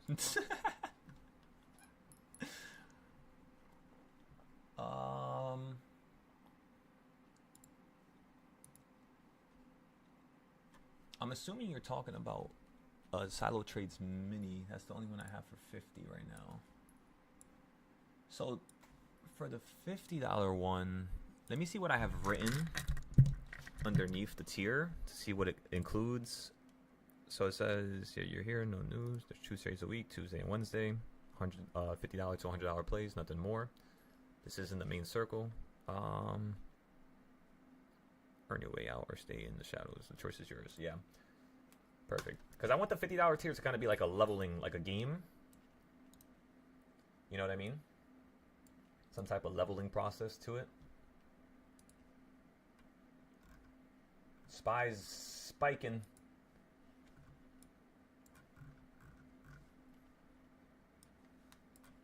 We need everybody on deck here. All hands on deck. We're finally getting the move that we wanted. Oh yeah, let me close this right here. I'm not trying to get into that trade on ES accidentally.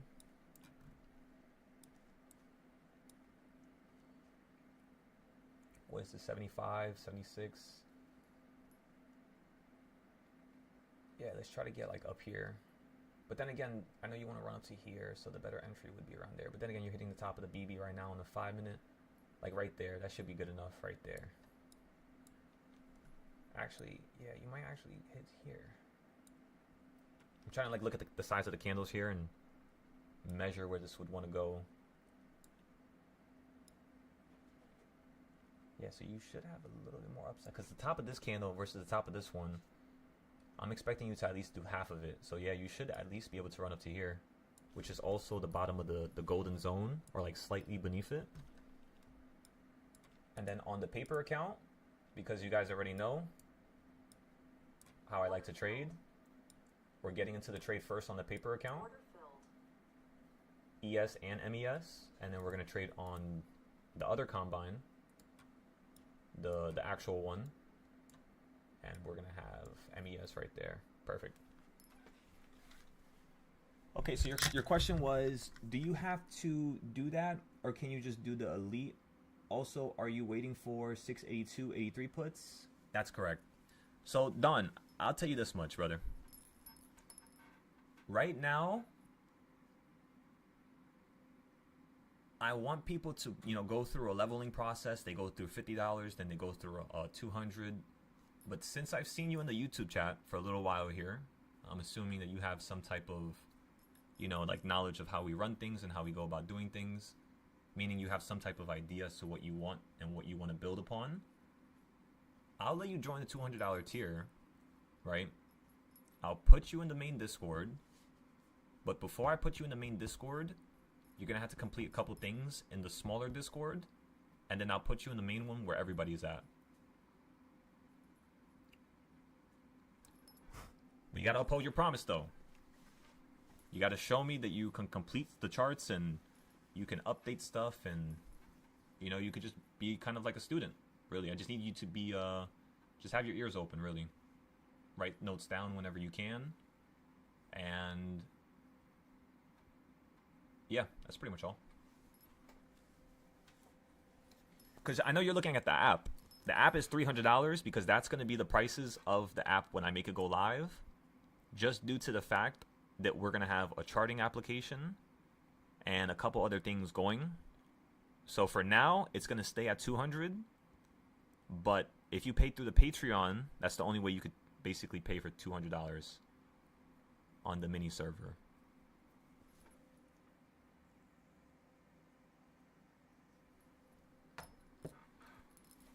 So yeah, do whatever you think is right, doctor. And then report back to me, and then we'll begin the lessons. Come on, spy.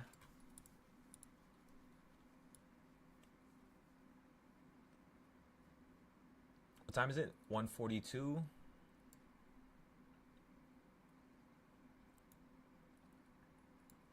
Let's watch this on the 5-minute real quick.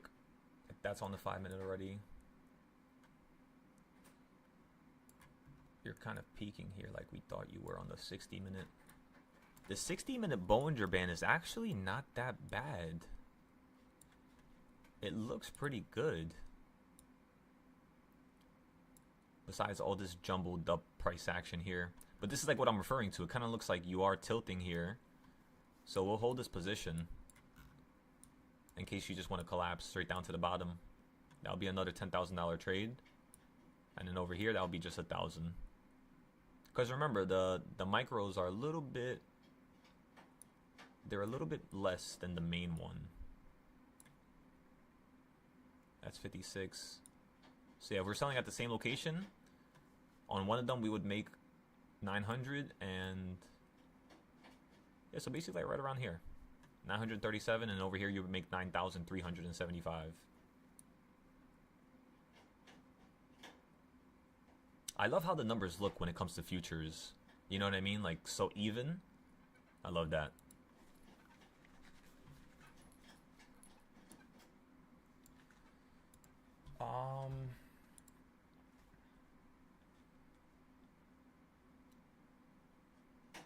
You need a robot friend? So, honestly, I would love... You know what's crazy? I'm not gonna lie to you, John. That right there was one of my dreams, was to get... I remember when I was like 21, 22, I was like, yo, if I can have a robot with me where I could teach it like how to talk in a certain fashion, like to my... Like my degree, like how I talk, how I get deep with stuff. I swear I would probably become like something insane, because that's all I ever needed in life. A brother my age that I could really, you know, confide with, talk to, chop it up with, believe that they're going to give me their best, you know, advice, not try to say stuff to throw me off, right? Like, friends are so weird sometimes, and it's like with a brother, it's going to happen less. It does happen with brothers, of course, but it's less likely, and yeah, I always wish I had one. But yeah, that's why I want to get the robots and the AI systems and all that. A Wall-E would be wavy. If I could have a Wall-E, what? That was one of my favorite movies, by the way. Wall-E's amazing.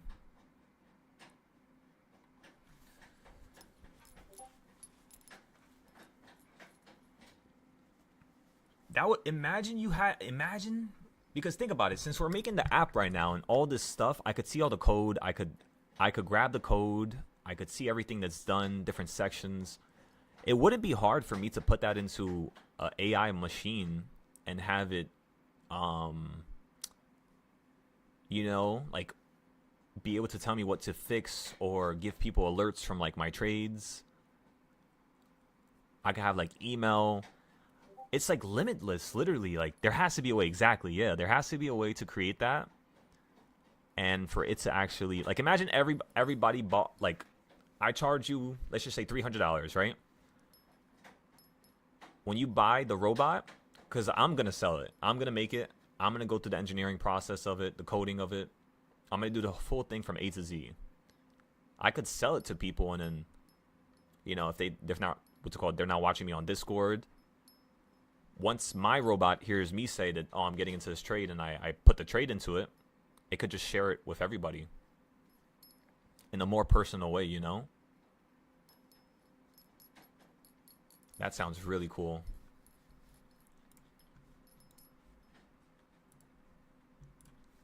That would probably be like a 2-year project from now, honestly. Like 2 years from now.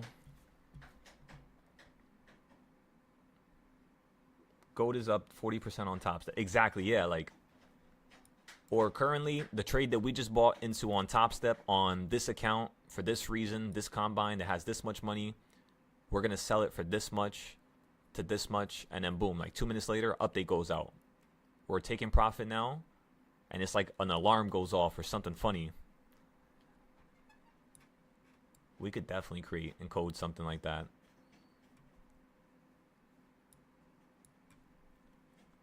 We're up $1,600 here already. What time is it? It's 1:47. We still got plenty of time today.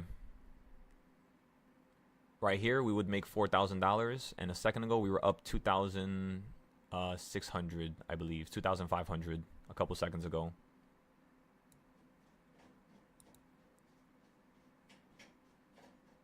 We would be down $4,000 if it runs against us.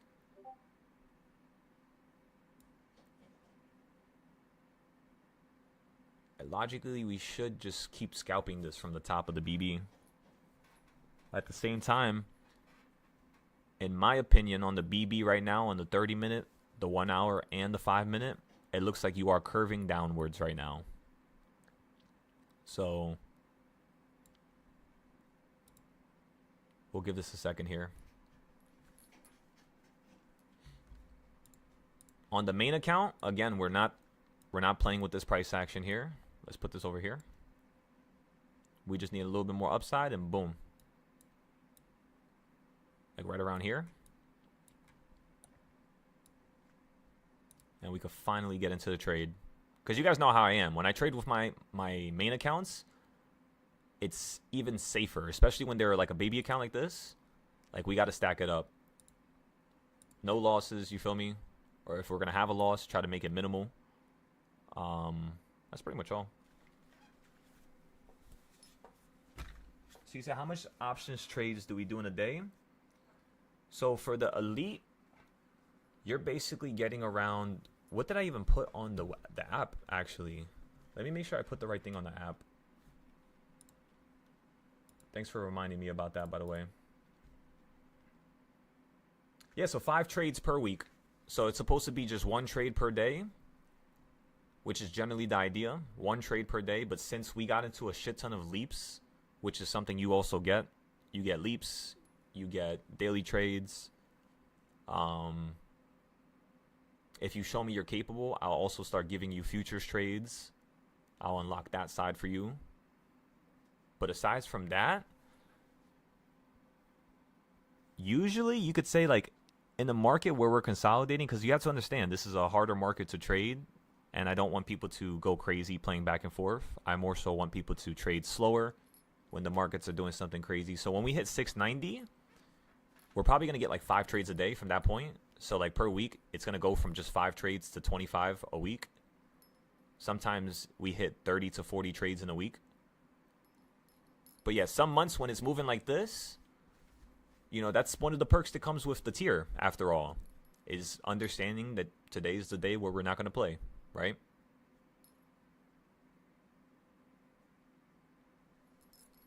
We're up 2,400 here. Okay. 2,200 now. I think you can still go down a little bit more. We'll sell this for 2,500 though. Order filled. Okay, we sold that for 2,500. We're up 15,000 here now, and we'll sell this one too. Order filled. Okay, so that is 15,000 plus the SPY.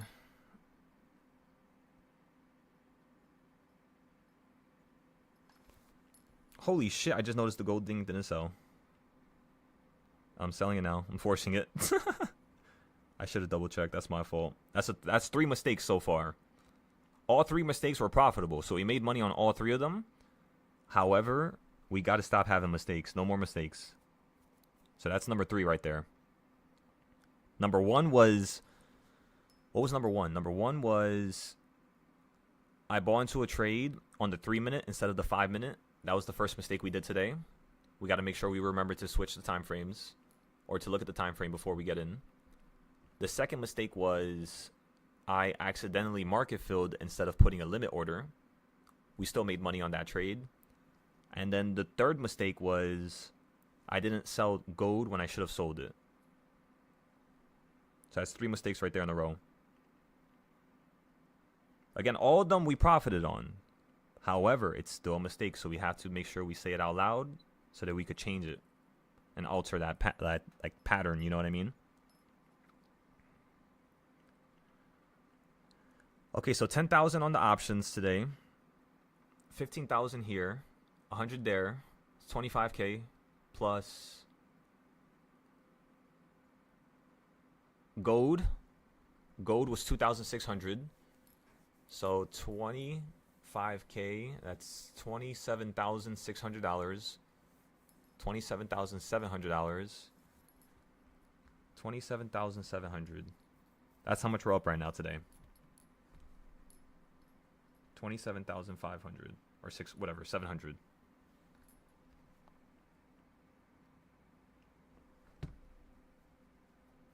Yeah, so payment is going to be through the Patreon. Not through the app just yet. But once you pay through the Patreon, I go into the app and I'm going to alter your membership so that you're going to be at the $300 tier. You're not going to need to pay $300. I'm going to lock you in at $200. And the only reason why I'm doing this is because right now it's still in the process of being made. So, you know, that's the prices I have right now. $200. And then there's going to be 3. The $1,000 tier, I kind of want to change it. I kind of want to move it to $1,200 because I'm giving you futures trades, forex trades, crypto trades, stock trades, and options, all 5 every week. So I think, but then again, it's just like, what's the purpose of charging somebody that much money? I don't feel like it's right. What do you guys think? Who's currently on my Discord right now? John, Nels, or Cud? Do you think $1,000 is right to give somebody 5 different markets? Or should it be like 12? It's not much of a difference when you really think about it. But, well, I mean, I guess it is a difference if you're looking at 2 different sides of the aisle. Yeah, because you could look at the extreme side of it, the good side of it, and of course the bad side of it. Bad side being, I don't want people to pay for that if they only have $2,000 to their name. The only way that you could be a part of my $1,000 tier is if you can actually make over $10,000 within a month, within 30 days. If you can make over 10K, I'll let you be a part of all groups. Alrighty, give me 1 second, everybody. I'm gonna grab a quick little bite real quick. We have the limit orders right here. So I'm gonna sell this the second you hit around here. We're gonna go short. And then I'm back. But yeah, let me know what you guys think about the prices, by the way. You said got to get it done before they take AI away from the common folk. I mean, it's going to be hard to do that, though. They're just going to give people, you know, easier systems. Like, stupider system is what I'm trying to say. Like, ChatGPT, for example, over the course of when it first came out till now, the language, the texting became better. The art and the drawing stuff became better in certain ways, but worse in other ways. For example, on ChatGPT, you can no longer create photos that are 1920 by 1080. So 1920p by 1080 pixels. You can only create an image now that's like I think it's like 1680. So you're missing like 200 pixels, 100 pixels on each side. So it creates like this little bar. When I'm trying to like use it for like thumbnails and stuff like that. And I feel like they did that on purpose. But yeah, it's whatever. It still works at the end of the day.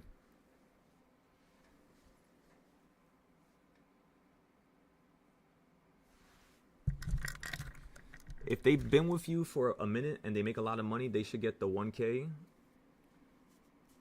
So the $1,000 tier, when I first started trading and first started teaching, the $1,000 tier used to only cost $100.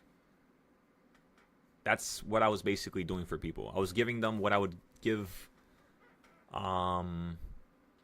somebody for 1,000. Now, of course, I was more immature. I was younger. And that was one of the reasons why I kept prices so low. I felt like I needed to age a little bit more and grow up. So yeah. And then the $50 tier used to be $10. No, sorry. The $200 tier used to be $10. So it went from $10 to $200, and then the $100 tier went from $100 to $1,000. I believe, yeah. Or did we add? No, we added a $10 tier first. There was a $20 tier. Then we added a $50 tier. Then we added $100, and then we basically removed the $10 tier when we had the $20 tier. And then every like 3 months, 6 months, I kept lifting the prices because, you know, I was here with people like 12, 16 hours a day. I was literally doing like 6 hours of one-on-ones for like 6 months straight. It was so intense. And I was making like $4 an hour from it. But it was beautiful, honestly. It taught me so much. Because sometimes it's like you got to do the hard thing before you just get, you know, anything coming good your way. That's what I believe, at least. But yeah, if they've been with me for a while, I usually, like, let's just say somebody pays me $200, right? And let's just say within the first week of them being here, they knock through all the lessons, because it only takes you a day to do it all. So they knock through it. The next 5 or 4 days, they test it. If they could show me some decent, you know, notes, something that they've gained, something that they've went forward with, I give them extra classes. And then what I do for them is once they could show me they could profit for a month straight, I will put them in my futures, Forex, and crypto discords. So you get access to all my discords for paying $200. And I still do it now. But it's like, it's step by step, you know. Because when I gave people everything right away, it was like they wouldn't really, like they would be hopping from thing to thing too much. And that's not really what you want when you're teaching somebody. You kind of have to be focused and precise, not just jumbling between a bunch of things. But yeah.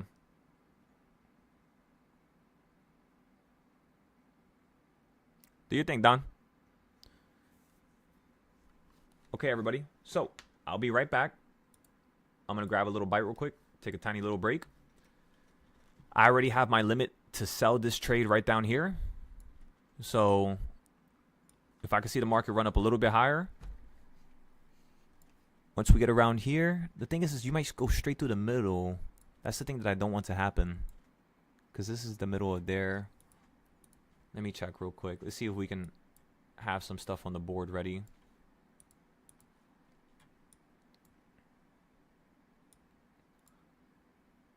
Yeah, let's just leave it like this. I'll let you guys watch it. I won't log in so it doesn't like mess it up. Just make sure you watch it. Let me know if anything happens. And then for SPY, remember, we're waiting for this to get to 682. It's stupid close, like 70 cents away. So I think the second it hits 682, right before the yellow zone, I mean, we could start buying options now, puts for the downside right now, but there's still a little bit more room to go, you know what I mean? Even if a drop happens, like, so be it. It wasn't at the best location to buy a put anyways.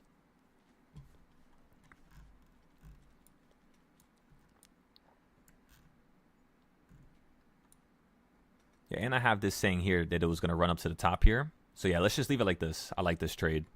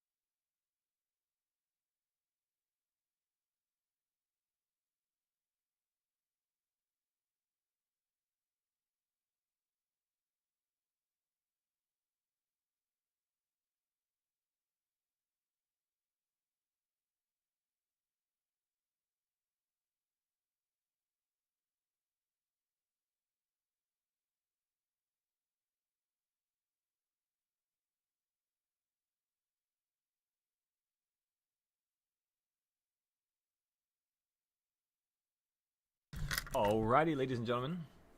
What's going on here?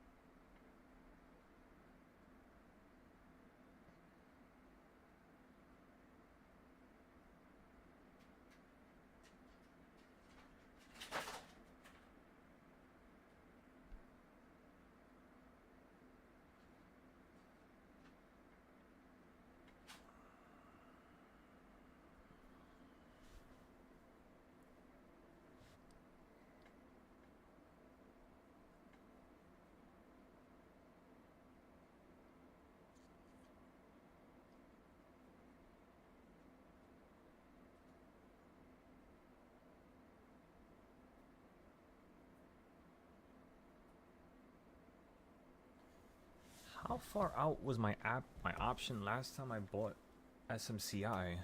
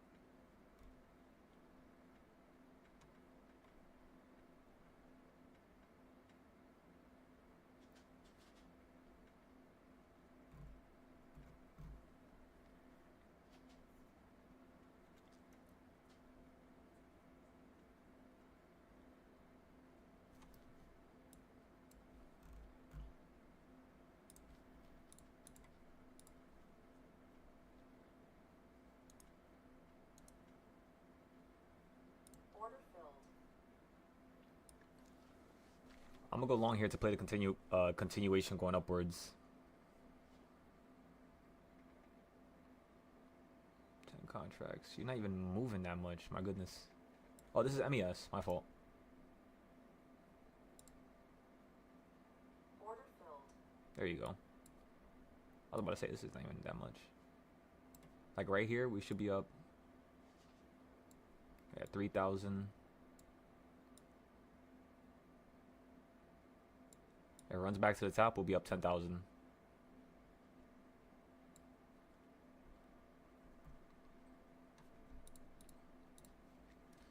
I mean, we can continue to play this with one contract here. Order filled. Oh shit, this is ES. Oh fuck. Meant to get MES. Whoopsie daisy. I was like, why is it so much? We'll give it a moment here. Let's see. The continuation for the other chart for the paper trade is right up to here. That's on the 5 minute. And then the top of the BB is going to be right up there.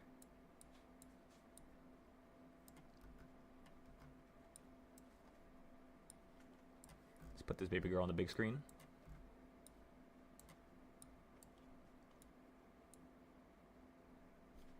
Let's update the SPY chart real quick.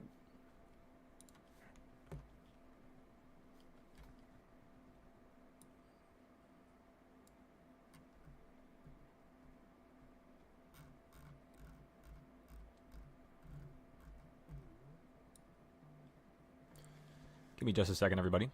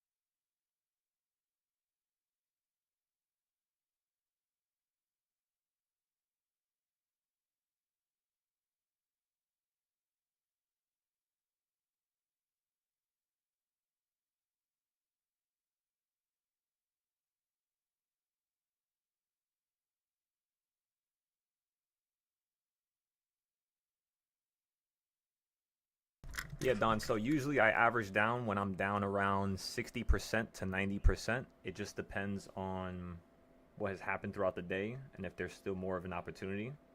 For example, one of the plays we got earlier, the play that we were going to use as kind of like a coverage play. That play right now, let's go take a look at it. We have a few more seconds to average down, so yeah, so we bought 5 at 60, 300, and right now each one is down 93%. So now we're going to go ahead and add some.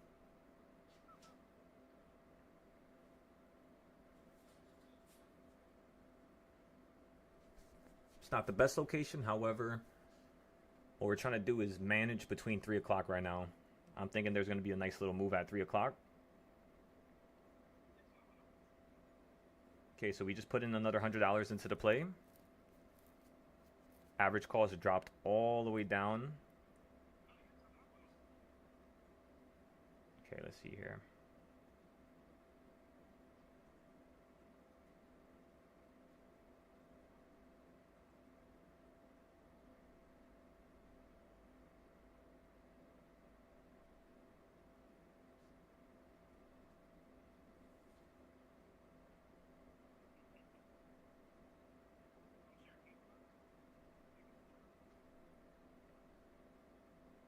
I don't know why sometimes it takes so long to update.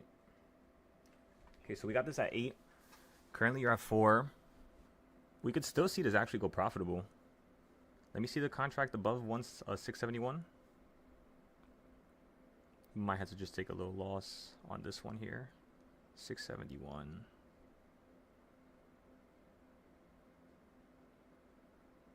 Yeah, we're going to have to fall down like $3, $4. And you didn't even complete the move to the upside yet. So it's kind of like, imagine both sides, both directions. You still haven't made confirmation for you to switch directions yet.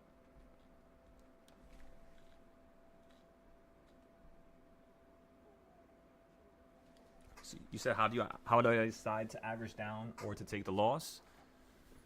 Well, the easiest way is just thinking like this. In order for me to be profitable on that 671 option, I need to see this drop $4 right now. So how big is the likelihood of you dropping $4 right now? You know what I mean? So that's one thing you want to look at. The next thing you want to look at is, where is the 5-minute momentum candles, right? So we got stuck in a little trade right there on ES by an accident when I was trying to trade MES. We didn't get the better entry. I was trying to get a better entry right there at the bottom. But we accidentally got into ES instead of MES. So with that, I had a $200 stop loss. And I wasn't going to add any contracts. So I'm not going to add to that one. I'm just going to wait for it to work out and play out. For the options, the way you want to think about it is, that option was 3 strikes out the money. And you ran up with no downside since the morning. Straight up to 681. Almost $10 of a run up. So in this type of scenario, in this type of case, you would not be wanting to average down on those plays. I still did because it's free money. I've already made this money yesterday and the days before. The total amount that we put into that play was 400. And yeah, remember, before it was used for risk mitigation. It was used so that we don't have to put more money into the market. Because in the morning when you opened up, you were in the middle of a quarter point, and you weren't at a area where it was a piece of solid ground per se. So what that became, in terms of the trend here, was look at how you hit the quarter point, ran up to the quarter point up here, and now you're falling back down to the midpoint. So it's very structured. I could definitely see this still fall down to the midpoint, which is why I sold out of my ES trade instead of just holding it, even though it was an accidental play. It's because I could still see this going down a little bit more, and that would have been like a $500-600 loss. So I'm not trying to bother with that right now. On the paper account, it's okay if this has a loss, because again, we're testing here so that we can get to the better entries on this account.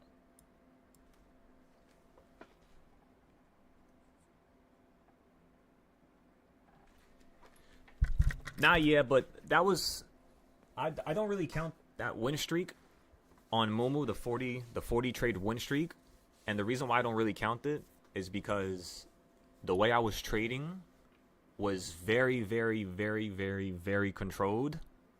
So, meaning, like, if I really want to go on a 100-day win streak, it's possible. All I got to do is just get one strike out and sell out for 10 to 20% every time.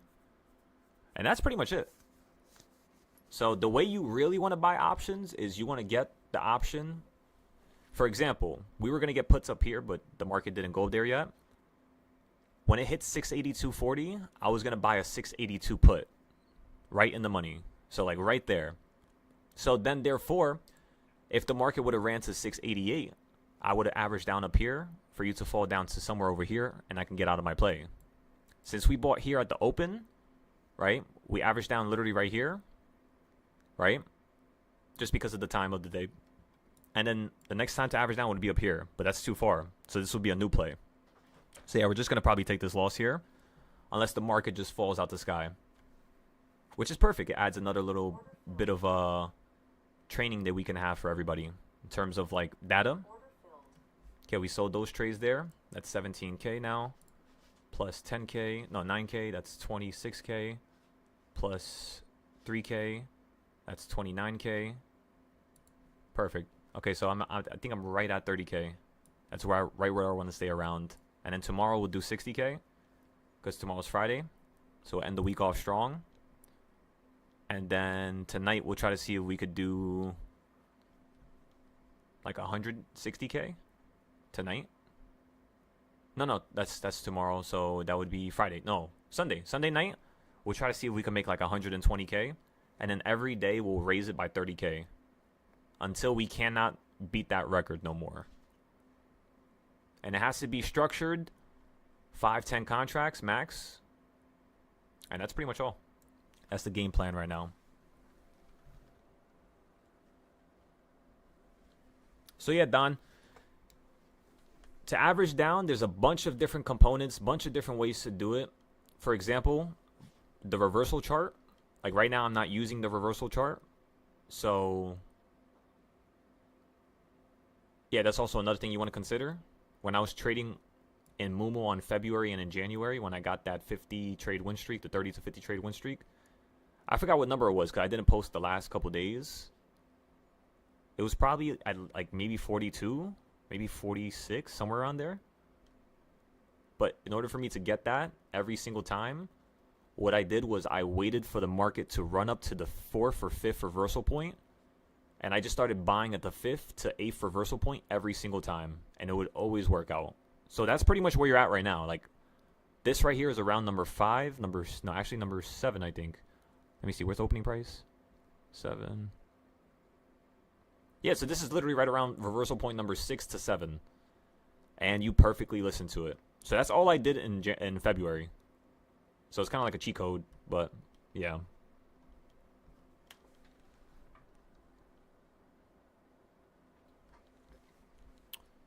The put in the morning, remember, it was a play that we were using to shield ourselves in case the market fell out the sky.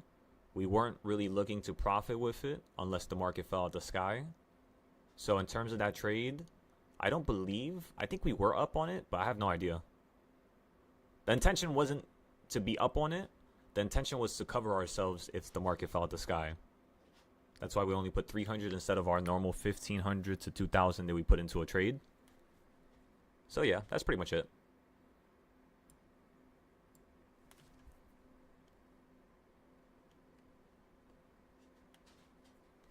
Tomorrow, we're most likely going to do the same thing in the morning, by the way. I'm most likely just going to throw 300 into the market just because we have a ton of extra profit from this week.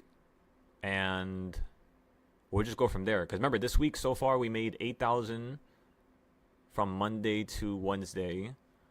And then today, we made 9,000 today. So now that's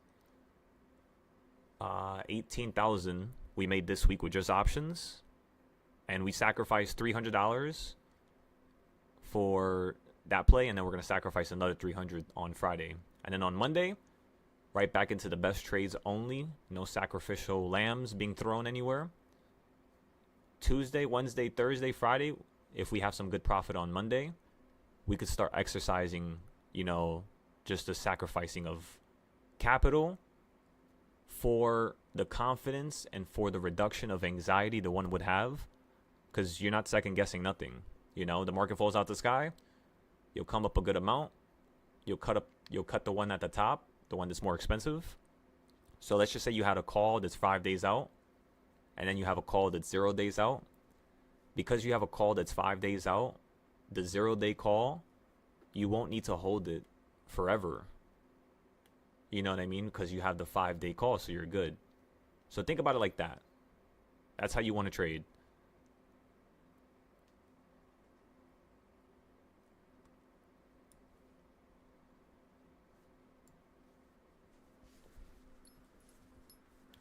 And by the way, when I say $9,000 in terms of profit, that is all from the leaps that I bought all the way down here on SPY. So we bought those all the way down here. And then we just started selling pretty much all of them today. And then I'm holding a few of them for the 700s, just in case you want to run into 690, where I'm going to sell the 700 one. And then if you could run above 700, I'll sell the 710s, 720s, like right before. So since I have those long-term calls, you know, it's kind of like just a safety mechanism, really. It's just you don't want to go over budget. Sometimes, like, I would go over budget, and I'll probably put in like 5,000 into the puts. You know what I mean? Like in the morning. So like if I had like $10,000 of extra profit, or like for example this morning I had around 8 to 9K from Monday to Wednesday, I would have normally put like 4,000 into puts right away. But after shredding so many accounts, I started noticing that you really don't want to do that, you know? Like if you made 9,000 max, put in 5%, which is what we did, right? 5% would normally be 10% of 9,000 is 900. So if you cut that in half again, 5% would be 450. So we put less than 5%. We put about 3% of our profit, 2% of our profit. So that's literally how we trade Nvidia, because Nvidia's, that shit is so annoying sometimes. Like it wants to do the move, but it just shreds so much value. So it's like you have to play it with this funny type of method, you could say. ES is at the top again.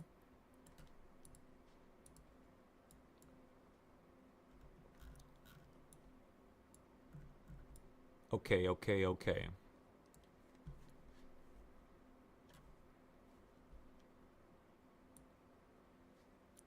Right back at that quarter point.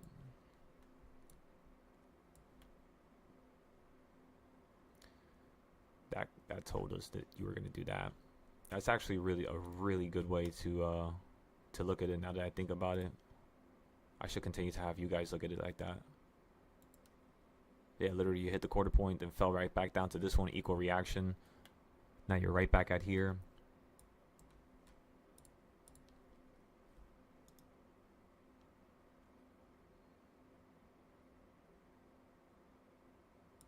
Order filled. I'm going short here. Order filled.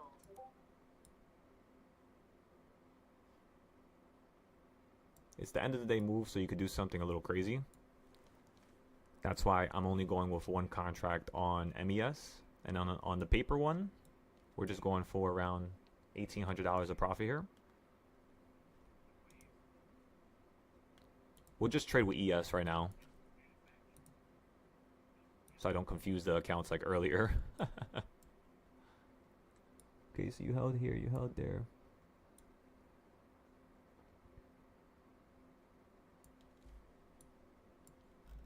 Top of the BB's over here. We're just looking for a nice little scalp here. So we could just sell out.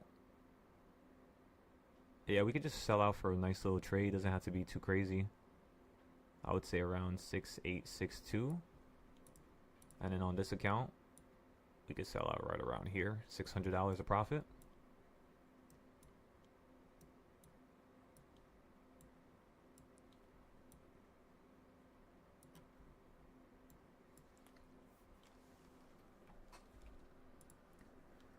Okay, so SPY is getting stuck at that quarter point again. So this is what I'm paying attention to right now. Because usually at the end of the day, you stop consolidating and you just start doing bigger moves. So I want to see if you're going to start slicing in the sky, where you're going to hit the top of the yellow and somehow run up here so that we can get some overnight puts today. If not, I wouldn't really buy nothing overnight yet. We did get the higher high like I told you guys, right? This morning I told you guys that SPY wants to either run into a new high or fall down to a new low.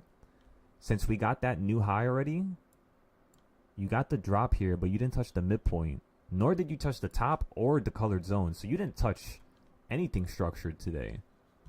You were just being wonky all day, pretty much. Think about it like that. The whole entire day was just wonky. But that's okay, it happens. That's the beauty of it. Okay, so again, we're going to sell this contract right around here. On this account. We're going to sell this contract. Let me show you right now. Switch over to the 1 minute. On this account right here, I want to sell out this contract for right around here, like $12-ish. $12.50. An easy way to sell out would be to like $23, $25. That would still be a second out point for us. And then the last out would be down here at 66. So we're either going to make 15, 30, or 60. Or 12, sorry. 12, 15, 12, 30, or $60 from this trade. Or we're going to end up losing $60 on the opposite side. In case it like speeds up, right? Hit the middle of the BB, finally got above it. Yeah, you look like you're still going to hit the bottom of the BB here. On the 5 minute at least. I'm looking for something like this here. And then the continuation upwards. Doesn't always happen that way. Sometimes you just want to go straight up to the top, especially at the end of the day. Like you do something like this here. And then you want to collapse back down to the middle. That's why you always want to buy your contracts near the top of the Bollinger Band when you have any type of a trading style on the screen.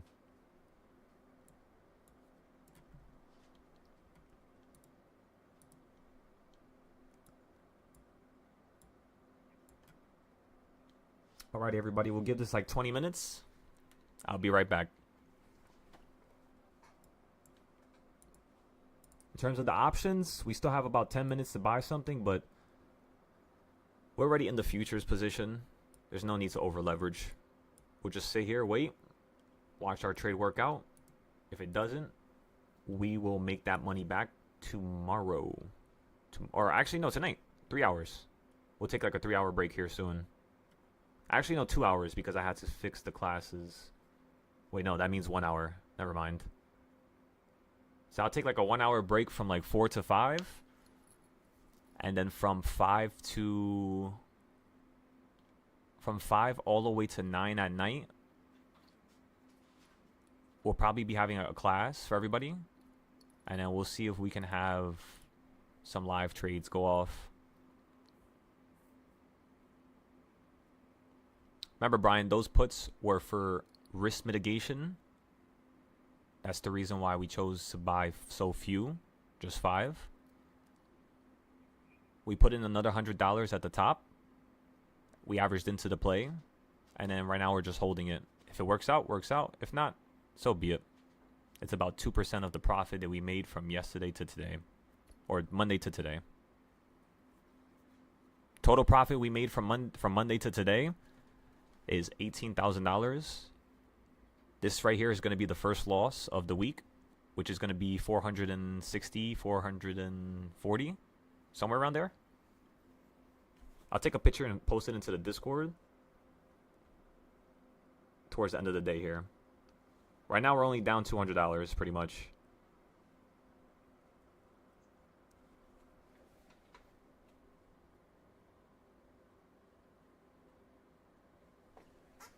What price?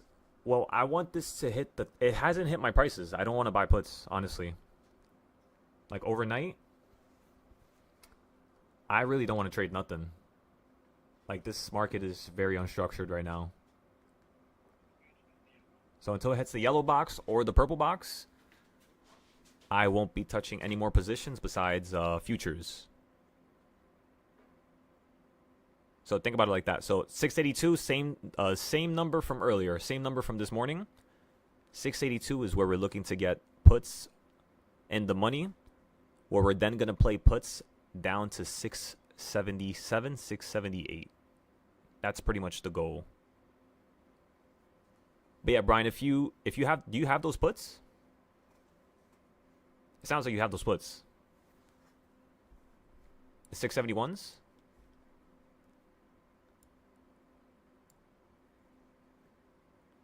Yeah, I do.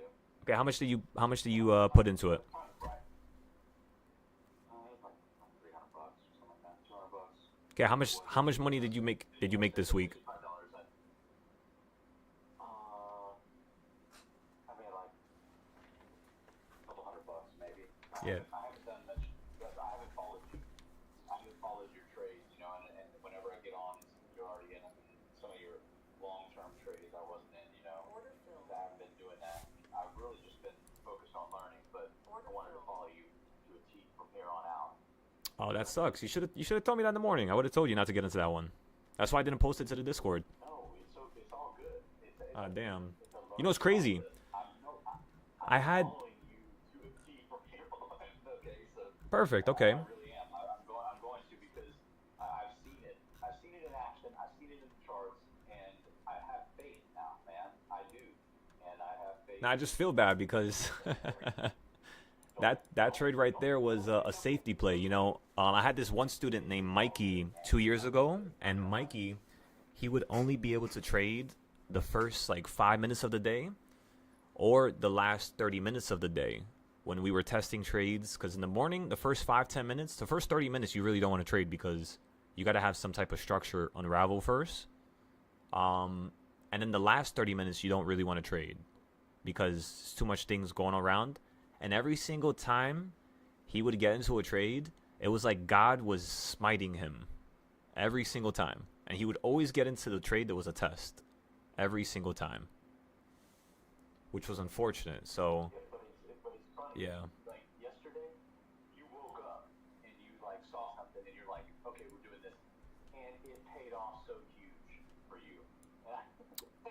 Wait, what? Wait, what? What exactly? You know what I'm saying? And I'm like, you see things. Oh, you're talking about this? Well, you had to understand that yesterday was a much easier day to trade than but today was because remember yesterday those ideas that we had in the morning, we had created those ideas all the way down here. So whenever you were gonna hit that area, I was gonna buy puts there regardless. That's basically all it was. So it's not like I noticed something or, I know. you know what I mean? I know you did. Yeah. And I know you were planning on it. You said we're in the area that I had marked out for puts. You know, Okay. but I'm just letting you know it's all good. Roger that. Everything's good. I'm happy. But yeah, for plays like that, whenever you hear me talk about we're gonna use this as a safety play, just in case something falls out the sky, you want to put the lowest amount possible. One contract. So if I made, let's just say $500 this week, I would want to put only $10 to $40 max. So about like 2% to 5% of your account, so that you could potentially make 15% to 20%. Because if the market would have collapsed there, that $300 would have turned into easily $900 to $1,500. So that was the idea that I was pretty much going for. And yeah, that's for the future, just so you know.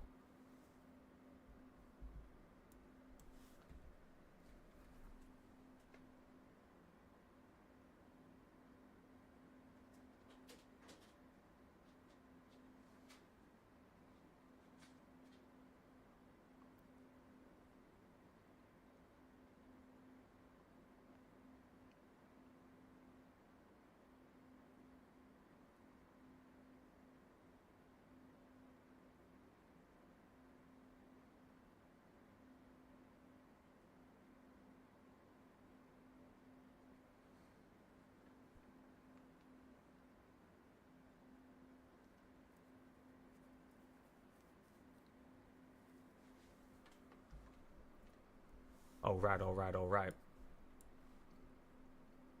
So yeah, everybody on YouTube, remember, The entries that I want to get into, the entries that I really want to put my money into are the entries right here at 682, 687, and then 693. So if you guys want to write that down so nothing happens randomly, make sure you do that. For the 682 play, if it happened today, I would have put a good amount of money down. Because you ran up and you did not hit 682, when you hit it tomorrow, I won't be buying puts here. Instead, I will be buying puts above this area here. Because you got close to a module, you stopped at the quarter point of it. So I know tomorrow we're going to have a chance for you to open up at the quarter point up here. If not, run to up here and then fall. So let's just say you open up here. First thing I would do is most likely puts, yes. If you open up somewhere down here, even though this is the top of a yellow zone, the reason why I'm saying to do that is because if you look over here, when you fell from this area, it was around the midpoint. So what I'm looking for is you to run somewhere around this midpoint. So if you open up at the midpoint, that's really where I want to get puts, somewhere right around here for like a 0 day. But if you run into it and you open up down here and then you run into this area, I'm going to be getting puts at the quarter point before the midpoint. So that's the game plan for tomorrow. Everybody got that?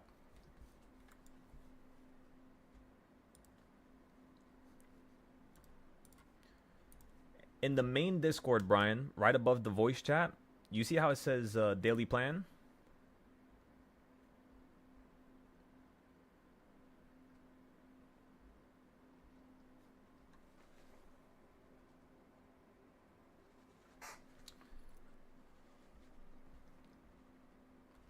Zero DTE for now, just to scout back and forth.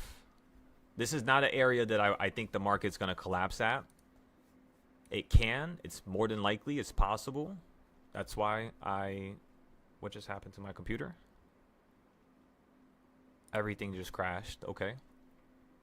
So it is possible. Of course, there you go. Pin it next time. Quickly create a split view when you need it. Pin split view. Okay, perfect. All right, so right here, let me go on the bigger chart. Let's go over here. Let me show you something real quick. I'm going to show you the yearly chart first, because you always got to go with the bigger chart first, and then you go to the smaller ones. Let me find out where the hell it's at, though. There it is. Okay, so ladies and gentlemen, when you hit the bottom, as you can see, we bought right at the 1/16th point, 629. And then we sold right here at the 1/4 point. So this is an area where the market wants to fall. That's one of the things that I'm looking for, of course, is the market to drop. However, due to where you're at, it reminds me of 2024 and 2025. 2024, you ran all the way up to the top before you fell back down, which is like what you're trying to play. And you fell down from the 690, or you would basically, like, as an example, fall from the 690s up here straight down to the 670s, fill some of that gap from a couple of days ago, and then we would start running all the way up to here. That's what's going to happen with this market, in my opinion. However, since it ran up so quick right now, you do have an opportunity for weekly puts right now, Don, because you're at this yearly level. So that's the first thing I want to tell you. So yes, you can get weekly puts, but since a lot of the students on YouTube, on Moomoo, since they don't have too much capital, it's going to cost them way too much to do that. So I don't tend to use weekly puts unless you're kind of killing value at, you know, a high. Like, let's just say like this. You see how like you're killing value over here? So like I would tell them to buy 5-day puts around there, or like maybe around the bottoms. The bottoms are really good points. So if you fall out the sky, I would have them buy calls at the bottom of it. If they're trying to buy the puts, I would have them try to buy it towards these peaks here because it's very structured. Like 696, when you hit this, look how many times you hit that 116 point and fell from it. You know, so what I like to do is I like to trade 0 days using these points here. And I just literally play like patty cake with it. You know what I mean? Like just back and forth, cat and mouse. Or pinball. Pinball, yeah, whatever. So now that you looked at that, let's go ahead and look at the shorter term chart.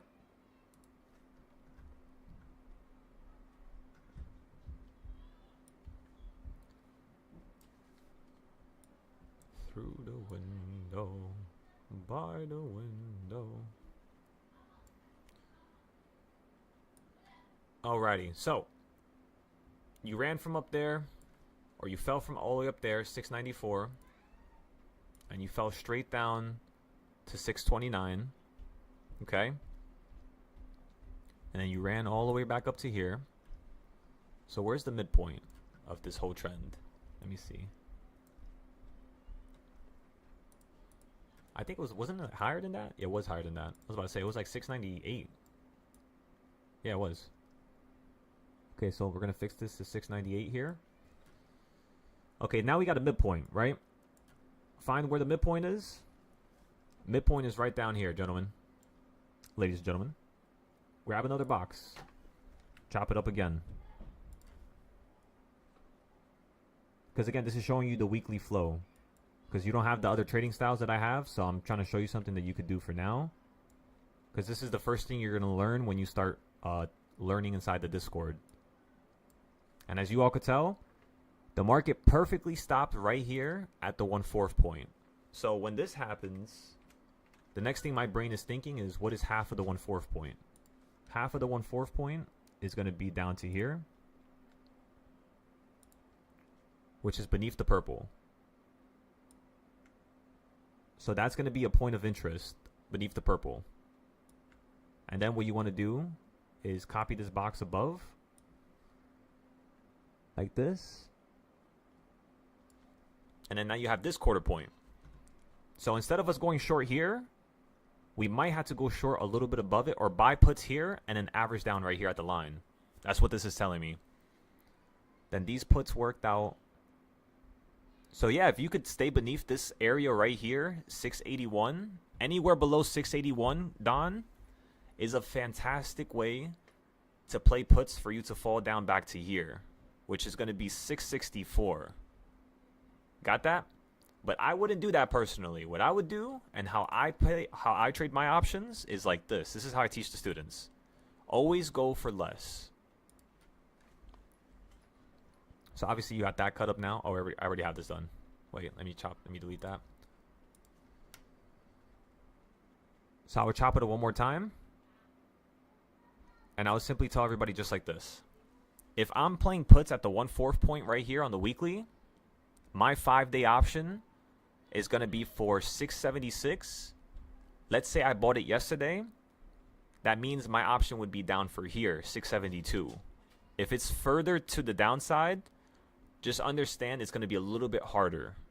You could definitely profit 100%. It's just be careful. By the second to third day, when you have 2 days left or 3 days left to your option, which I'm guessing your option expires on Monday, what I would do is probably sell it tomorrow no matter what. Unless tomorrow slows down at the top and I give you the green light, I give everybody green light saying that the market could fall here, then you could hold it, of course. But for now, again, just try to make sure your strike price is as close as possible. Why? Because you're not at the 690 high yet. When you get up here, then you can start buying further options, if that makes sense. Because you're in the process of running up, you kind of don't want to mess with those options. It's an opportunity. It's a possibility. However, it's kind of dangerous right now. So that's why I'm just focusing on 0 days until we get to the 680s, where we're going to then potentially, like if we get to 687, I would probably buy like a 10-day option or a 14-day option. And I would buy those puts down for here, 681. And then if it gets above the purple and it gets above this line here, 689, meaning $2 away from my strike price. So let's say if I buy something for $400, that would mean that it drops to 360 and then 330. So I would be down $70. I'm going to buy 5 of them, let's say. So 5 times 400 would equal around 2,000. Okay, and then you do $70 times 5. So that's 70. That's 140. That's 280. And then you have 350. Yeah, 350. So I would put in, let me see, 350 minus 2,000. That's 1,650. So max I would put in that trade is $1,650.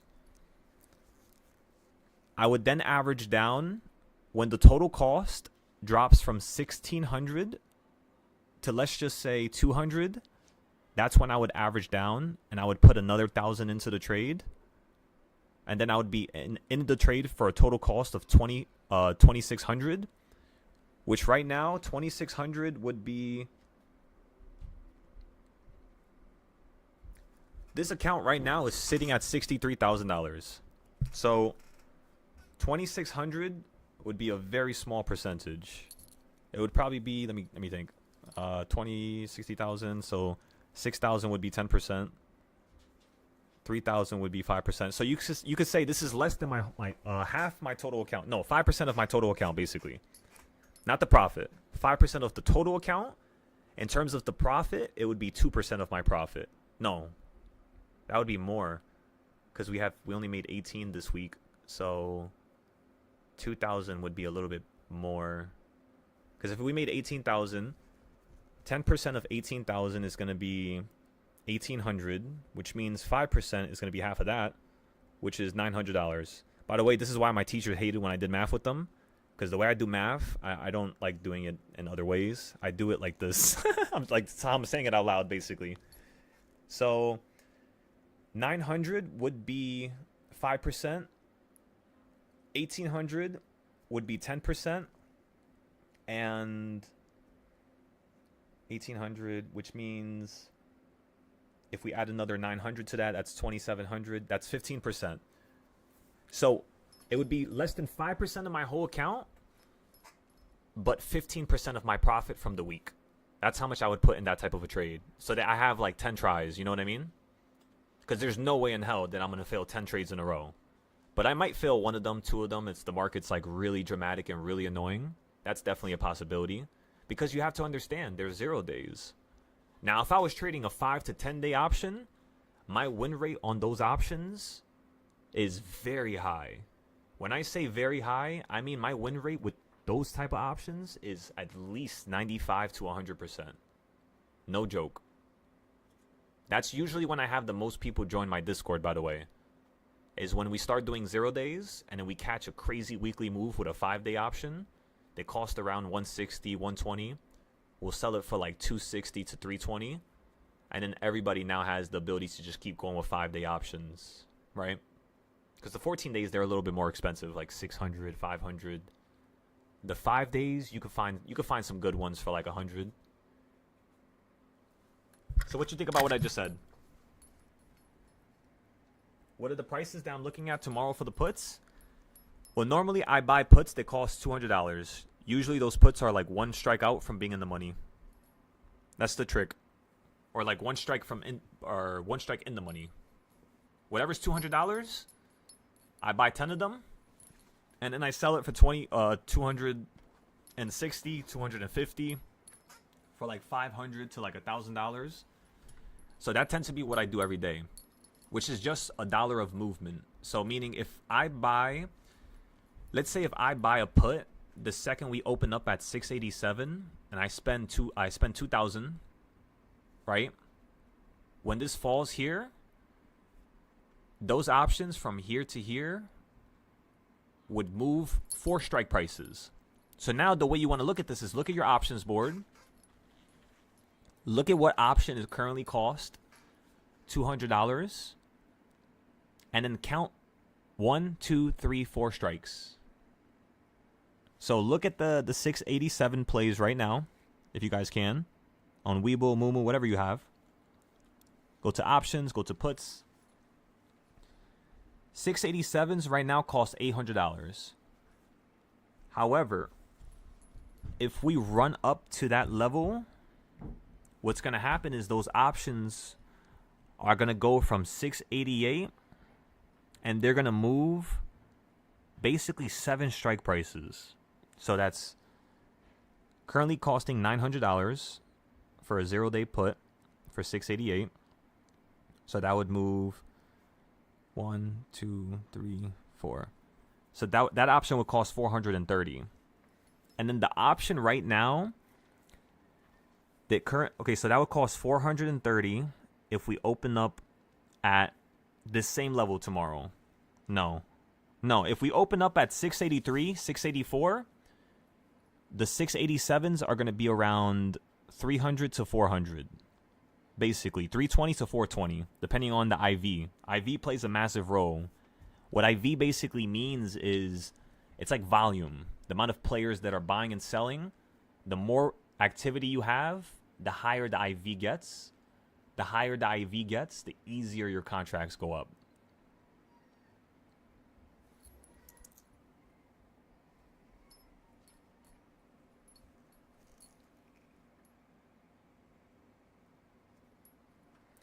Yeah, like remember, in the summer, I was just trading mostly 5-day to 10-day options.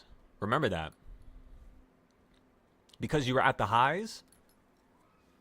So that's when I really love playing the 5-day options. Like, for example, if the market would have stayed stuck at 630, 620, we would have been playing a shit ton of 5-day options. I only like playing 0 days when it's kind of like in the middle of fast price action because less money, but more opportunity. You feel me? I could put in less money, and because of the large moves, those 0-day options are going to be a lot more, aggressive, and they're going to yield a lot more profit than they normally would if you just were in a market where it was like stuck like, let me show you. But that's the thing is just this year has been moving so much that even in the consolidation events, it's been like really good profit with the 0 days. Like shit like this, right? If you're at a high like right here, the 691 high that we played puts from, right? We played puts from here straight down to 688. Was it? No, 688 or 678. What was it? I'm pretty sure 688. Yeah, we played puts like right beneath the purple. So I bought a 5-day play at 691 to sell it for the next day. Does that make sense? Because I think it's going to take 2 days to at least fall. If I'm buying a 3-day play, like how you see me buy TQQ, whenever I'm playing overnight, I only buy a 3-day option. Because I want to have at least one more day so that it gives it extra value. That's it. I just don't want the value to depreciate too much. That's why I tell people, never, ever buy a 1-day option that's going to expire when you open up the next day. Never do that. It's worse than buying a 0-day option, in my opinion. Only buy an option that's 3 days or more. Okay? Whenever you're trying to play overnight. If it's 1 day, you get a 3-day. If you're trying to play and you think it's going to happen within 2 days, like for example, right here, what date is this? The 26th, right? So if you look at when the market likes to change directions, it's every 7 days, which means 7, 14, 21, 28. So I thought that the move was going to occur on the 28th, like right by here. But it occurred literally by Monday from Friday. So I got out instantly because I already had the move occur that I wanted. So the rest of the days here, I would be playing a 0-day option. So like right here in the middle, just 0 days. Right here, where's the low? Yeah, I would honestly just be playing 0 days here too. When you hit the yellow box here, I would have bought a 5-day call. And then the next day I would have sold it the second you opened up over here. Because again, 2 days. And then the second day is even higher. But I don't like how you fall this much. This is way too much. Because you ran up this much, so that shit is going to be in the sky. And then you're pretty much going to kill all value because this was, you know, a higher point than here. So you're going to lose so much value here with a 5-day play. That's one of the things I hate. So, like, let's say if I paid 160 here, let's say if I paid 200 here for a 5-day play, or 250, let's just say. That option down here would be worth like $90, $80, maybe a little bit more, maybe like 120. That's usually how much they drop, like 120. And then I probably would have had to buy more, which would have made us make more money, which is the funniest part. You know that, right? When you average down when you're supposed to, you actually end up making more money, which is the funniest thing in the world. At least that's one of my patterns that I've seen with myself. Anytime I average down, I usually wait so long to average down that it's going to yield profit, some good profit. But yeah, we'll just leave it at that so I don't blow up your head right now. Just try to take those notes, take those ideas for now, write them down, and then just test them. So like when I buy an overnight play, like right now, if the market would have ran all the way up to 687 or somewhere in between, like 685, I would have bought an overnight put on TQQ, and I would have got one strikeout. 3 days out, one strikeout. The next morning, if it fell down to the yellow, that's profit instantly. I would have sold the 3-day play, which is now a 2-day play. Take my profit. I would be up probably, let's say if I spent on a 3-day play, I forgot how much they cost last time, but I'd be buying a lot of them though. I'd be buying like 10 of them. So I'll buy like 10 of them for like $100. It'll cost me like $1,000 to $2,000. Remember, you got to stay under a certain amount of capital and under a certain amount of money so that you never ever, no matter what happens that day, you never ever lose your account. As long as you guys can always stay, that's why you see me stay between 1,000 to 2,000 all the time. And then when I play leaps, that's when you guys see me put 5,000, 10,000, 15,000. If I'm playing a yearly play, that's when you will see me put 20,000 to 50,000, 100,000. Maybe when I hit 500K in terms of in my bank account, not in any of my trading, like my trading money is separate on top of my bank account money.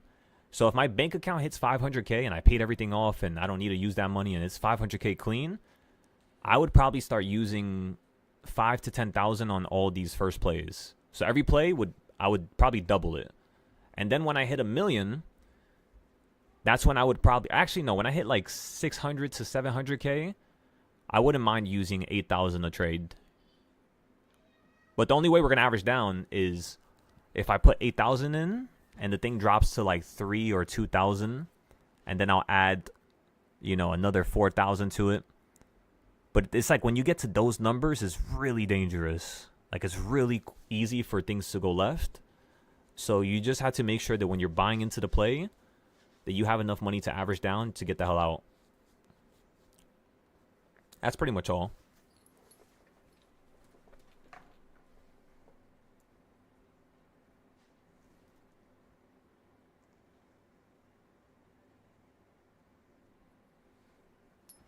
Exactly, Don. So what you're witnessing right now, Don, like this structure,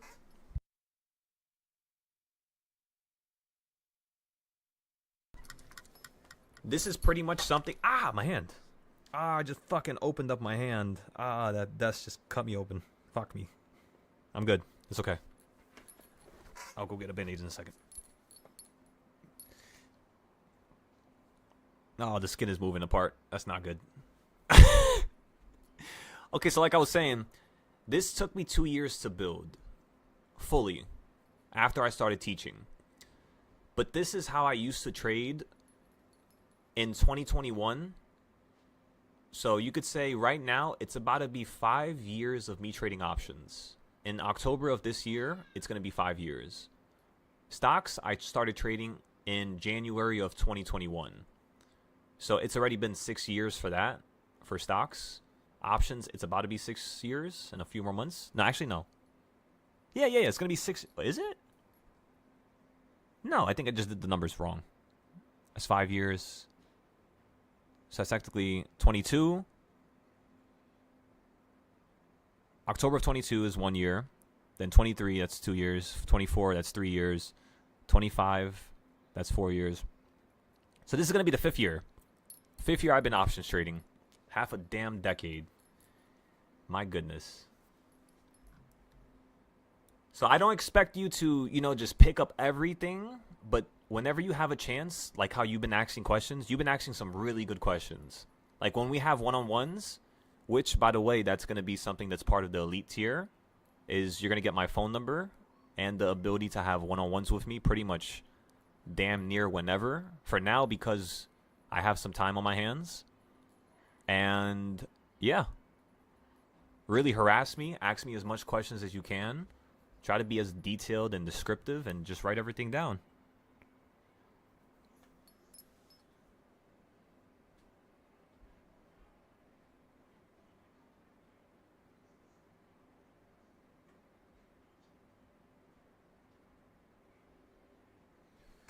Wait, what do you mean, Brock? You said you don't think options can be traded overnight on Moomoo? Now you can. Yeah, you could trade pretty much on any application that allows options. They're gonna have like QQQ and all that. Remember, I'm choosing TQQ to play overnight options on the SPY because since the market ran up so much, the puts have been holding value really well, meaning the contract prices that I'm seeing today, if we open up at the same level or a little bit higher tomorrow, my contracts are going to be down at least 20% automatically. And, I don't like putting myself in positions like that. So that's the thing. That's why now I'm not just buying it. And, yeah. Because, remember, 2 days ago, we bought a put. We bought a put right here. In case you guys you guys weren't here, we bought a put right here at the end of the day for 660. One strikeout on TQQ. The market opened up all the way up here where we averaged down, and when you fell down to here, we were break even, so we hopped out. That's crazy, right? That's why you kind of want to get those 3-day options because they hold so much value where even if the market does something stupid like this, really against you, you still could win. With the 0-day plays, let me tell ya, it's a little bit more unforgiving, to say the least.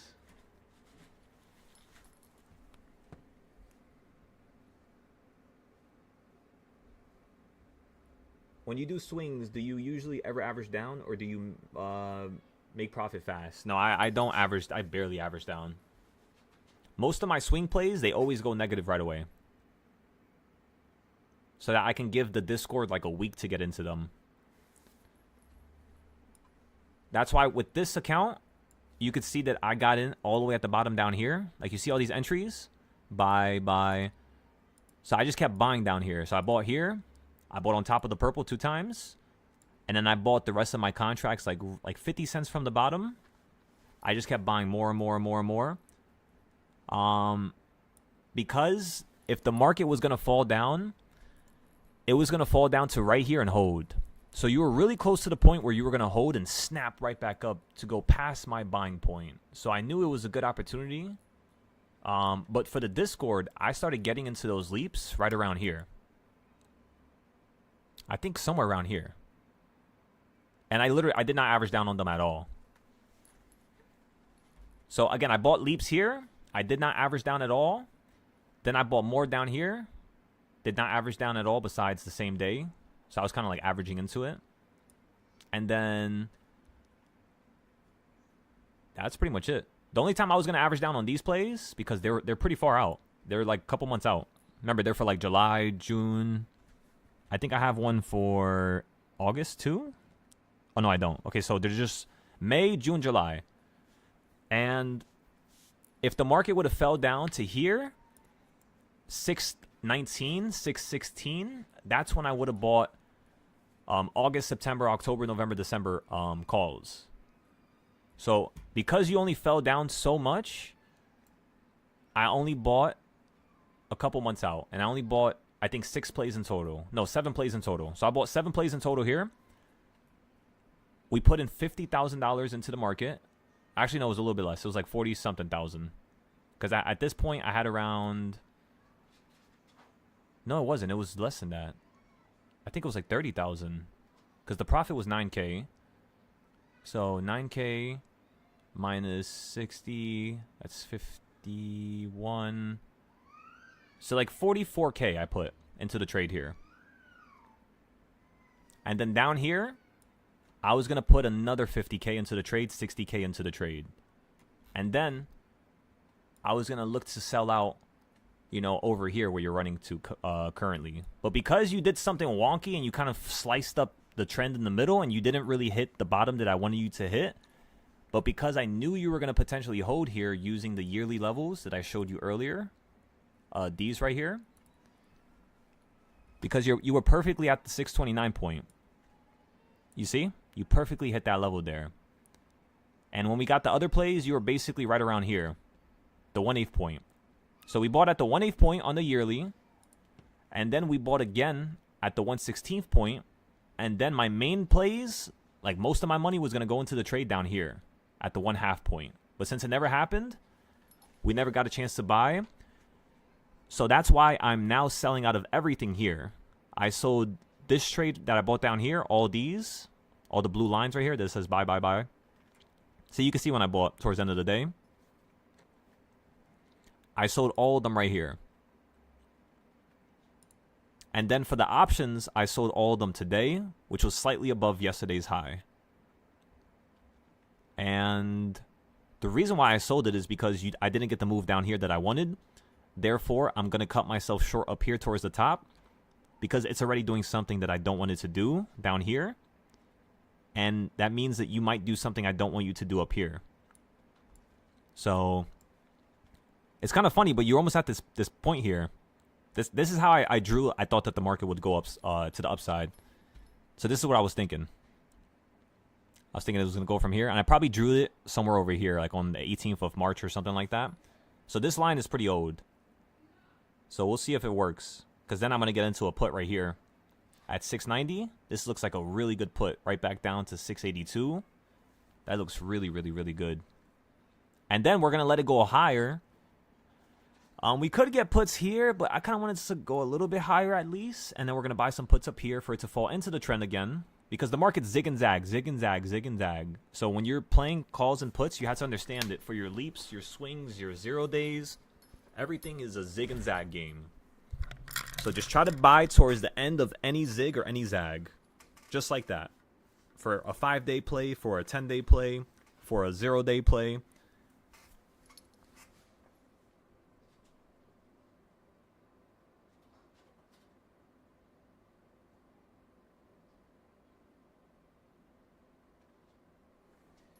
So yeah, the only time that I sell a play quickly, to answer your question with a little bit more details, the only time I ever play a trade quickly is 0 days. That's when you see me in and out, in and out, in and out, because, you know, I have longer term plays that are running in the background, so I don't need to over leverage myself. Because if you could teach yourself not to over leverage yourself now, it will never happen in the future. Which is why you don't see me over leverage on anything right now, because we're good. We're straight.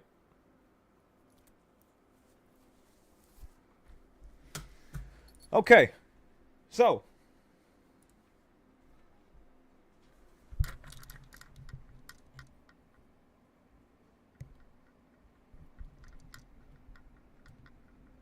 Oh, no, I wouldn't be trading SPX, though, brother.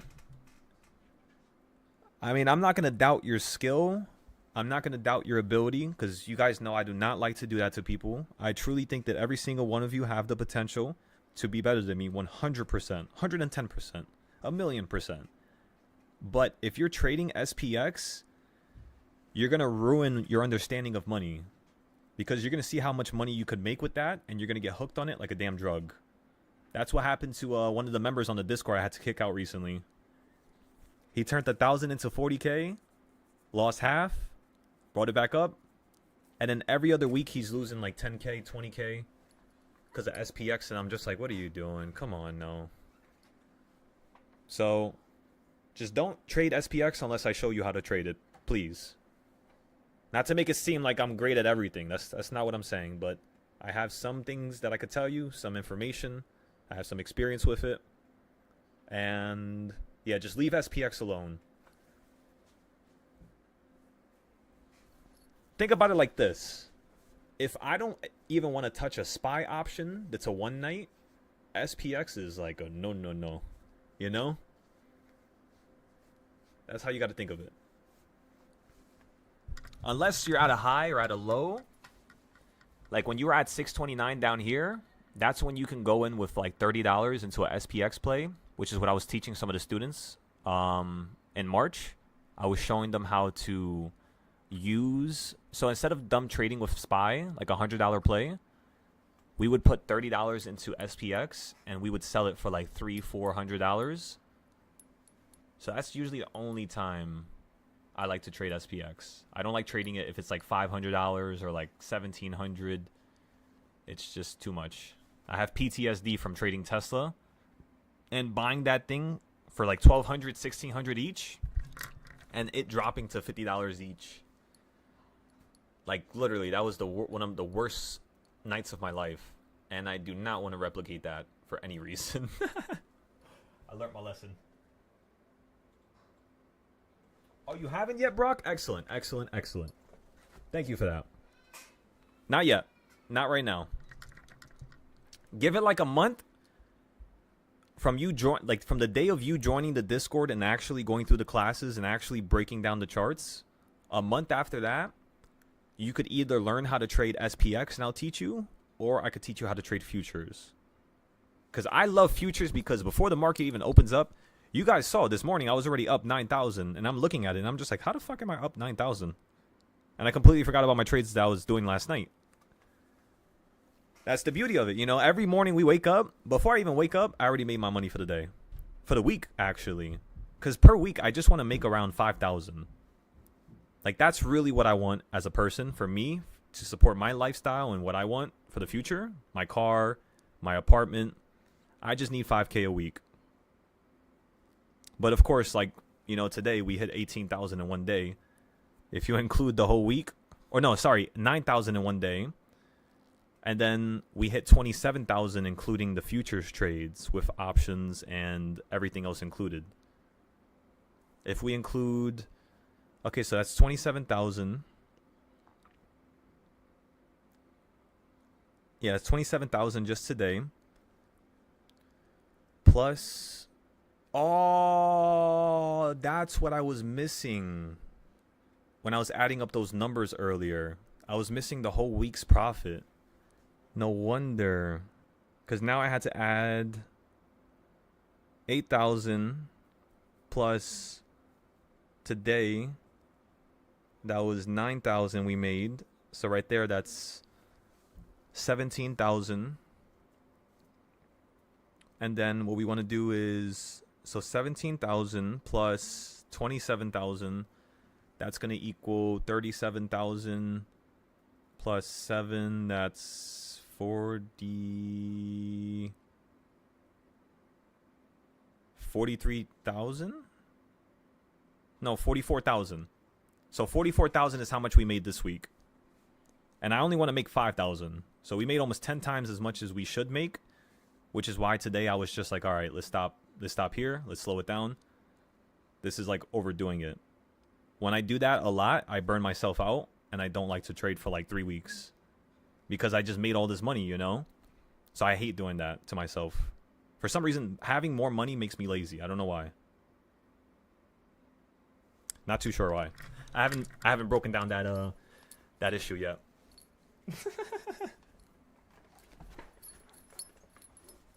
I don't know. I like being in survival mode. It's more fun. Life gets boring once you make it. That's why I wish I was slower when it came to making money. Like the first month I ever options traded, you know, I made 100,000. The first month I ever traded stocks, I went from 600 to 9,000. So I 10x my whole account. And then when I traded options, the first month it was 3,000 I started with. So how much is that? That's like times, shit, I can't do quick math. Times 10 times 20 times like 30, like 32, 33. And then when I traded futures, oh my God. when I first traded futures, I completely destroyed my like idea of money. And that's the reason why you see me barely trade options anymore.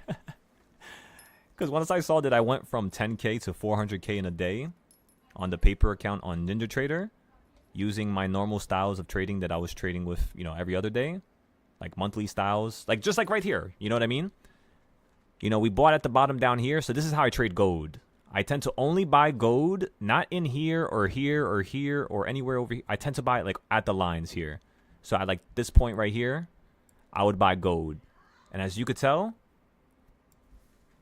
does the market hold when you hit that? Oh, fuck. Don't tell me I just messed that up. I think I just messed it up.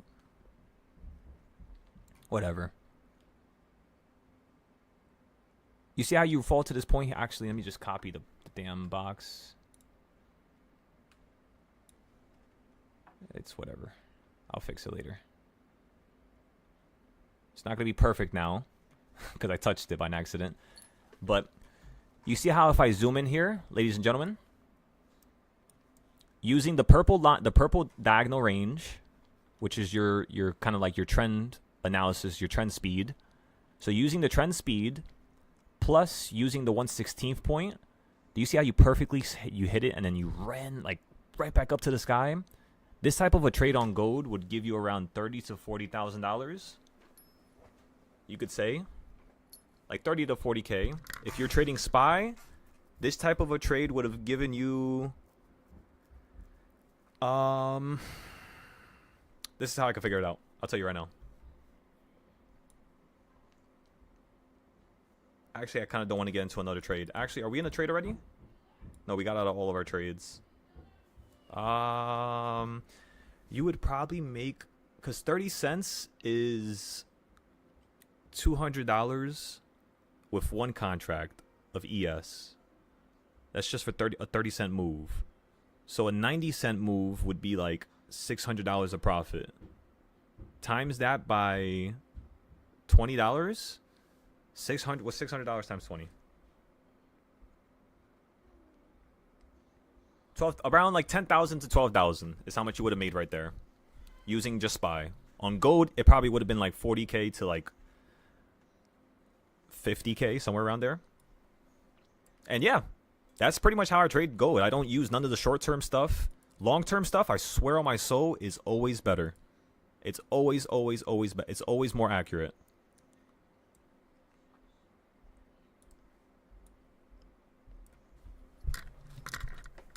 So yeah, hope you guys like that. What time is it? It's 4:04. The market's about to close. We're going to take a loss on that one SPY option. So this is going to be our first loss in like a week or two. Actually, no, this is our first loss in like 2 weeks, 3 weeks. We haven't had a loss all month. So 1 week. Yeah, about like like 2 weeks. I think we had a loss the last week of April. Because April was the testing month. So April, every single week in April, I forced the students, which is why I was not live on YouTube. Every single week in April, I was basically stress testing all students. And every week, I think I had to kick out like 2 or 3 people because they just weren't able to kind of handle the environment. So me kicking them out is basically me telling them, you're paying too much money. I don't think you should be paying me money. You should reset, go back to a lower tier, and learn everything precisely. Don't just skip over stuff. Really learn it so that you don't have to pay for that issue or that loss later on. You know?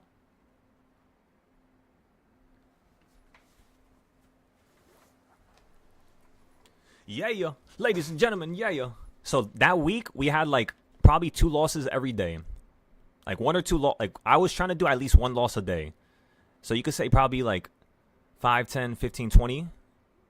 Maybe 20 losses we had in March when we were testing everybody. After we just came from a 40 trade win streak in February. So mad people made money.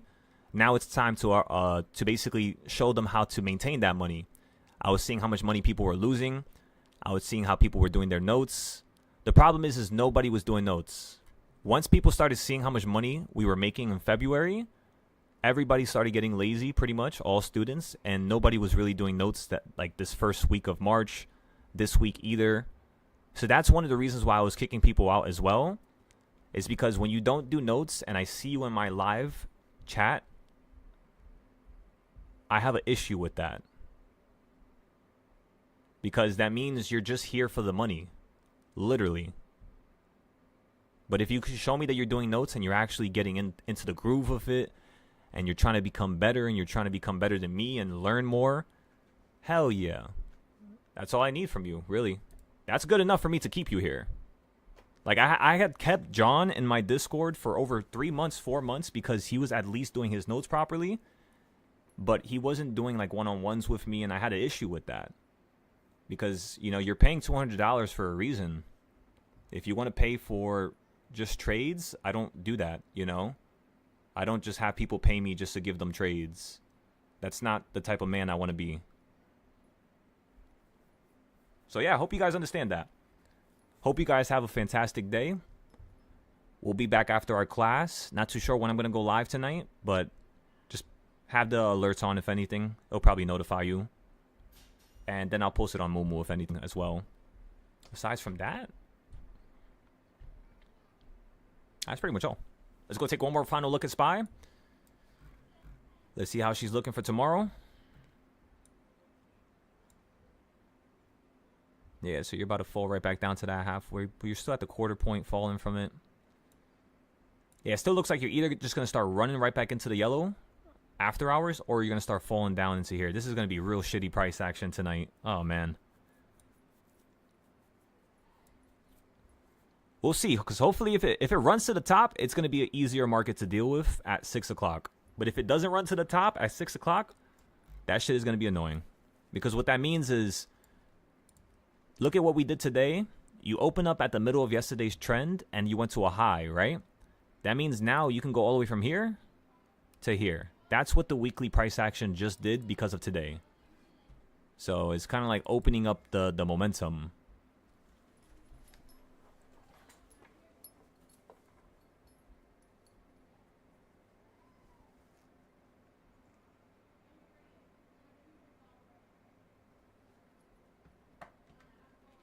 So you said you see that you were on the wrong chart. Now you found where I need to be. You'll get the Discord going Saturday. Roger that, Brock. By the way, if you guys ever join at a random time, just know that I randomly knock out because I don't really sleep. So, yeah, just give me like 30 minutes or an hour. Usually I sleep for... Usually I just take naps. But on Saturday, we're going to have a class in the morning. So Saturday at 10 a.m., New York Eastern Standard Time. So basically, like, you know when the stock market opens up? Every Saturday in the morning, we like to have a class. And then on Sundays, we do it after, like, 12 because people go to church. Also, I want to start going as well. I haven't been to one in so long, and I want to start going. So I think this Sunday, I should have an opportunity to go in the morning. I want to go for like an hour. Just learn more, experience more, you know, feel more, and just mature more, really. So, ladies and gentlemen, I shall see you later tonight. The market is now closed. That was perfectly on time. Thank you. I want to get like a sound effect keyboard thingy where I could press like buttons and stuff. I feel like that shit would be so funny. But yeah, I have to see how to connect that stuff. When it comes to audio and me, oh my goodness, let me tell ya, I hate it. I hate dealing with audio. It's so annoying, especially because my motherboard on this computer, I was a little bit of a dummy when I built it. So I kind of bought a motherboard that was refurbished before I put everything together, and I should have tested it, but I didn't. And for some reason, the sound capture thingy on the motherboard just doesn't work for some reason, and I have no idea how to make it work. Like, my audio from my computer works, as you all heard that right there, but like there's like these weird little bugs that I have they like mess up my whole computer's audio system. You know what I should do? I should ask people, I should ask people like on Twitter or some shit if there's anybody who knows. I could probably fix that issue now that I think about it. There has to be someone who knows. But yeah, audio stuff I'm not good with. Also, I'm starting to learn the coding stuff, so that's becoming a little bit easier to understand. But still, I'm not nowhere near where I need to be. And I think that's pretty much it. That's the only real problems I really have with this computer. Coding stuff and then sound. But yeah. Thank you guys for showing up. I really appreciate you guys. I hope you guys understand that. You know, you guys give me purpose. This is really all I need in life. Is to just help you guys and see that people are gaining help and they're making money and they're changing their lives, and you know, they want more for themselves and they want more from me, and that's all. So I really, really, really do appreciate you guys, no matter how